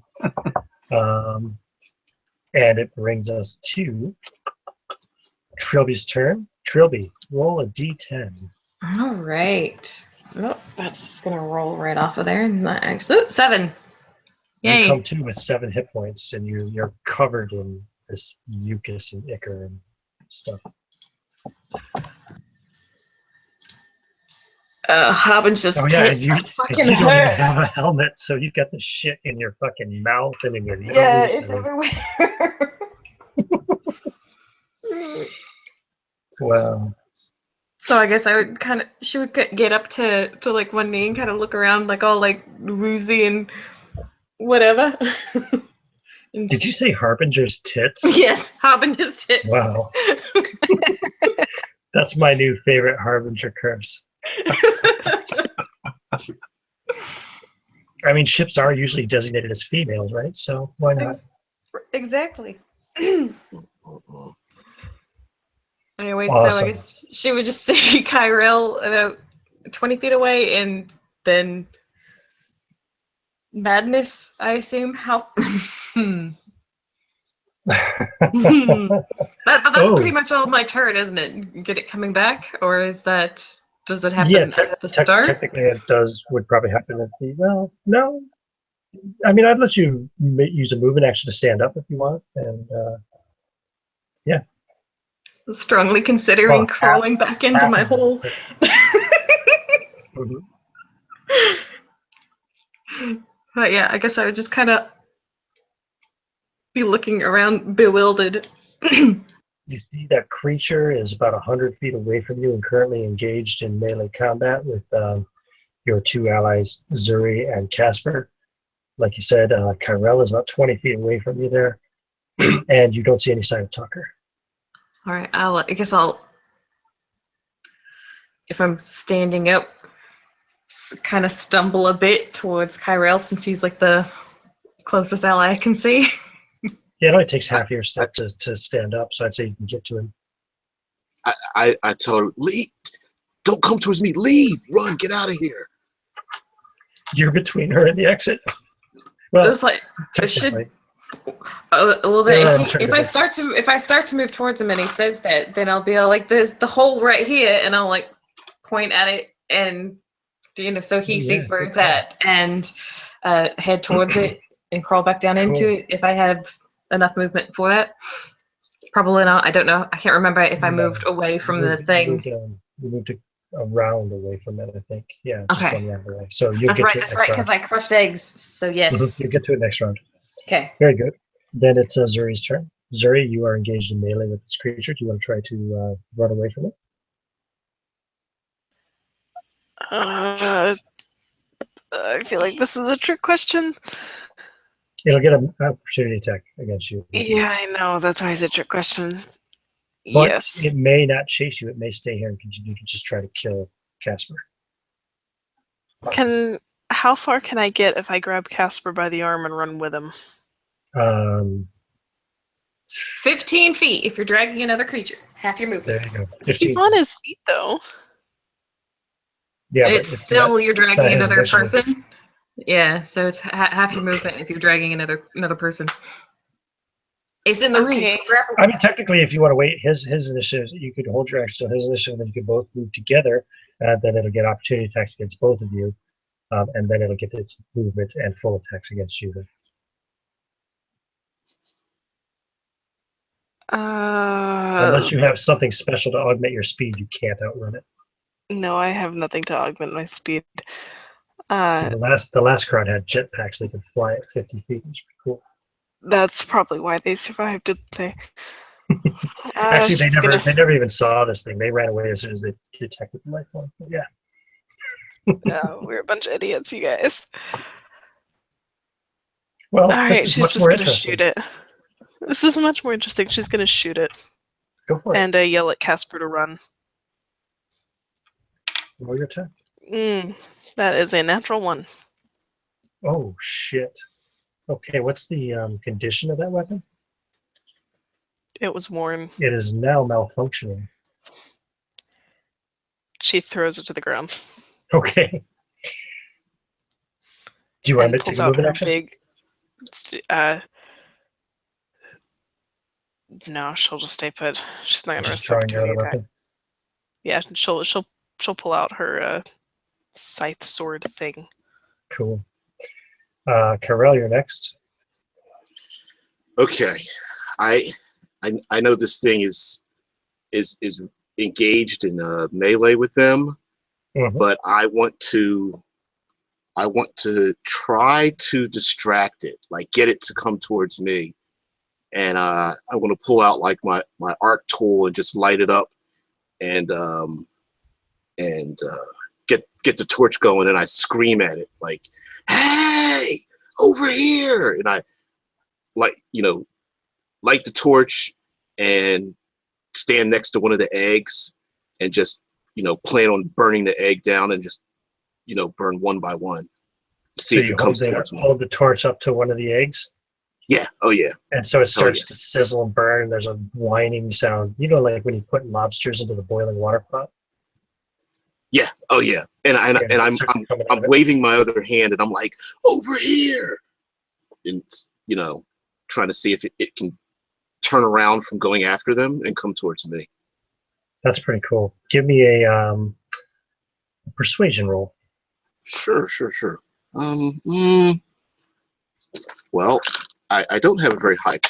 Jeez, drop the die. I don't have a very high charisma, but I roll a 9, and so that would be an 8 total. Oh, okay.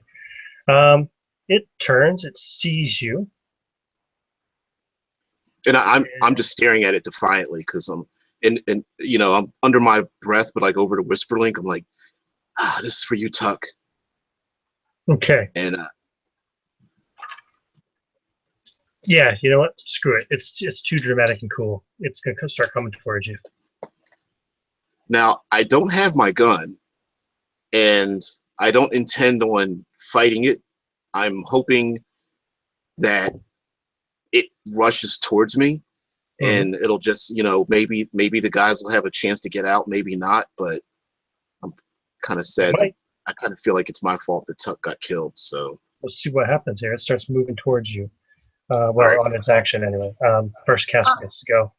Opportunity attacks from Casper and Zuri. Yeah, it hasn't actually acted yet. It's not its turn, so it's Casper Oh, first. damn. Then it gets to go. Fine. I'm going to look sideways at Zuri, who decided to stay. And I just glance at her. I don't even say anything. And both fists just burst in red Astra as I'm going to full blast plasma beam this bastard. Nice. Run, you idiot! Go for it. This could be really awesome if I roll a 1 or a 2 on the. It has to make a DC 13 dexterity saving throw. Okay. No, fails. So that's going to be 8, I got a 7. 14, 15, 16, 17. I only rolled 18. It's going to take 18 damage from the blast. And I'm going to roll 2d20 and hope for 1s and 2s.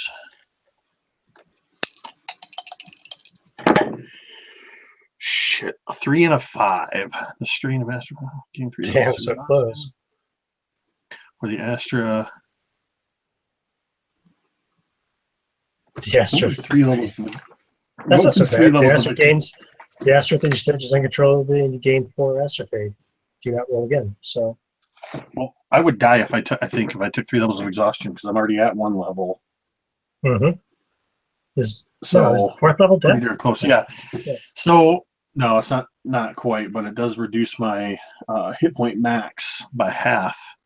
So I'm going to take the 4 Astrofade, plus I just took 4. I don't know if I've seen anybody hit Astrofade this high.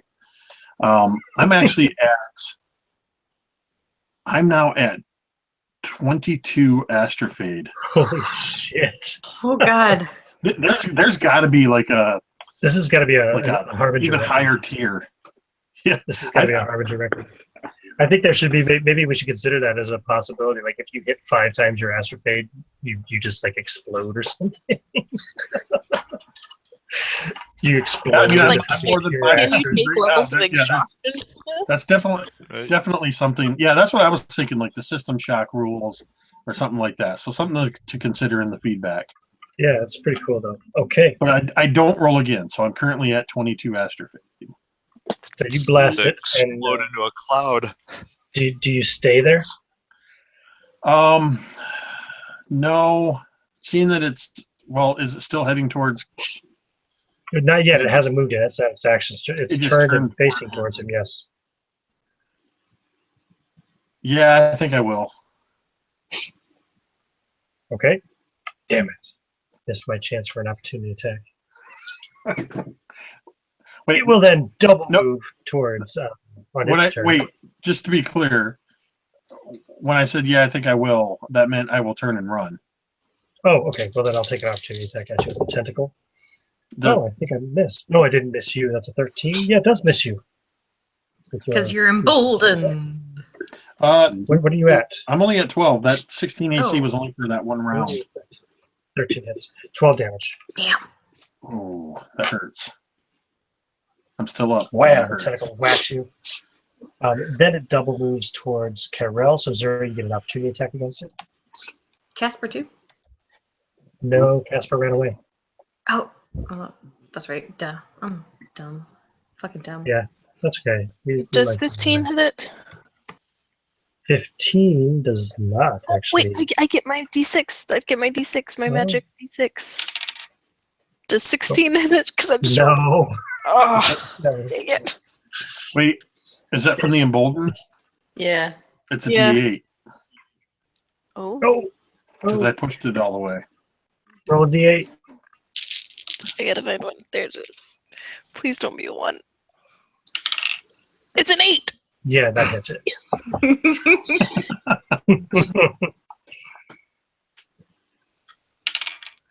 What's your weapon? For 8 damage.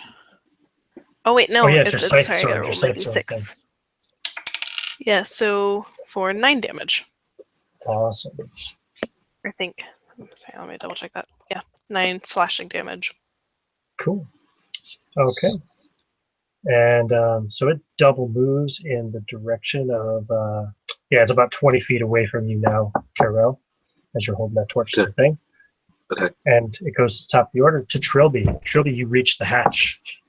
Yeah, we're just gonna baseball slide right in there and start commando diehard crawling to the other end of the room.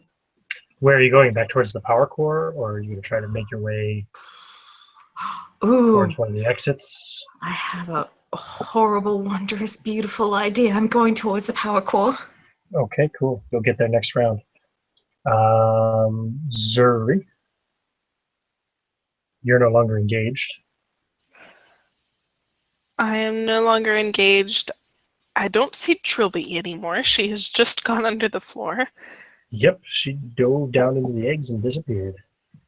I'm gonna follow Casper. I'm gonna, I guess, just double move towards the door because I don't have a ranged weapon.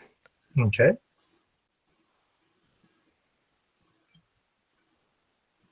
Kyrell, Yes. what do you do? It's 20 feet away from you now. You practically feel it breathing down your neck. I close my eyes and hold the arc tool in one hand. I've got a sphere in the other hand, and I wait for the inevitable. Okay. Casper, continue double moving towards that door? Or do you do something else? No, I'm continuing to move towards the exit. Okay. Then it's the creature's turn. It closes up with Kyrell, and it will take its 3 tentacle attacks. Of course. So a 14 hits, yeah? Yep. For 9 damage. All right. A 19 hits for 15 damage. Okay, negative. And that brings you to negatives? Yeah, the 15 took. Yeah, the 9 took me down to 5, and then I took 15 after that, so it's negative 10. And then the 26 hits you again for basically a crit and gives you 2 death save failures. Yep. And then it's the end of the turn. It uses its legendary action to pummel you with its tail into pulp. No. Tucker, we're together. And then we're back to the top of the order. Hashtag romance. Trilby, you reach the power core.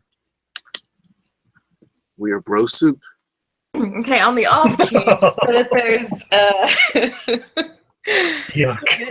is there any other exit underneath like where the power core is at all, or is it just anything like that? No, nah. Let's be awesome. You still have inspiration? No, I used it. Damn. Okay. I was going to say, I'll tell you, for a point of inspiration. You I'll can say have that. mine. Say what? Yeah, let's No. do it. No, There's one. You know what? Sure. No, wait. No. Wait, what's happening with the wait, oh, hold on. For a point of inspiration, what is happening? I was just saying, yes, there is like an emergency exit. It's almost like an emergency slide. You figure it's Nice. probably for trying to evacuate in case of like some kind of an emergency core leak or something, you know? So now I'm trying to decide if Trilby would try to escape or would Trilby try to explode this motherfucker. She would Your try call. to explode this motherfucker. So it's just gonna slash at the energy tube thing and explode the shit out of this. Okay. Do you want to try to? You're just going to try to burst it with physical force, or are you going to try to actually rig it to blow or something? Well, I'm pretty smart with my little Google Glass headset thing. Mhm. What would could I pierce it with my chain blade and make it go boom, or would I need to do something else? You're pretty smart. You reckon it's probably pretty well better protected than that. You know, it's not like you just walk up and hit the core with a sword and it explodes. You know.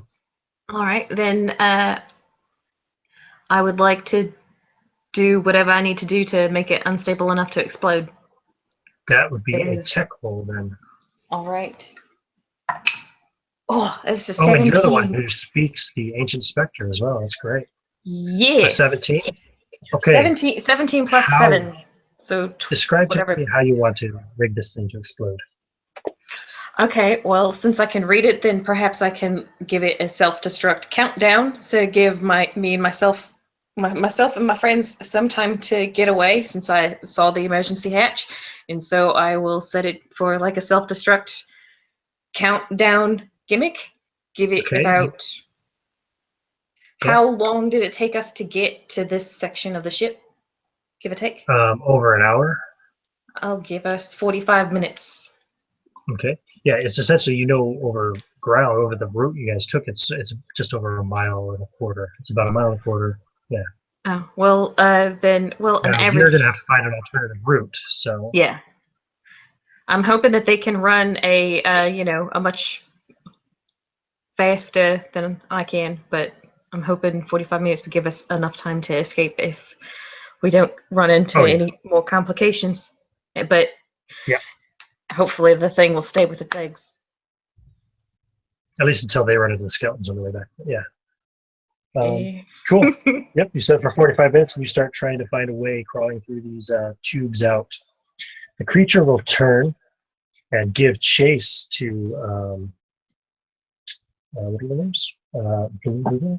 Zuri and Casper. However, they will reach the entrance before it gets there. It could squeeze itself through the corridors, but it doesn't really want to, and it's driven you away from its egg chamber, and so it will leave you be. It'll stop chasing you once you reach the corridors and continue to run away. Trilby, give me. There's no navigation. What would we roll for something like that? Like she's got to try to maneuver her way through freaking maintenance corridors and shit to get out of here.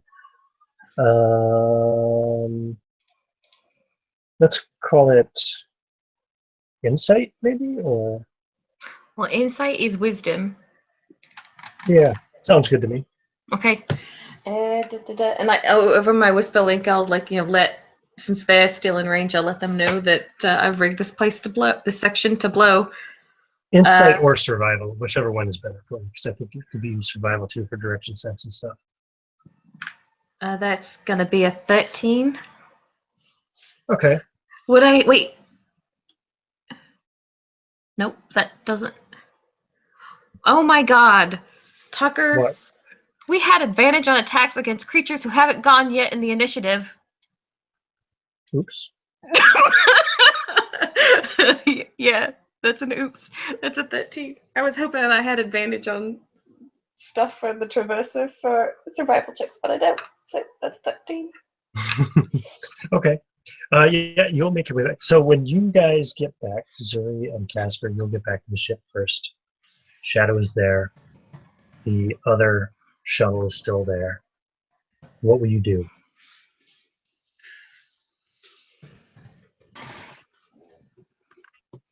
I would turn to Zuri and say, "Can you fly this thing?" It won't be pretty, but yeah. Oh, dude, What's that line? I can sure as hell fly out of here. Are you gonna wait for Trilby? yeah, exactly. So she'll Yeah. get on the call and like, Trilby, are you still there? Trill? I really hope I'm in range. So do You I are. hear? Okay, then yes, Yeah. yes, I'm there. Don't fucking leave. Harbinger's tits, thank goodness. And you hear a voice, Zuri, over your whisper link. Where's Carol?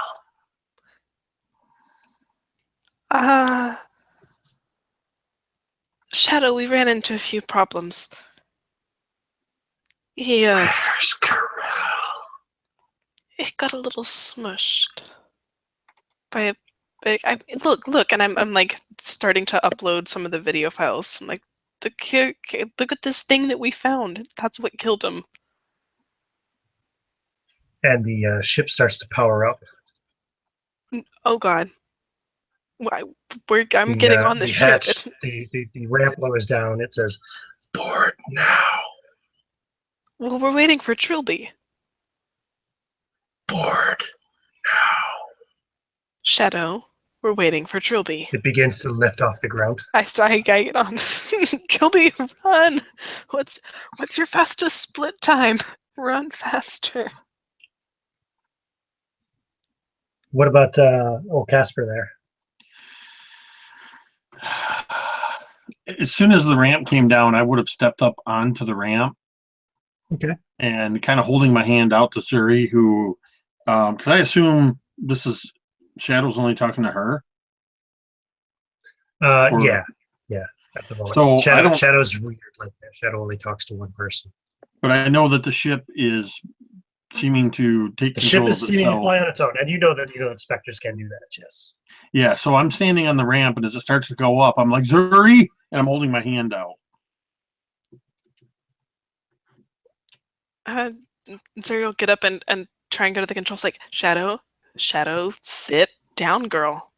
Easy, girl. The ramp raises up, but the ship begins to pick up speed. No. Can I stop it? Can I change its mind? I tell you what. Because Shadow is fussy and doesn't like you, you can make a persuade roll at disadvantage. Why doesn't she like me? Because you're not Corel. I'm a likable person. At disadvantage? Oh boy, okay. Ready? Oh, persuasion. That's not good. That's a 9. It picks up speed. The other one was a natural 20. That's twice you get screwed by that. Oh no. Over It starts to pick up the speed and it heads for the exit. over the comm, if she's still in range, I will quickly Just flickering in and out. try to explain to Trilby, the ship is taking us out. Try to Lost jumpstart. control. Try to jumpstart the other ship. It's your only chance. Yep.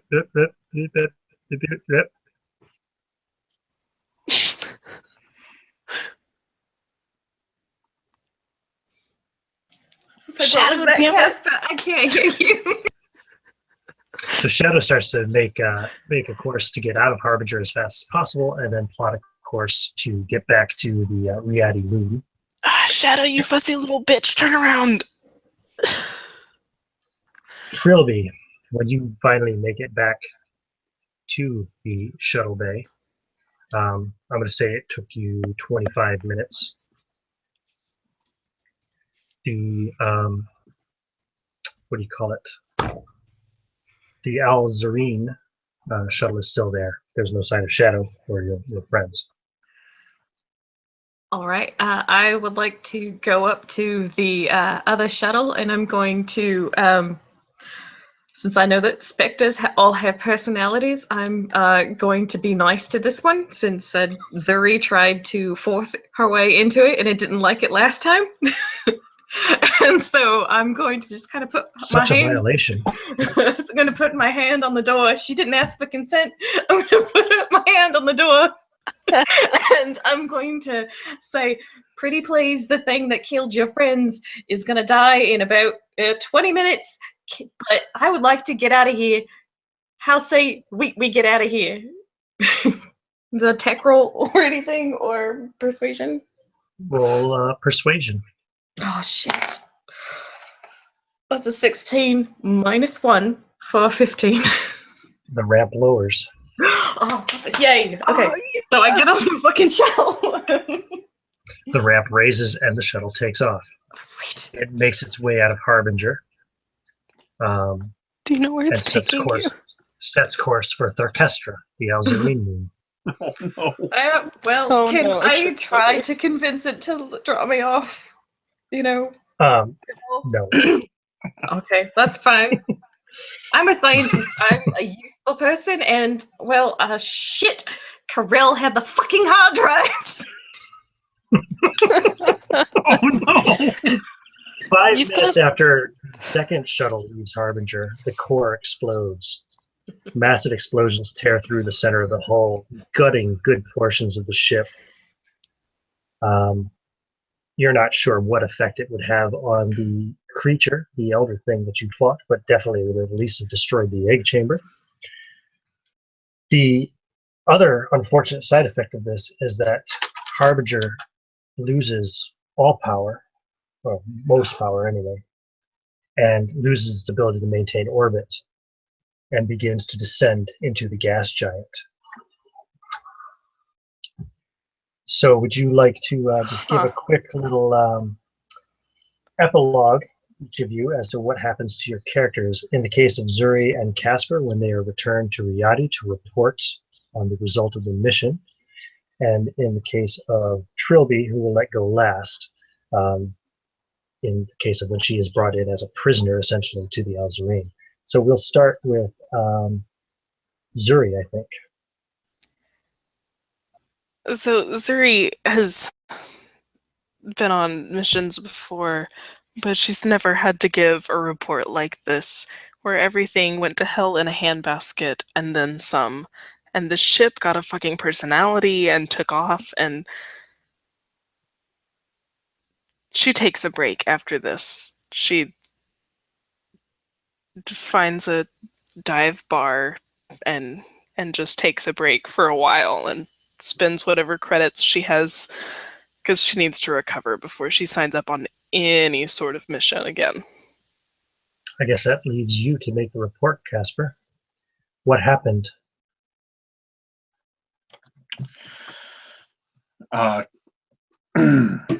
Casper has to explain everything as best he can,